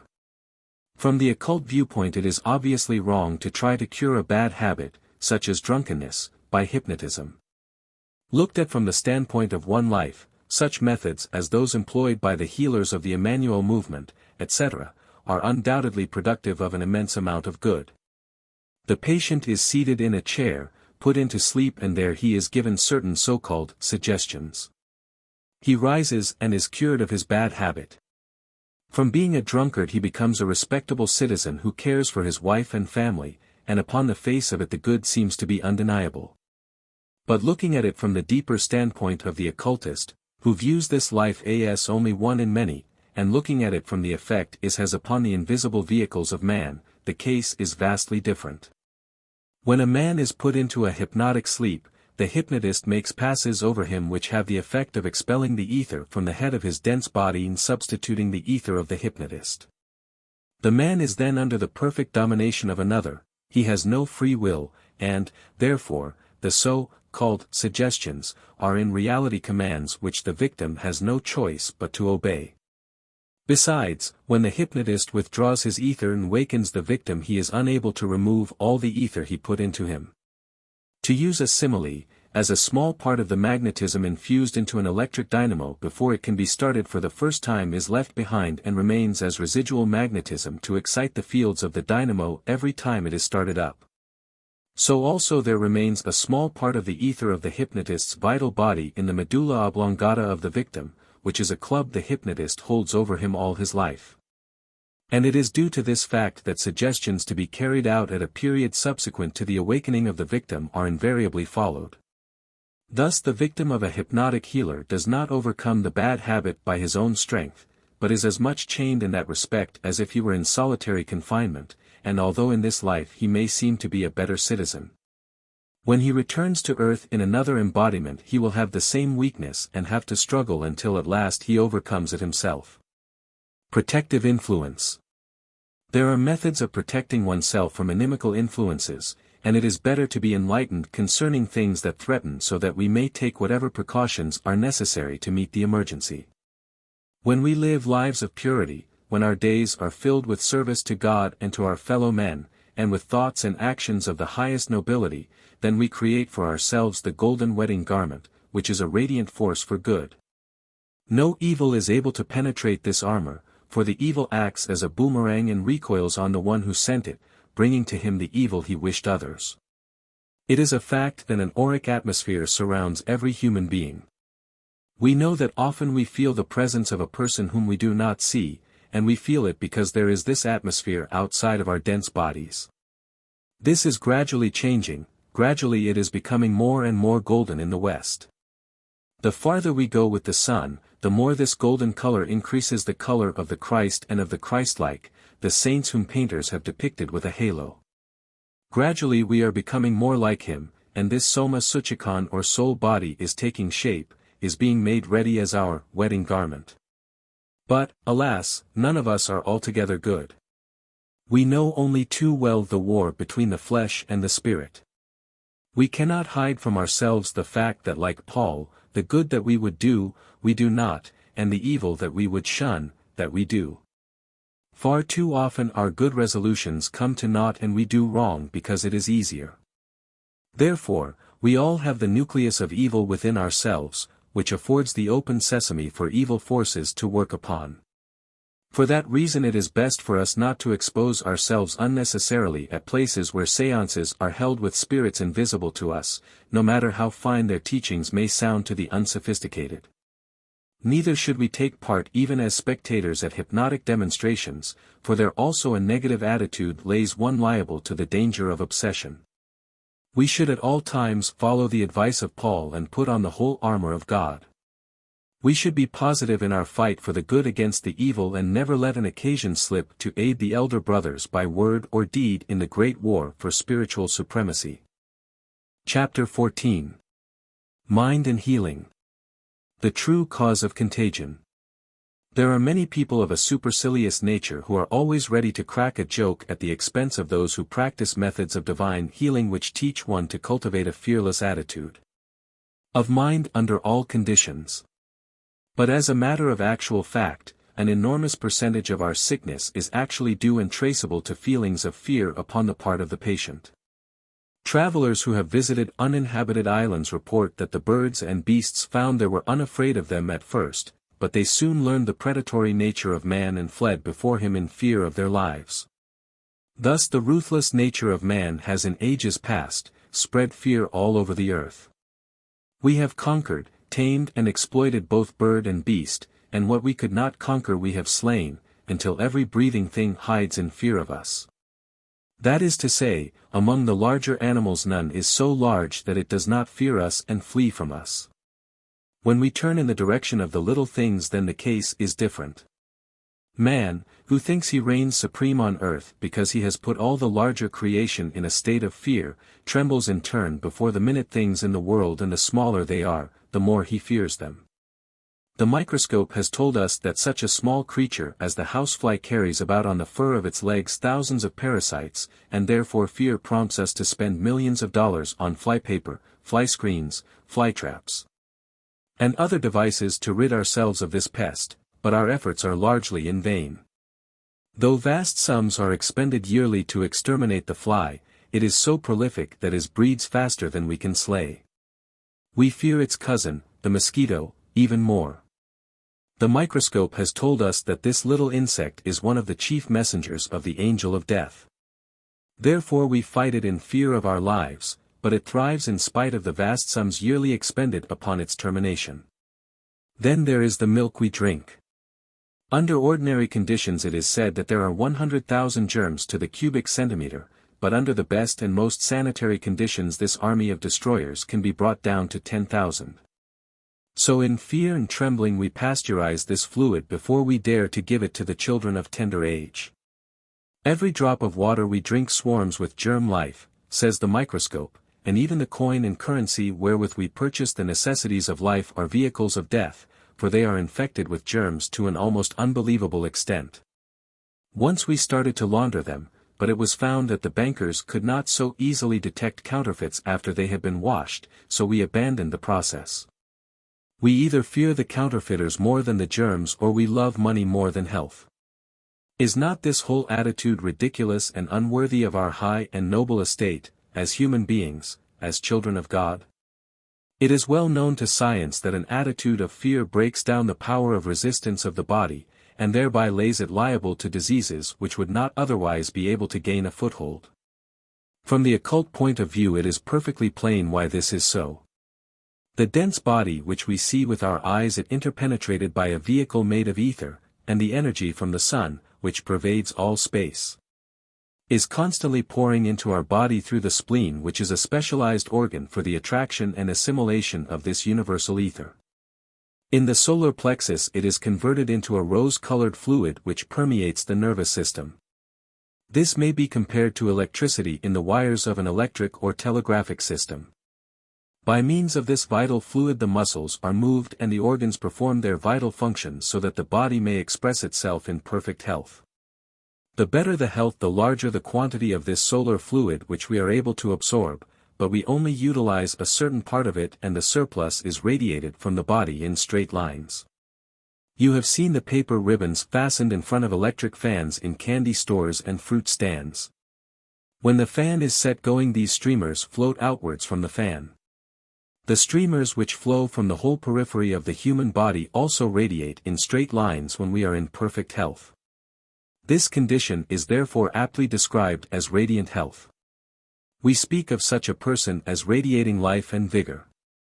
Under such conditions no disease germs can ever get a foothold in his body. They cannot enter from without because of these invisible streamers of force, any more than a fly can enter an opening in a building covered by an exhaust fan. And those microorganisms which enter the body with the food are also quickly expelled, for the vital processes in the body are selective as shown by the kidneys, for instance, which excrete the waste matter while retaining vital substances necessary for the economy of the body. But the moment we allow thoughts of fear, of worry, of anger, the body endeavors, as it were, to close the gates against an outside foe, fancied or real. Then also the spleen closes up and ceases to specialize the vital fluid in sufficient quantities for the necessities of the body. And we then see a phenomenon which is analogous to the effect of lowering the voltage or cutting in more resistance in the electric fan. In that case the paper streamers will begin to hang down, they will no longer wave over the candy or fruit to protect it and keep the flies away. Similarly in the human body, when the thought of fear forces the partial closure of the spleen, the solar fluid does not go through the body with the same speed as before. It does not then radiate from the periphery in straight lines, but these lines become crumpled and thus they allow easy access to the little deleterious organisms which may then feed unobstructed upon our tissues and cause disease. Whether the consistent mental scientists, or others who believe in divine healing, know this law or not, they act according to its dictates when they affirm that they are children of God, that they have no reason to fear. For God is their Father and will protect them so long as they do not deliberately disregard the ordinary laws of life. The actual fact, and the truth in the matter is that contagion comes from within. So long as we live a common-sense life, feeding our bodies upon the pure foods which come from the vegetable kingdom, taking a sufficient amount of exercise, and keeping mentally active, we may rest secure in the promise that the Lord is our refuge. There shall no evil befall us so long as we thus show our faith by our works. On the other hand, if we belie our faith in God by disregard of His laws, our expectations of health are vain. Power of thought. As a man thinketh in his heart so is he, said the Christ, and this is an absolutely scientific proposition.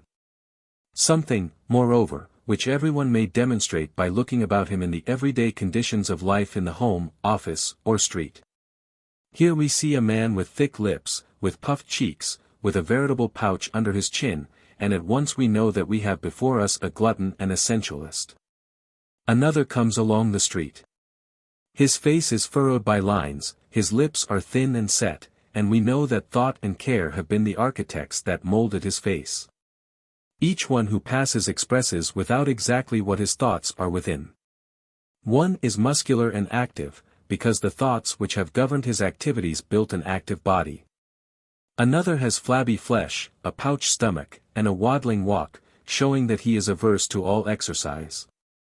In each case the body is an accurate reproduction of the mind, each class suffers from the ailments peculiar to the trend of its mental activity. The glutton and sensualist suffer from diseases engendered and their thoughts have crystallized and weakened the digestive tract and creative organs. Their diseases are entirely different from the nervous diseases that attack the thinker. And any system of healing that does not take into consideration the fact that the body is more a physical expression of mind than mind is a manifestation of the physical man, makes a very radical mistake. In our complex nature, mind and matter act and react upon each other in such a manner that it is absolutely necessary to consider the man as a whole whenever we attempt to deal with his disability. It is well known to physiologists that joy will sometimes bring the patient out of the sick room quicker than any medicine. If something has happened to give his affairs in the world a sudden upward turn, so that he becomes optimistic, disease seems to disappear as if by magic. And conversely, even though he may seem to enjoy good health, the moment a depressing influence comes into his business affairs he begins to feel ill in body. A letter containing bad news may sometimes stop direction entirely, and give the person who receives it a very serious attack of indigestion. Thus the truth of the Saviour's teaching that, as a man thinketh in his heart, so is he, is amply demonstrated in practical, everyday life. When we realize this, we also see the necessity of cultivating an attitude of optimism. A hopeful mind is the greatest of all medicine, and a constant reiteration of a resolution to overcome the present ills, is better than all the medicine in the world.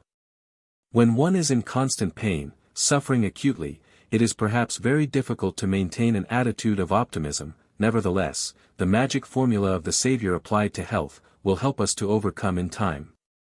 It is a law that if we think health, we must of necessity sooner or later express health. We must live the rational life and cease from excesses, particularly in diet, that cannot be emphasized too often. Neither will it avail to stand before a mirror and reiterate to oneself, "I have faith, I am health," or similar untrue affirmations. Just stop talking of your ailments to others, try above all to divert your own thoughts from your condition. Believe in health as our birthright, and as something that can be attained by us, never wavering. You may have heard the story of the old lady who had heard her minister speak about a faith that could remove mountains. She was willing to try her faith on the ash heap, but next morning when she saw it was still there, she exclaimed, "I thought so." Conditions were what she expected in her heart, not what she claimed to believe with her tongue, and it will be the same with everyone. Therefore, believe heartily in health. Chapter 15. Dangers of excessive bathing.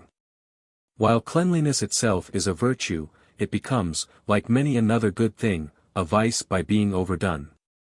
Water is the universal solvent, and taken internally in small doses it is good, but taken at the wrong time, with meals for instance, and in excess, it becomes a poison. It dilutes the digestive fluids and cools the stomach so that the condition necessary for the proper treatment of the food is disarranged, and in time, if the habit is persisted in, it impairs the digestion permanently.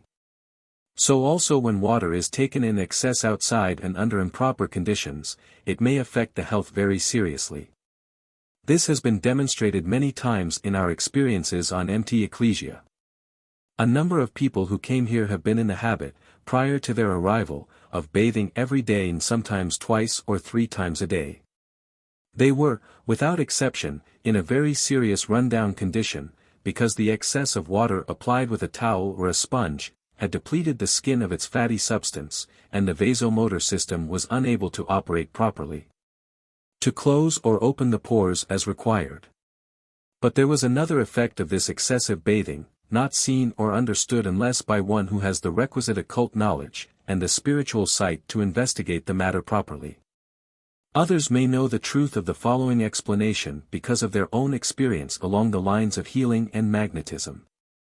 We all know that when we take a physician's galvanic battery and place one electrode in a basin of water, holding the other electrode in the hand, the flow of electricity through the body is much stronger than when we put our other hand in the water or if we hold both electrodes without contact with water.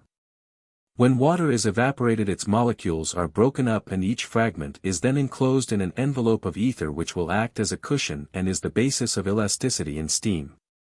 When condensation takes place, the surplus of ether disappears, and water becomes incompressible as the solid rock.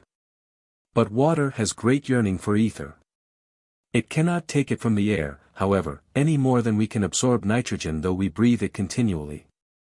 Fluid is volatile in proportion to the amount of ether it contains, and we have an example of the intense greed of water for ether in the avidity wherewith it absorbs anhydrous ammonia, a fluid so volatile that it boils at 26 degrees below zero. This shows why water causes so voluminous a flow between a battery electrode and the body, and explains many phenomena, among others, why moisture aids so materially in transmitting good magnetism, the vital fluid of the healer to his patient, and withdrawing bad magnetism from the body of the latter. Also how necessary and helpful it is to wash in running water, so that the poisonous ether taken out of the patient's vital body will not hamper the healer. When we take a bath under ordinary normal circumstances, we remove a great deal of effete poisonous ether from our vital bodies provided we stay in a reasonable length of time.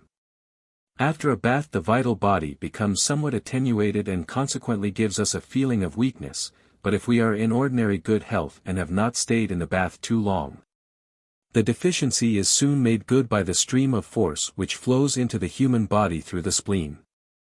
When this recuperation has taken place, we feel renewed vitality and attribute it to the bath without realizing the full facts as above stated. But when a person who is not in perfect health commences to bathe every day, perhaps twice or 3 times a day, an excess of ether is taken from the vital body. The new supply entering by way of the spleen is also diminished on account of the attenuated condition of the vital body. Thus it is impossible for such persons to recuperate after repeated depletions, and as a consequence the health of the dense body suffers. They lose almost every ounce of strength and gradually become confirmed invalids. Being in this delicate state, they are unable to eat and assimilate truly nourishing foods, and in time their condition may become very, very serious. Cases of this description are exceedingly difficult to handle, because they usually occur with people with common signs on the angles, with many planets in these signs, or with the sun or ascendant there. This class of people resent any interference with their diet and habit of bathing, because they think they are paragons of cleanliness, which is in their eyes a chief virtue. They believe they cannot live without so many baths daily, and as their appetite is so slight and delicate, they believe that they know better than anyone else how to look after that part of their requirements. But they are wrong in both cases, as shown in the foregoing. Their first step to health involves that they cease bathing entirely. The dry bath is the proper restorative, and for this purpose a pair of coarse gloves made of linen tape loosely woven are best. With these the body may be rubbed morning and evening until the skin shows a health glow. By this process the superfluous cuticle is removed, but the oil and ether remain. Thus the patient will build up very rapidly, for when the chemical ether increases, the power of assimilation also revives, and there is an immediate gain of both strength and flesh. If necessary, the patient may be given a very light warm sponge bath once a week, but no tub baths should be attempted until he or she is fully recovered. Chapter 16. Transfusion of blood. Among the latest discoveries of science is hemolysis, the fact that inoculation of blood from the veins of a higher animal into one of a lower species destroys the blood of the lower animal and causes its death. Thus the blood of man injected into the veins of any animal is fatal. But from man to man it is found that transfusion may take place, although at times there are deleterious effects. In olden days people married in the family. It was then looked upon with horror if one should seek after strange flesh. When the sons of God married the daughters of men, that is to say, when the subjects of one leader married outside the tribe, there was great trouble. They were cast off by their leader and destroyed. For at that time certain qualities that we now possess were to be developed in humanity, and were thus implanted in the common blood which ran pure in the family or small tribe. Later on, when man was to be brought down into material conditions, international marriages were commanded, and, from that time on, it has been looked upon as equally horrible if persons within the same family united in marriage. The old Vikings would not allow anyone to marry into their family unless they had first gone through the ceremony of mixing blood to see if the transfusion of the blood of the stranger into their family was detrimental or otherwise. All this was because in earlier times humanity was not as individualized as it is today. They were more under the domination of the race or family spirit, which dwelt in their blood, as the group spirit of animals does in the blood of animals. Later the international marriages were given to free humanity from that yoke and make every separate ego sole master of its own body without outside interference. Science has lately found that the blood of different people has different crystals, so that it is possible now to tell the blood of a Negro from the blood of a white man.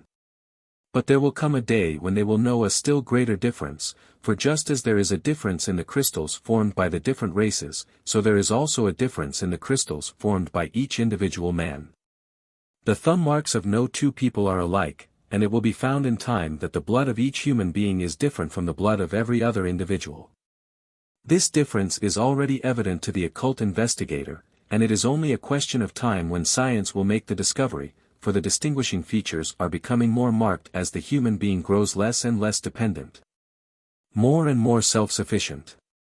This change in the blood is most important, and in time, when it has become more marked, it will be productive of most far-reaching consequences. It is said that nature geometrizes, and nature is but the visible symbol of the invisible God whose offspring and images we are. Being made in his likeness, we are also beginning to geometrize, and naturally we are starting on the substance where we, the human spirits, the egos, have the greatest power, namely, in our blood.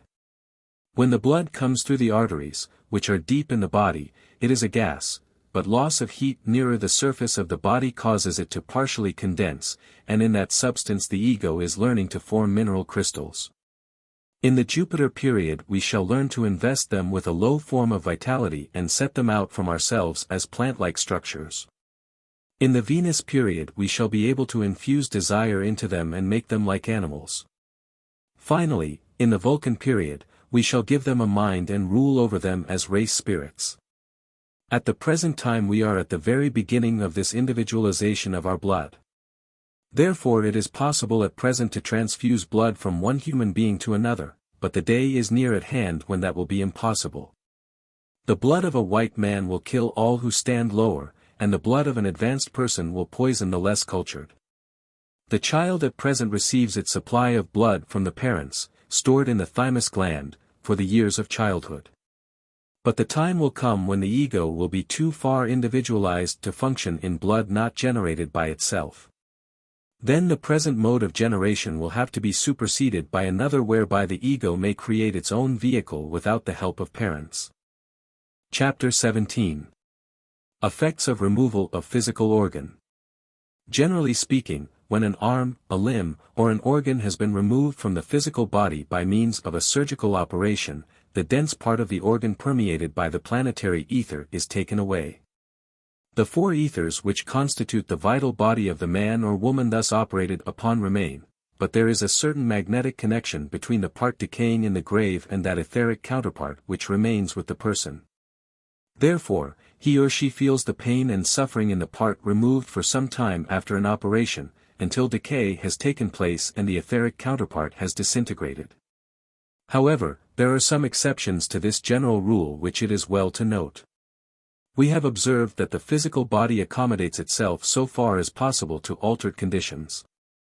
If a wound in a certain part of the body makes it impossible for the blood to flow in the normal channels, it finds another set of veins by which it may make its circuit, but an organ never atrophies so long as it can serve any useful purpose. It is similar with the vital body composed of ethers. When an arm or limb has been amputated, the etheric counterpart of that member is no longer required in the economy of the body, therefore, it gradually wastes away. But in the case of an organ like the spleen where the etheric counterpart has an important function as gateway for the solar energy, naturally no such disintegration will take place. It should also be remembered that wherever disease manifests in the physical vehicle, that part of the vital body has first become thin, attenuated, and diseased. And it was its failure to supply the necessary vital energy that caused the manifestation of physical symptoms of ill health. Conversely, when health returns, the vital body is the first to pick up, and this convalescence is then manifested in the dense body. Therefore, if the physical spleen is diseased, it is a foregone conclusion that the etheric counterpart is also in subnormal health, and the wisdom of removing the organ is doubtful. However, if it is done, the body will seek to accommodate itself to the new condition and the etheric counterpart of the spleen will continue to function as before. Another interesting angle to this question is revealed in the after-death state. When a person who is injured passes into the invisible realm, he thinks with the same mind, pictures himself there as he was in the world. Consequently, a scar on the forehead or the loss of an arm or limb is reproduced by his thought in the matter of the desire world, and he appears there disfigured as he was here. In the World War this was very noticeable, for all the soldiers who passed out with wounds which they could see and which they knew how to determine the effect of, reproduced these wounds in their desire bodies. They felt pain similar to what they would have felt if they had still been in the physical body, because they fancied that there must be pain connected with it. However, they were quickly assisted by one another and by those who had been helped by the elder brothers to see the matter right, that there was no actual pain. As soon as they were convinced that their wounds were but illusions and taught that they could shape their bodies in the normal and healthy state, they could quickly remedy the condition. Removal of tonsils. Removal of the tonsils is a subject on which our opinion is frequently asked, and we have always discouraged the removal of these necessary organs. For it has been found that serious throat and lung diseases are often experienced in later life as a consequence of removing the tonsils, and an increasing number of physicians today denounce this operation as wholly unnecessary. The tonsils are ruled by Taurus, one of the signs of Venus. There is great sympathy between signs ruled by the same planet. Libra, the other Venus sign, rules the kidneys. Removal of tonsils from the Taurus region affects secretion of urine in the Libra region. Therefore, when we remove the tonsils from a child, we increase the tendency to gout and rheumatism in later years. As a matter of fact, enlarged tonsils are due to conditions connected with the arrival at puberty and adolescence, perhaps accentuated by a wrong diet, and this is a factor in most of the other throat diseases. For the larynx is the opposite of the generative organs, as proved by the fact that the voice changes at the time of puberty. And in many other ways. When the period of adolescence is past, it will be found that these organs will return to their normal condition and will give no further trouble. In acute conditions, we have always recommended the citrus fruits as the finest antiseptics known. This applies also and particularly to pineapple. Lemonade made of lemons and honey will be found to give great relief in this condition. Oranges, grapefruit, and pineapple should also be used freely when the child complains of throat trouble. A cold compress on the throat at night when the child goes to bed, supplemented by massage of the throat, will be found an effective treatment in all throat troubles. It goes without saying that the bowels should be kept open and clear. By the use of these simple treatments, the trouble will probably be over in a few days, perhaps even without the necessity of putting the child to bed. Do not be afraid if white matter is expectorated during the process of this treatment. That is just what the child needs to get rid of, in order to be well. Chapter 18. Form of healing to use. Introduction. The form of healing to advise depends upon the nature of the sickness and the temperament of the patient. If it is a case of a broken leg, a surgeon is obviously the one to call. If there is an internal disorder and it is possible to get a broad-minded physician, then in certain cases he is the one to get. If, on the other hand, a mental healer, Christian Science healer, or anyone else who is spiritually minded can be brought in, he may help a person who is himself strong in faith, for as a tuning fork which is of a certain pitch will respond when another tuning fork of the same pitch is struck, so will the person filled with faith respond to the ministrations of these last-named ones. But where faith in their methods is lacking in the patient, it is far better to send for a regular physician in whom the patient has confidence, for health or sickness depends almost altogether upon the state of mind. And in the conditions of sickness where a person is enfeebled, he becomes hypersensitive and should not be thwarted in his preferences. Besides, whatever good there is in any system of healing, the effects upon a certain person will be beneficial or the reverse in exact proportion to his faith in its healing power. Taking medicine. Certainly, it is our duty to take medicine administered by a properly qualified person, or attempt to cure the ills from which we suffer in any other way possible that appeals to us. We should be doing decidedly wrong if we allowed our physical instrument to deteriorate for lack of proper care and attention. It is the most valuable tool we possess, and unless we use it circumspectly and care for it, we are amenable to the law of cause and effect for that neglect. Laying on of hands. There are two very common difficulties in the practice of osteopathy and kindred methods of treatment by the laying on of hands. In this process there are two distinct operations. One is a taking away from the patient of something that is poisonous and injurious, provocative of disease, and there is also a giving out of vital force by the doctor himself or herself. Everybody who had done any work of this kind knows this because it has been felt and is felt by everyone who is successful. Now, unless the doctor or healer is bubbling over with radiant health, two things are liable to happen. Either the human miasma taken away from the patient may so overwhelm him or her that, to use a common expression, he takes on the condition of the patient, or he may give too much of his own vital force, and thus become entirely depleted. Both of these conditions may combine, and then there comes a day when the physician or healer finds himself or herself run down and forced to rest. Magnetic healers who are frankly unscientific often escape the first-mentioned condition by throwing off the magnetism, as they say, but all are liable to be run down. That is something that nobody can escape, save on who can see the etheric effluvia he takes and the vital fluid he gives. Most people are vampires when they are sick, and the stronger and more robust they are ordinarily, the worse they are usually when sickness has thrown them upon a bed or sickness. The following hint is of value in keeping away undesirable conditions. First, fix your thoughts firmly in such a manner that you will not allow this miasmatic effluvia which leaves the patient's body to enter your body further than the elbow.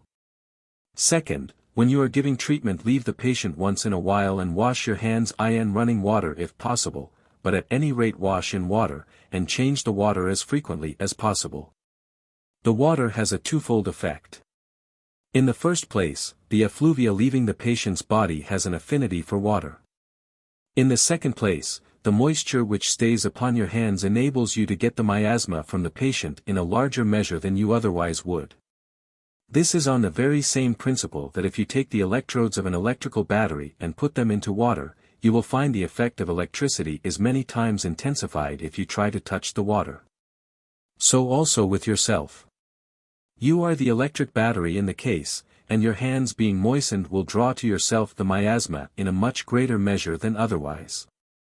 If conditions are such that you cannot get water, you may try to throw the magnetism off, but then it is necessary to be careful, because when the magnetism is thrown away from you it is attracted to the earth, because it is subject to gravity. And to the spiritual vision it is a dark or rather a black jelly-like fluid. It lies shimmering and shivering on the floor. If now the patient gets up relieved from the couch where treatment has been given, and goes over the place where this magnetism has been thrown away, then the miasma will re-enter the body and he or she will be in a worse condition than before you started the treatment. Therefore it is the best policy always to throw such miasma out of the window, or better still, put them into a fireplace and then set fire to them.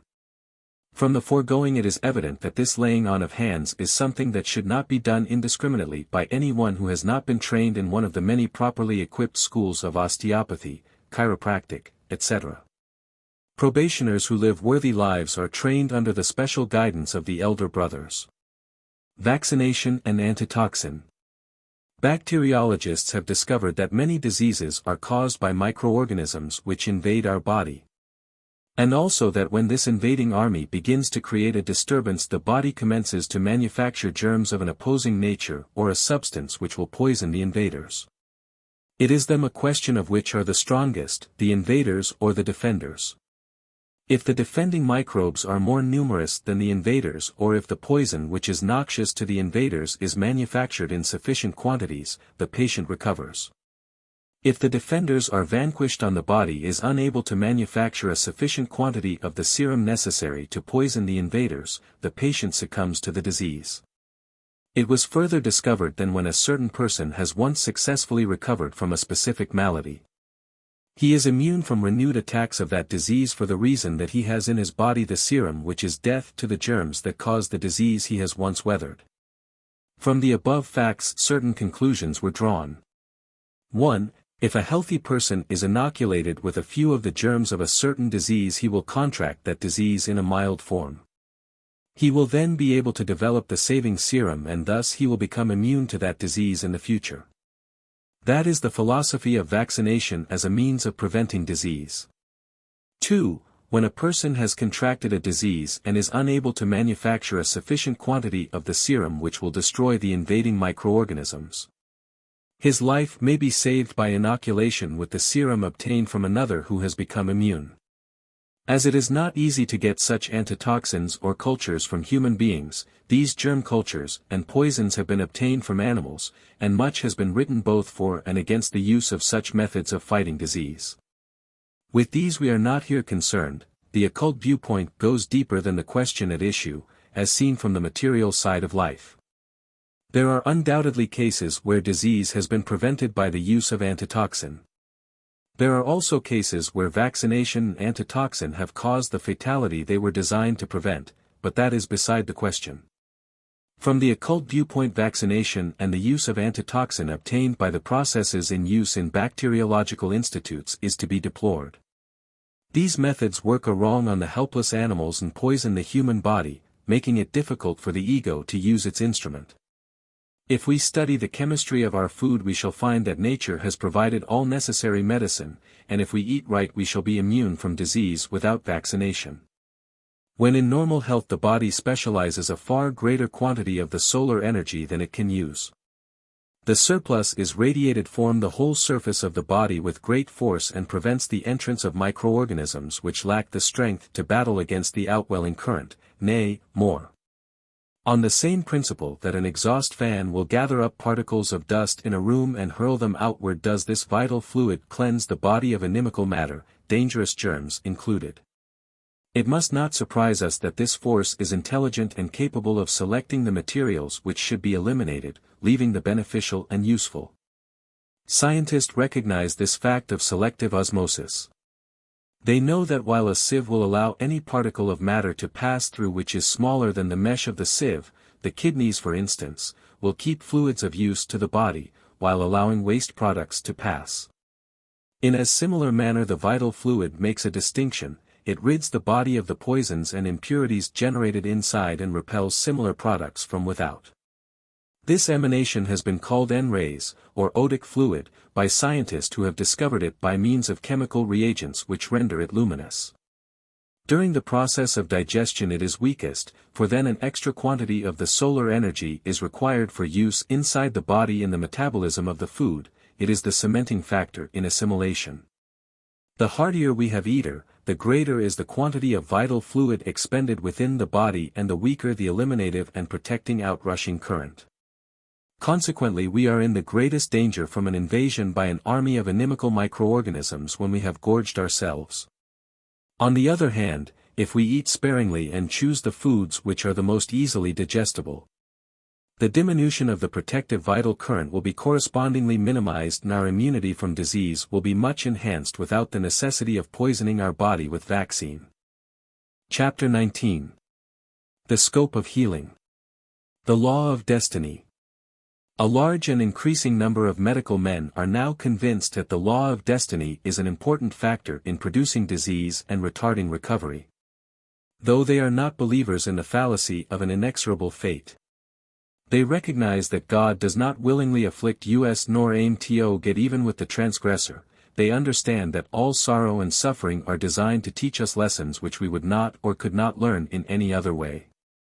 The stars show the period estimated as requisite to teach us the lesson, but even God cannot determine the exact time nor the amount of suffering necessary. We, ourselves, have a prerogative, for we are divine.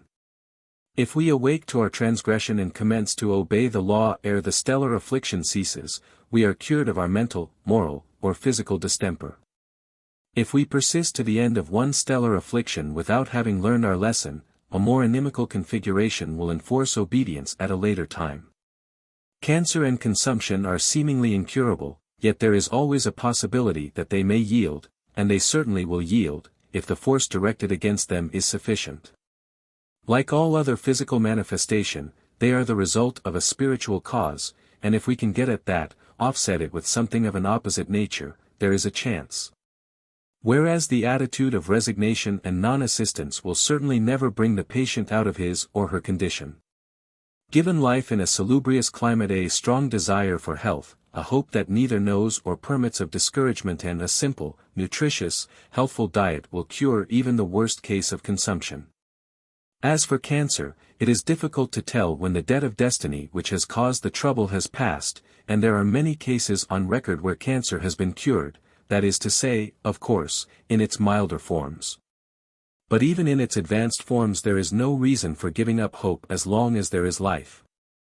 As for sclerosis, there are several methods whereby the deposits may be eliminated, and these removed, the patient may become as well as ever. Particularly is this so if he or she can be brought to recognize the breach of the laws of nature which has caused the disease in the specific case, and it is to this end that we should labor. Whether the disease be cured or not, if the person can be taught now what laws have been transgressed, if he or she can be led to see what is the spiritual cause of the disease, and learn to walk in the ways of virtue, which are according to the laws of God, then in the future there will be no disease for them.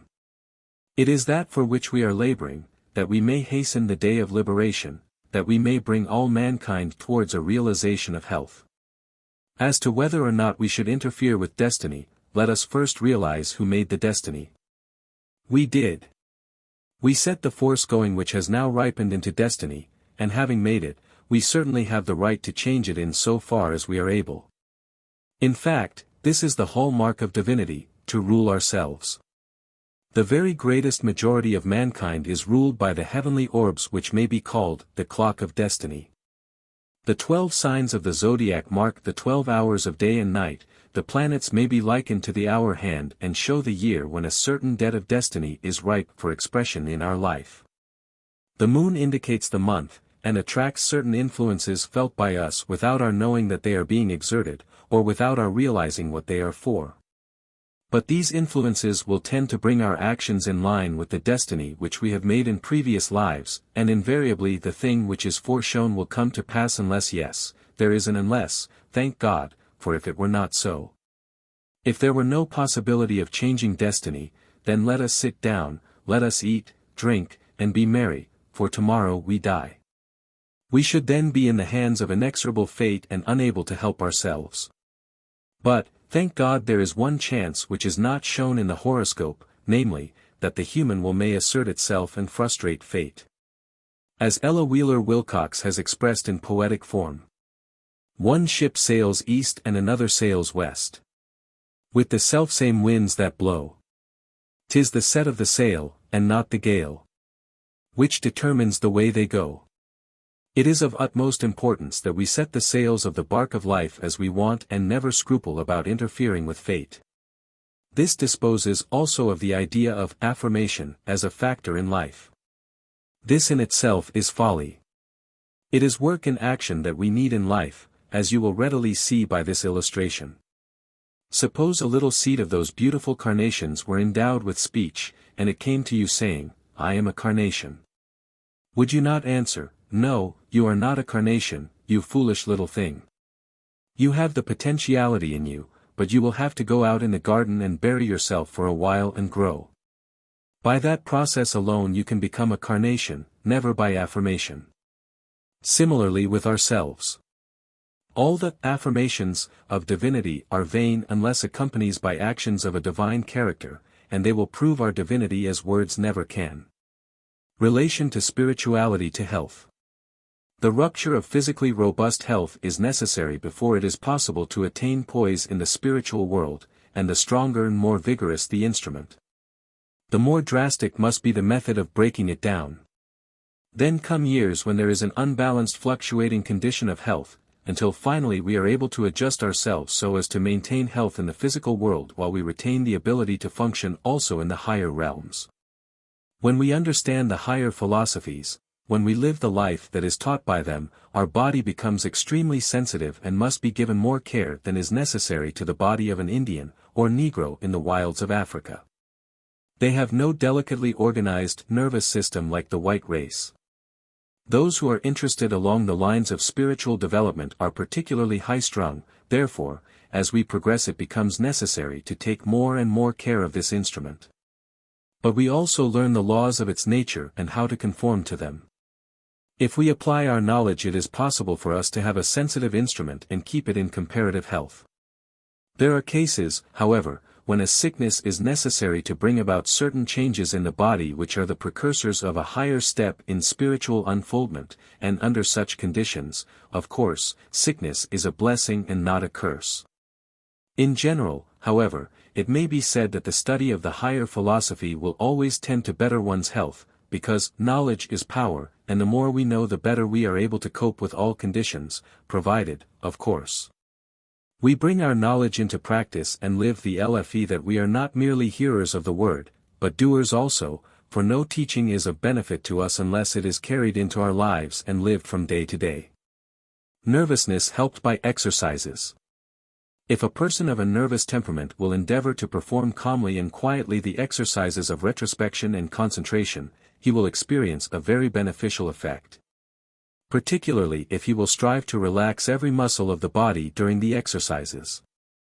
If the patient will completely relax his muscles, calmly and quietly review the day's happenings in the evening exercise and concentrate upon a high ideal in the morning exercise, the nervousness will gradually disappear.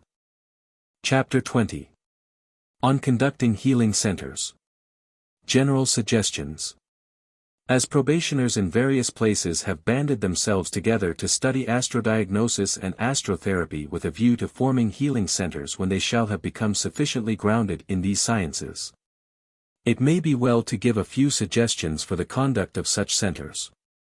In the first place, we must remember that whatever is to be done is for Christ's sake, and devotional exercises at the commencement of classes are an absolute necessity in order to balance the intellectual side of the work. Let us remember that the Christ is now imprisoned in the earth for our sake, bearing the heavy burden of the earth so that we may have proper conditions for our evolution. That disease is the result of ignorance of cosmic laws, hence a retarding factor in evolution and therefore a cause of prolongation of the Christ's imprisonment. And that when we alleviate human suffering we are at the same time decreasing the suffering of Christ and hastening the day of his liberation. Devotional exercises are a powerful means of putting us in tune with the Christ. Through them we gain an intuitional faculty whereby we feel the suffering of others. And at the same time we find the way to ease their pain, as Parsifal did the cause of Amforta's suffering when he was in the garden with Kundry and there realized how he might heal the stricken king. So first and foremost, let us have devotional exercised, reading from the Bible with reference to how Christ healed the sick and comforted the suffering. Perhaps a few comments to drive home the lesson would be well. Take The Imitation of Christ, by Thomas à Kempis, or anything else of a thoroughly devotional nature, and then turn to the study of the human body, for a knowledge of anatomy is an absolute essential. The body is the temple for the indwelling spirit, and as it is necessary for an architect to know how to prop up the pillars of a church, when the wear and tear of time have caused the foundation to crumble, so that new material may replace that which has decayed to make the edifice strong and useful again, so also must we know how to strengthen the various parts of the living temple with which we are to deal. There is a book called The Story of the Living Temple, by Rossiter, which treats of the body in a spiritual manner and will serve us admirably as an aid to a higher conception while using the ordinary textbooks. When taking up a horoscope for analysis, be sure you do not use the figures for probationers attending the meetings, or their close relatives. For just as students in a medical college often by suggestion develop the symptoms of the diseases they are studying, so also members of the class are apt to suffer from neglect of the above precaution. Moreover, when a probationer is ill and applies to the center for healing, he or she may not be admitted to the classes while in ill health, for it is absolutely impossible to avoid accidental mention of symptoms from which such a one may suffer. And thus the disease may be aggravated in this manner. Advice to healers. If letters of fire that would burn themselves into the consciousness of the reader were obtainable, we would spare no effort to procure them for the purpose of warning students on some particular points in connection with the practice of medical astrology. These are: never tell a patient a discouraging fact. Never tell him when impending crises are due. Never predict sickness at a certain time. Never predict death. It is a grave mistake, almost a crime, to tell sick persons anything discouraging, for it robs them of strength that should he husband with the utmost care to facilitate recovery. It is also wrong to suggest sickness to a well person, for it focuses the mind on a specific disease at a certain time, and such a suggestion is liable to cause sickness. It is a well-known fact that many students in medical colleges feel the symptoms of every disease they study, and suffer greatly in consequence of autosuggestion. But the idea of impending disease implanted by one in whom the victim has faith is much more dangerous. Therefore, it behooves the medical astrologer to be very cautious. If you cannot say something encouraging, be silent. This warning applies with particular force when treating patients having Taurus or Virgo rising or the sun or moon in those signs. These positions predispose the mind to center on disease, often in a most unwarranted manner. The Taurian fears sickness to an almost insane degree, and prediction of disease is fatal to his nature. The Virgoans court disease, in order to gain sympathy, and though professing to long for recovery, they actually delight in probing the matter to the depths. They will plead ability to stand full knowledge and profess that it will help them. But if the practitioner allows himself to be enticed by their protestations, and does tell them, they wilt like a flower. They are the most difficult people to help in any case, and extra care should be taken not to aggravate their chances by admissions of the nature indicated. Some students have a morbid desire to know the time of their own death, and probe into this matter in a most unwarranted manner. But no matter how they may seek to deceive themselves, there are very few who have the mental and moral stamina to live life in the same manner, if they knew with absolute certainty that on a certain date their earthly existence would be terminated. This is one of the points most wisely hidden until we are able to see on both sides of the veil, and we do wrong, no matter what our ground, to seek to wrest that knowledge from the horoscope. In the past, when our efforts in behalf of the sick were necessarily restricted to members on account of lack of help in the office, the question sometimes asked, "How may I help a sick friend?" Though we are now prepared to render aid from headquarters to whosoever will, it is important to impress upon probationers of the great opportunity which is theirs by virtue of the connection they have established with the teacher. Healing is accomplished principally by probationers who live the life under direction of the elder brothers. An application to them, written with pen and ink, whether directed through headquarters or to a probationer, invariably evokes a response. The elder brothers know how to use the law to the best advantage, but cannot work contrary to it nor do more than the material furnished them admits. Physical sickness may be overcome by spiritual power. But a certain amount of this power is required. It is a law of physics that a number of coals must be heaped together and sufficient oxygen furnished in order to make a fire. Christ said, "Where 2 or 3 are gathered together in my name, there will I be among them." Association of probationers in Center of Healing furnishes the material in which the elder brothers may kindle the spiritual fire required to heal physical, moral, and mental ailments. Single-handed there is small change of doing good, but in numbers there is strength, particularly if all are fortified with a knowledge of diagnosis from the horoscope and how to apply treatment at propitious times. Healing service inaugurated. On Holy Night the spiritual power in the sun culminates, pouring out a benediction upon the air. From the 25th of December to the 25th of June the physical activities are in the ascendant, gradually gathering force which culminates at the summer solstice, and then blesses man physically with the things needed for his material sustenance. During that time the spiritual activities are difficult to inaugurate, and therefore we waited quietly until the turn recently, holding the first evening healing service on Tuesday, the 23rd of June, 1914, at 7:30. When the moon was in the cardinal sign of Cancer. And in the future a healing service will be held in the Pro-Ecclesia each week at that hour on a day when the moon is in one of the cardinal signs. We decided to have these services that we might utilize the little Pro-Ecclesia to the very utmost, and thus earn the privilege of having the Ecclesia, too. This was approved by the teacher, and he suggested that the healing service be held when the moon is in the cardinal signs. But we want to go a step further in our efforts to secure efficiency. And this is where we want to add the help of every earnest student in the Rosicrucian Fellowship. There is a passage in the ritual used at the Rosicrucian Fellowship services which says, "One coal cannot make a fire."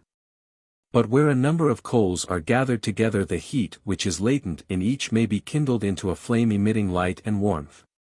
It is in obedience to the same law of nature that we have gathered here tonight, that by massing our spiritual aspirations we may light and keep ablaze the beacon light of true spiritual fellowship.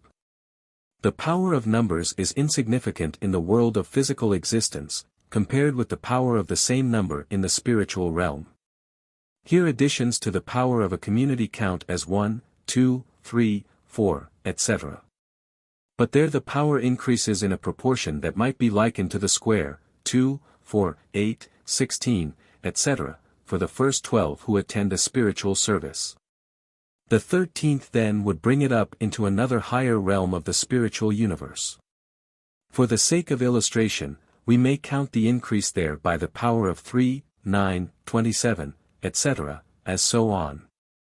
Thus you will see how important even the very weakest one among us may become when it is a question of massing our spiritual aspirations. Nor can there be any questions of the powerful influence that will have on the sick. To secure the help of all earnest students and give them the privilege of helping, we will publish in the Echoes each month the date on which the healing services will be held. And if each student will sit down in his or her own home at 7:30, directing their thoughts to Mt. Ecclesia, to the little pro-ecclesia, where the symbol of the invisible helpers will then be unveiled, the love, sympathy, and strength thus given these workers will enable them to do a much greater service for humanity. Each one of course them having part in that work. The symbol of the invisible helpers upon which we concentrate at Mt. Ecclesia is a snow-white cross, with the 7 red roses and a pure white one in the center. The usual stars, the rays, goes out from the cross, and the background is blue, the whole being beautifully illuminated, thus making it an apt emblem of the effulgence of that soul body wherein these workers travel. It will not be necessary to make corrections in time for your place of residence, because the sun will gather all the aspirations as he goes along, and when the rays at the proper angle arrive at Mt. Ecclesia, the influence directed here will certainly transmit itself and unite with our aspirations taking place at this time and help us in the work. Note, the time of this healing service has since been changed to 6:30. Part 4. There is no death. Chapter 21. The real nature of death. Amid all the uncertainties which are the characteristics of this world, there is but one certainty: death. At one time or another, after a short or long life, comes this termination to the material phase of our existence, which is a birth into a new world, as that which we term birth is, in the beautiful words of Wordsworth, a forgetting of the past. Birth and death may therefore be regarded as the shifting of man's activity from one world to another, and it depends upon our own position whether we designate such a change birth or death. If he enters the world in which we live, we call it birth. If he leaves our plane of existence to enter another world, we call it death. To the individual concerned, however, the passage from one world to another is but as a removal to another city. Here, he lives, unchanged, only his exterior surroundings and condition are changed. The passage from one world to another is often attended by more or less unconsciousness, like sleep, as Wordsworth says, and for the reason our consciousness may be fixed upon the world we have left. In infancy heaven lies about us in actual fact. Children are all clairvoyant for a longer or shorter time after birth, and whoever passes out at death still beholds the material world for some time. If we pass out in the full vigor of physical manhood or womanhood, with strong times of family, friends, or other interests, the dense world will continue to attract our attention for a much longer time than if death occurred at a ripe old age. When the earthy ties have been severed before the change we call death. This is on the same principle that the seed clings to the flesh of unripe fruit, while it is easily and cleanly detached from the ripe fruit. Therefore it is easier to die at an advanced age than in youth. The unconsciousness which usually attends the change of the incoming spirit at birth, and the outgoing spirit at death, is due to our inability to adjust our focus instantly. And is similar to the difficulty we experience when passing from a darkened room to the street on a light, sunny day, or vice versa. Under those conditions some time elapses before we can distinguish objects about us, so with the newly born and the newly dead, both have to readjust their viewpoint to their new condition. When the moment arrives which marks the completion of life in the physical world, the usefulness of the dense body has ended, and the ego withdraws from it by way of the head, taking with it the mind and the desire body. As it does every night during sleep, but now the vital body is useless, so that, too, is withdrawn, and when the silver cord which united the higher to the lower vehicles snaps it can never be repaired. We remember that the vital body is composed of ether, superimposed upon the dense bodies of plant, animal, and man during life. Ether is physical matter, and therefore has weight. The only reason why the scientists cannot weigh it is because they are unable to gather a quantity and put it on a scale. But when it leaves the dense body at death a diminution in weight will take place in every instance, showing that something having weight, yet invisible, leaves the dense body at that time. Physical science knows that whatever the power which moves the heart, it does not come from without, but is inside the heart. The occult scientist sees a chamber in the left ventricle, near the apex, where a little atom swims in a sea of the highest ether. The force in that atom, like the forces of all other atoms, is the undifferentiated life of God.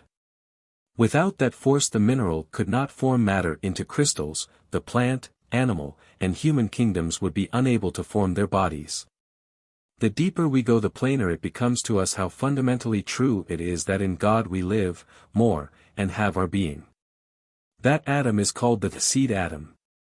The force within it moves the heart and keeps the organism alive. All the other atoms in the whole body must vibrate in tune with this atom.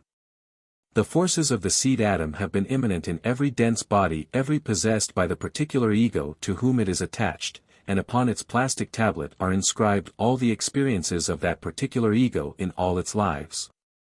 When we return to God, when we shall have become one in God once more, that record, which is peculiarity God's record, will still remain, and thus we shall retain our individuality. Our experiences we transmute into faculties. The evil is transmuted into good and the good we retain as power for higher good, but the record of the experiences is of God and I am God, in the most intimate sense. The silver cord, which unites the higher and lower vehicles terminates at the seed atom in the heart. When material life comes to an end in the natural manner the forces in the seed atom disengage themselves, pass outward along the pneumogastric nerve, the back of the head and along the silver cord, together with the higher vehicles. It is this rupture in the heart which marks physical death, but the connecting silver cord is not broken at once, in some cases not for several days. Chapter 22. Effects of Suicide. When the ego is coming down to rebirth it descends through the second heaven. There it is helped by the creative hierarchies to build an archetype for its coming body, and it instills into that archetype a life that will last for a certain number of years.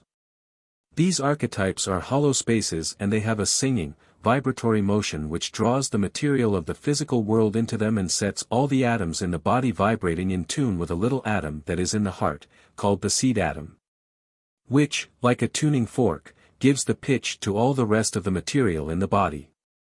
At the time when the full life has been lived on the earth the vibrations in the archetype cease, the seed atom is withdrawn, the dense body goes to decay and the desire body, wherein the ego functions in purgatory and in the first heaven, takes upon itself the shape of the physical body. Then the man commences his work of expiating his evil habits and deeds in purgatory and assimilating the good of his life in the first heaven. The foregoing describes the ordinary conditions when the course of nature is undisturbed, but the case of the suicide is different. He has taken away the seed atom, but the hollow archetype still keeps on vibrating. Therefore he feels as if he were hollowed out and experiences a gnawing feeling inside that can be best likened to the pangs of intense hunger. Material for the building of a dense body is all around him, but seeing that he lacks the gauge of the seed atom, it is impossible for him to assimilate that matter and build it into a body. This dreadful hollowed-out feeling lasts as long as his ordinary life should have lasted. Thus the law of cause and effect teaches him that it is wrong to play truant from the school of life and that it cannot be done with impunity. Then in the next life, when difficulties beset his path, he will remember the sufferings of the past which resulted from suicide and go through the experience that makes for his soul growth. It is curious that the commission of suicide in one life and the consequent post-mortem suffering during the time when the archetype still exists often generate in such people a morbid fear of death in the next life.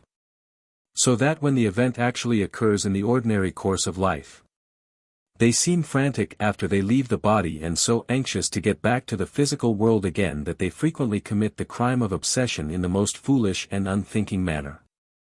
Chapter 23. Causes of Death During Infancy. When a man passes out at death, he takes with him the mind, desire body, and vital body, the latter being the storehouse of the pictures of his past life. And during the 3½ days following death these pictures are etched into the desire body to form the basis of man's life in purgatory and the first heaven where the evil is expurgated and the good assimilated. The experience of the life itself is forgotten, as we have forgotten the process of learning to write, but have retained the faculty. So the cumulative extract of all his experiences, both during past earth lives and past existences in purgatory and the various heavens, are retained by the man and form his stock in trade in the next birth. The pains he has sustained speak to him as the voice of conscience, the good he had done gives him a more and more altruistic character. Now, when the 3.5 days immediately following death are spent by man under conditions of peace and quiet, he is able to concentrate much more upon the etching of his past life, and the imprint upon the desire body will be deeper than if he is disturbed by the hysterical lamentations of his relatives or from other causes. He will then experience a much keener feeling for either good or bad in purgatory and in the first heaven, and in after lives that keen feeling will speak to him with no unmistakable voice. But where the lamentations of relatives take away his attention, or where a man passes out by accident, perhaps in a crowded street, in a train wreck, theater fire, or under other harrowing circumstances, there will, of course, be no opportunity for him to concentrate properly. Neither can he concentrate on a battlefield if he is slain there, and yet it would not be just that he would lose the experience of his life on account of passing out in such an untoward manner. So that the law of cause and effect provides a compensation. We usually think that when a child is born it is born and that is an end to it. But as during the period of gestation the dense body is shielded from the impact of the outside world by being placed within the protecting womb of the mother until it has arrived at sufficient maturity to meet the outside conditions, so are also the vital body, desire body, and mind in a state of gestation and are born at later periods because they have not had as long an evolution behind them as the dense body. Therefore, it takes a longer time for them to arrive at a sufficient state of maturity to become individualized. The vital body is born at the 7th year, when the period of excessive growth marks its advent. The desire body is born at the time of puberty, the 14th year, and the mind is born at 21, when the child is said to have become a man or woman, to have reached majority. That which has not been quickened cannot die, and so when a child dies before the birth of the desire body it passes out into the invisible world, into the first heaven. It cannot ascend into the second and third heaven because the mind and desire body are not born and will not die, so it simply waits in the first heaven until a new opportunity for embodiment offers. And where it has died in its previous life under the before-mentioned harrowing circumstances by accident or upon the battlefield, or where the lamentations of relatives rendered it impossible for it to gain as deep an impression of evil committed and the good accomplished as would have been the case had it died in peace, it is instructed when it has died in the next life as a child in the effects of passions and desires, so that it learns the lessons then which it should have learned in the purgatorial life had it remained undisturbed. It is then reborn with the proper development of conscience so that it may continue its evolution. As in the past, man has been exceedingly warlike and not at all careful of the relatives who passed out at death because of his ignorance, holding wakes over those who died in bed, which were few, perhaps, compared to those who died on the battlefield. There must necessarily on that account be an enormous amount of infant mortality. But as humanity arrives at a better understanding and realizes that we never so much our brother's keeper as when he is passing out of this life, and that we can help him enormously by being quiet and prayerful, so also will infant mortality cease to exist on such a large scale as at present.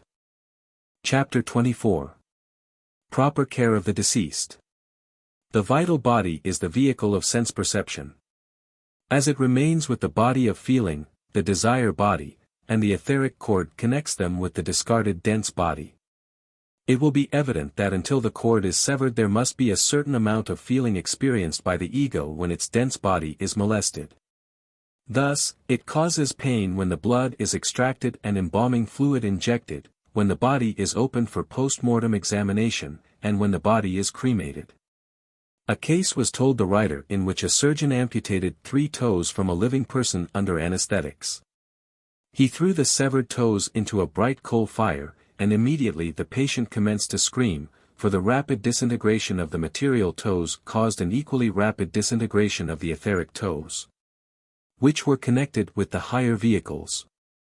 In like manner molestations affect the discarnate spirit from a few hours to 3.5 days after death. Then all connection is severed and the body begins to decay. Therefore great care should be taken not to cause the passing spirit discomfort by such measures. Quiet and prayer are of enormous benefit at that time, and if we love the departed spirit wisely we shall be able to earn its lasting gratitude by following the above instructions. A word should be spoken in regard to the treatment of dying persons who suffer unspeakable agony in many cases through the mistaken kindness of friends. More suffering is caused by administering stimulants to the dying than perhaps in any other way. It is not hard to pass out of the body, but stimulants have the effect of throwing the departing ego back into its body with the force of a catapult, to experience anew the sufferings from which it was just escaping. Departing souls have often complained to investigators, and one such person said that he had not suffered as much in all his life as he did while kept from dying for many hours. The only rational way is to leave nature to take its course when it is seen that the end is inevitable. Another and more far-reaching sin against the passing spirit is to give vent to loud crying or lamentation in or near the death chamber. Just subsequent to its release and from a few hours to a few days afterwards, the ego is engaged upon a matter of the utmost importance. A great deal of the value of the past life depends upon the attention given to it by the passing spirit.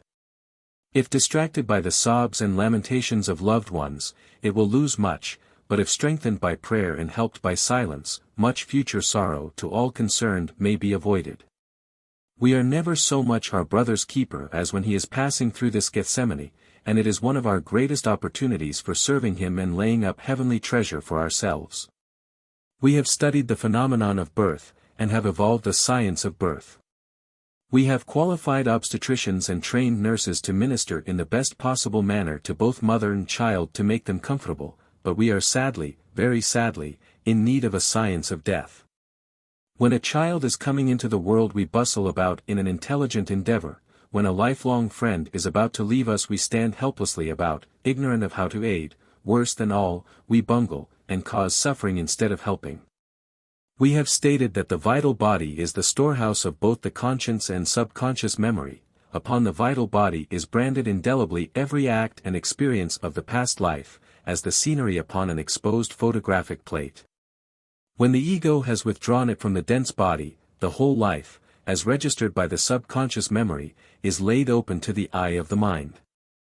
It is the partial loosening of the vital body which causes a drowning person to see his whole past life, but then it is only like a flash, preceding unconsciousness, the silver cord remains intact, or there could be no resuscitation. In the case of a spirit passing out at death, the movement is slower. The man stands as a spectator while the pictures succeed one another from death to birth, so that he sees the first happenings just prior to death, then the years of manhood and womanhood unroll themselves. Youth, childhood and infancy follow, until it terminates at birth. The man, however, has no feeling about them at that time. The object is merely to etch the panorama into the desire body, which is the seat of feeling, and from that impress the feeling will be realized when the ego enters the desire world. But we may note there that the intensity of feeling realized depends upon the length of time consumed in the process of etching, and the attention given thereto by the man. If he was undisturbed for a long period, a deep clear-cut impress will be made upon the desire body. He will feel the wrong he did more keenly in purgatory, and be more abundantly strengthened in his good qualities in heaven, and though the experience will be lost in a future life, the feelings will remain, as the still small voice. Where the feelings have been strongly indented upon the desire body of an ego, this voice will speak in no vague and uncertain terms. It will impel him beyond gainsaying, forcing him to desist from that which caused him pain in the life before and compel him to yield to that which is good. Therefore the panorama passed backwards, so that the ego sees first the effects, and then the underlying causes. When the body is buried, the vital body disintegrates slowly at the same time as the dense body, so that when, for instance, an arm has decayed in the grave, the etheric arm of the vital body which hovers over the grave also disappears. And so on until the last vestige of the body is gone. But where cremation is performed the vital body disintegrates at once, and as that is the storehouse of the pictures of the past life, which are being etched upon the desire body to form the basis of life in purgatory and the first heaven. This would be a great calamity where cremation is performed before the 3.5 days are past. Unless help were given, the passing spirit could not hold it together. And that is part of the work that is done by the invisible helpers for humanity. Sometimes they are assisted by nature spirits and others detailed by the creative hierarchies or leaders of humanity. There is also a loss where one is cremated before the silver cord has been broken naturally. The imprint upon the desire body is never as deep as it would otherwise have been, and this has an effect upon future lives. For the deeper the imprint of the last life upon the desire body, the keener the sufferings in purgatory for the ill committed, and the keener also the pleasure in the first heaven which results from the good deeds of the last life. It is these pains and pleasures of our past lives that are what we call conscience, so that where we have lost in suffering we lose also the realization of wrong which is to deter us in future lives from committing the same mistakes again. Therefore, the effects of the premature cremation are very far-reaching. As to what determines the length of the panorama, we remember that it was the collapse of the vital body which forced the higher vehicles to withdraw, so after death, when the vital body collapses, the ego has to withdraw. And thus the panorama comes to an end. The duration of the panorama depends, therefore, upon the time the person could remain awake if necessary. Some people can remain awake only a few hours, others can endure for a few days, depending upon the strength of their vital body. When the ego has left the vital body, the latter gravitates back to the dense body, remaining hovering above the grave, decaying as the dense body does. And it is indeed a noisome sight to the clairvoyant to pass through a cemetery and behold all those vital bodies whose state of decay clearly indicates the state of decomposition of the remains in the grave. If there were more clairvoyance, incineration would soon be adopted as a measure of protection to our feelings, if not for sanitary reasons. As the interest and belief in a life after death becomes more universal, the necessity for a scientific method for the care of those who are passing into the higher life will be impressed upon the people, and we shall then have nurses, doctors, and ministers who are versed in the science of death as well as in the science of birth. The spirit will then be surrounded by love and peace at the time of passing. It will also have a deeper and clearer record with which to begin its life work in its new state. Chapter 25. How to help those who have passed on. When the ego comes into the physical world, it is in one sense a cause for rejoicing, as we rejoice at the birth of a child, for this world affords us experience and material for soul growth. Looking at it from another point of view, however, when the ego comes into this world and enters the prison house of the dense body, it is in the most limited condition imaginable. And to rejoice at the time the child is born and lament when it is liberated by death, is in reality analogous to rejoicing when a friend is put in jail and giving way to hysterical lamentation when he is liberated. Furthermore, our duties to our dear ones who have passed away from the earth life are not ended when they have severed the physical ties. We have a responsibility to them beyond the grave. Our attitude after the death of our loved ones continues to affect them, for they do not usually leave their accustomed places right away. Many stay in or near the home for a number of months after they have left the body and can feel conditions there even more keenly than when in earth life. If we sigh, mourn, and groan for them, we transfer to them the gloom we ourselves carry about us, or else we bind them to home in efforts to cheer us. In either case we are a hindrance and a stumbling block in the way of their spiritual progress, and while this may be forgiven in those who are ignorant of the facts concerning life and death, people who have studied the Rosicrucian philosophy or kindred teachings are incurring a very grave responsibility when they indulge in such practices. We are well aware that custom used to demand the wearing of mourning and that people were not considered respectable if they did not put on a sable garb as a token of their grief. Fortunately, times are changing and a more enlightened view is being taken of the matter. The transition to the other world is quite serious enough in itself, involving as it does a process of adjustment to strange conditions all around. And the passing spirit is further hampered by the sorrow and anguish of the dear ones whom it continues to see about itself, when it finds them surrounded by a cloud of black gloom. Clothed in garments of the same color and nursing their sorrow for months or years, the effect cannot be anything but depressing. How much better the attitude of those who have learned the Rosicrucian teachings and have taken them to heart. Their attitude is cheerful, helpful, hopeful, and encouraging. The selfish grief at the loss is suppressed in order that the passing spirit may receive all the encouragement possible. Usually the survivors in the family dress in white at the funeral and a cheerful, genial spirit prevails throughout. The thought of the survivors is not, "What shall I do now that I have lost him?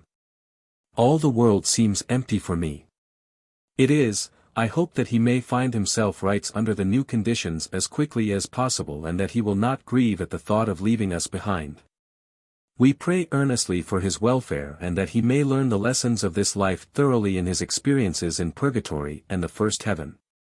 Thus, by the goodwill, intelligence, unselfishness, and love of the remaining friends the passing spirit is enabled to enter the new conditions under much more favorable circumstances. And we cannot do better than to spread this teaching as widely as possible. It is our loss if we are blind to the superphysical realms, but to all who will take the trouble to awaken their latent faculties, the opening of the proper sense is but a matter of time. When that time comes we shall see the so-called dead are all about us, and that, in fact, there is no death, as John McCreary says in the following beautiful poem. There is no death. The stars go down to rise upon another shore. And bright in heaven's jeweled crown, they shine forevermore. There is no death. The forest leaves convert to life the viewless air. The rocks disorganized to feed the hungry moss they bear. There is no death. The dust we tread shall change beneath the summer showers to golden grain or mellow fruit, or rainbow-tinted flowers. There is no death. The leaves may fall. The flowers may fade and pass away. They only wait through wintry hours. The warm, sweet breath of May. There is no death, although we grieve. When beautiful familiar forms that we have learned to love are torn from our embracing arms. Although with bowed and breaking heart, with sable garb and silent tread, we bear their senseless dust to rest, and say that they are dead. They are not dead. They have but passed beyond the mists that blind us here, into the new and larger life of that serener sphere. They have but dropped their robe of clay to put a shining raiment on. They have not wandered far away. They are not lost or gone. Though unseen to the mortal eye, they still are here and love us yet. The dear ones they have left behind, they never do forget. Sometimes upon our fevered brow, we feel their touch, a breath of balm. Our spirit sees them, and our hearts grow comforted and calm. Yes, even near us, though unseen, our dear, immortal spirits tread. For all God's boundless universe is life, there are no dead.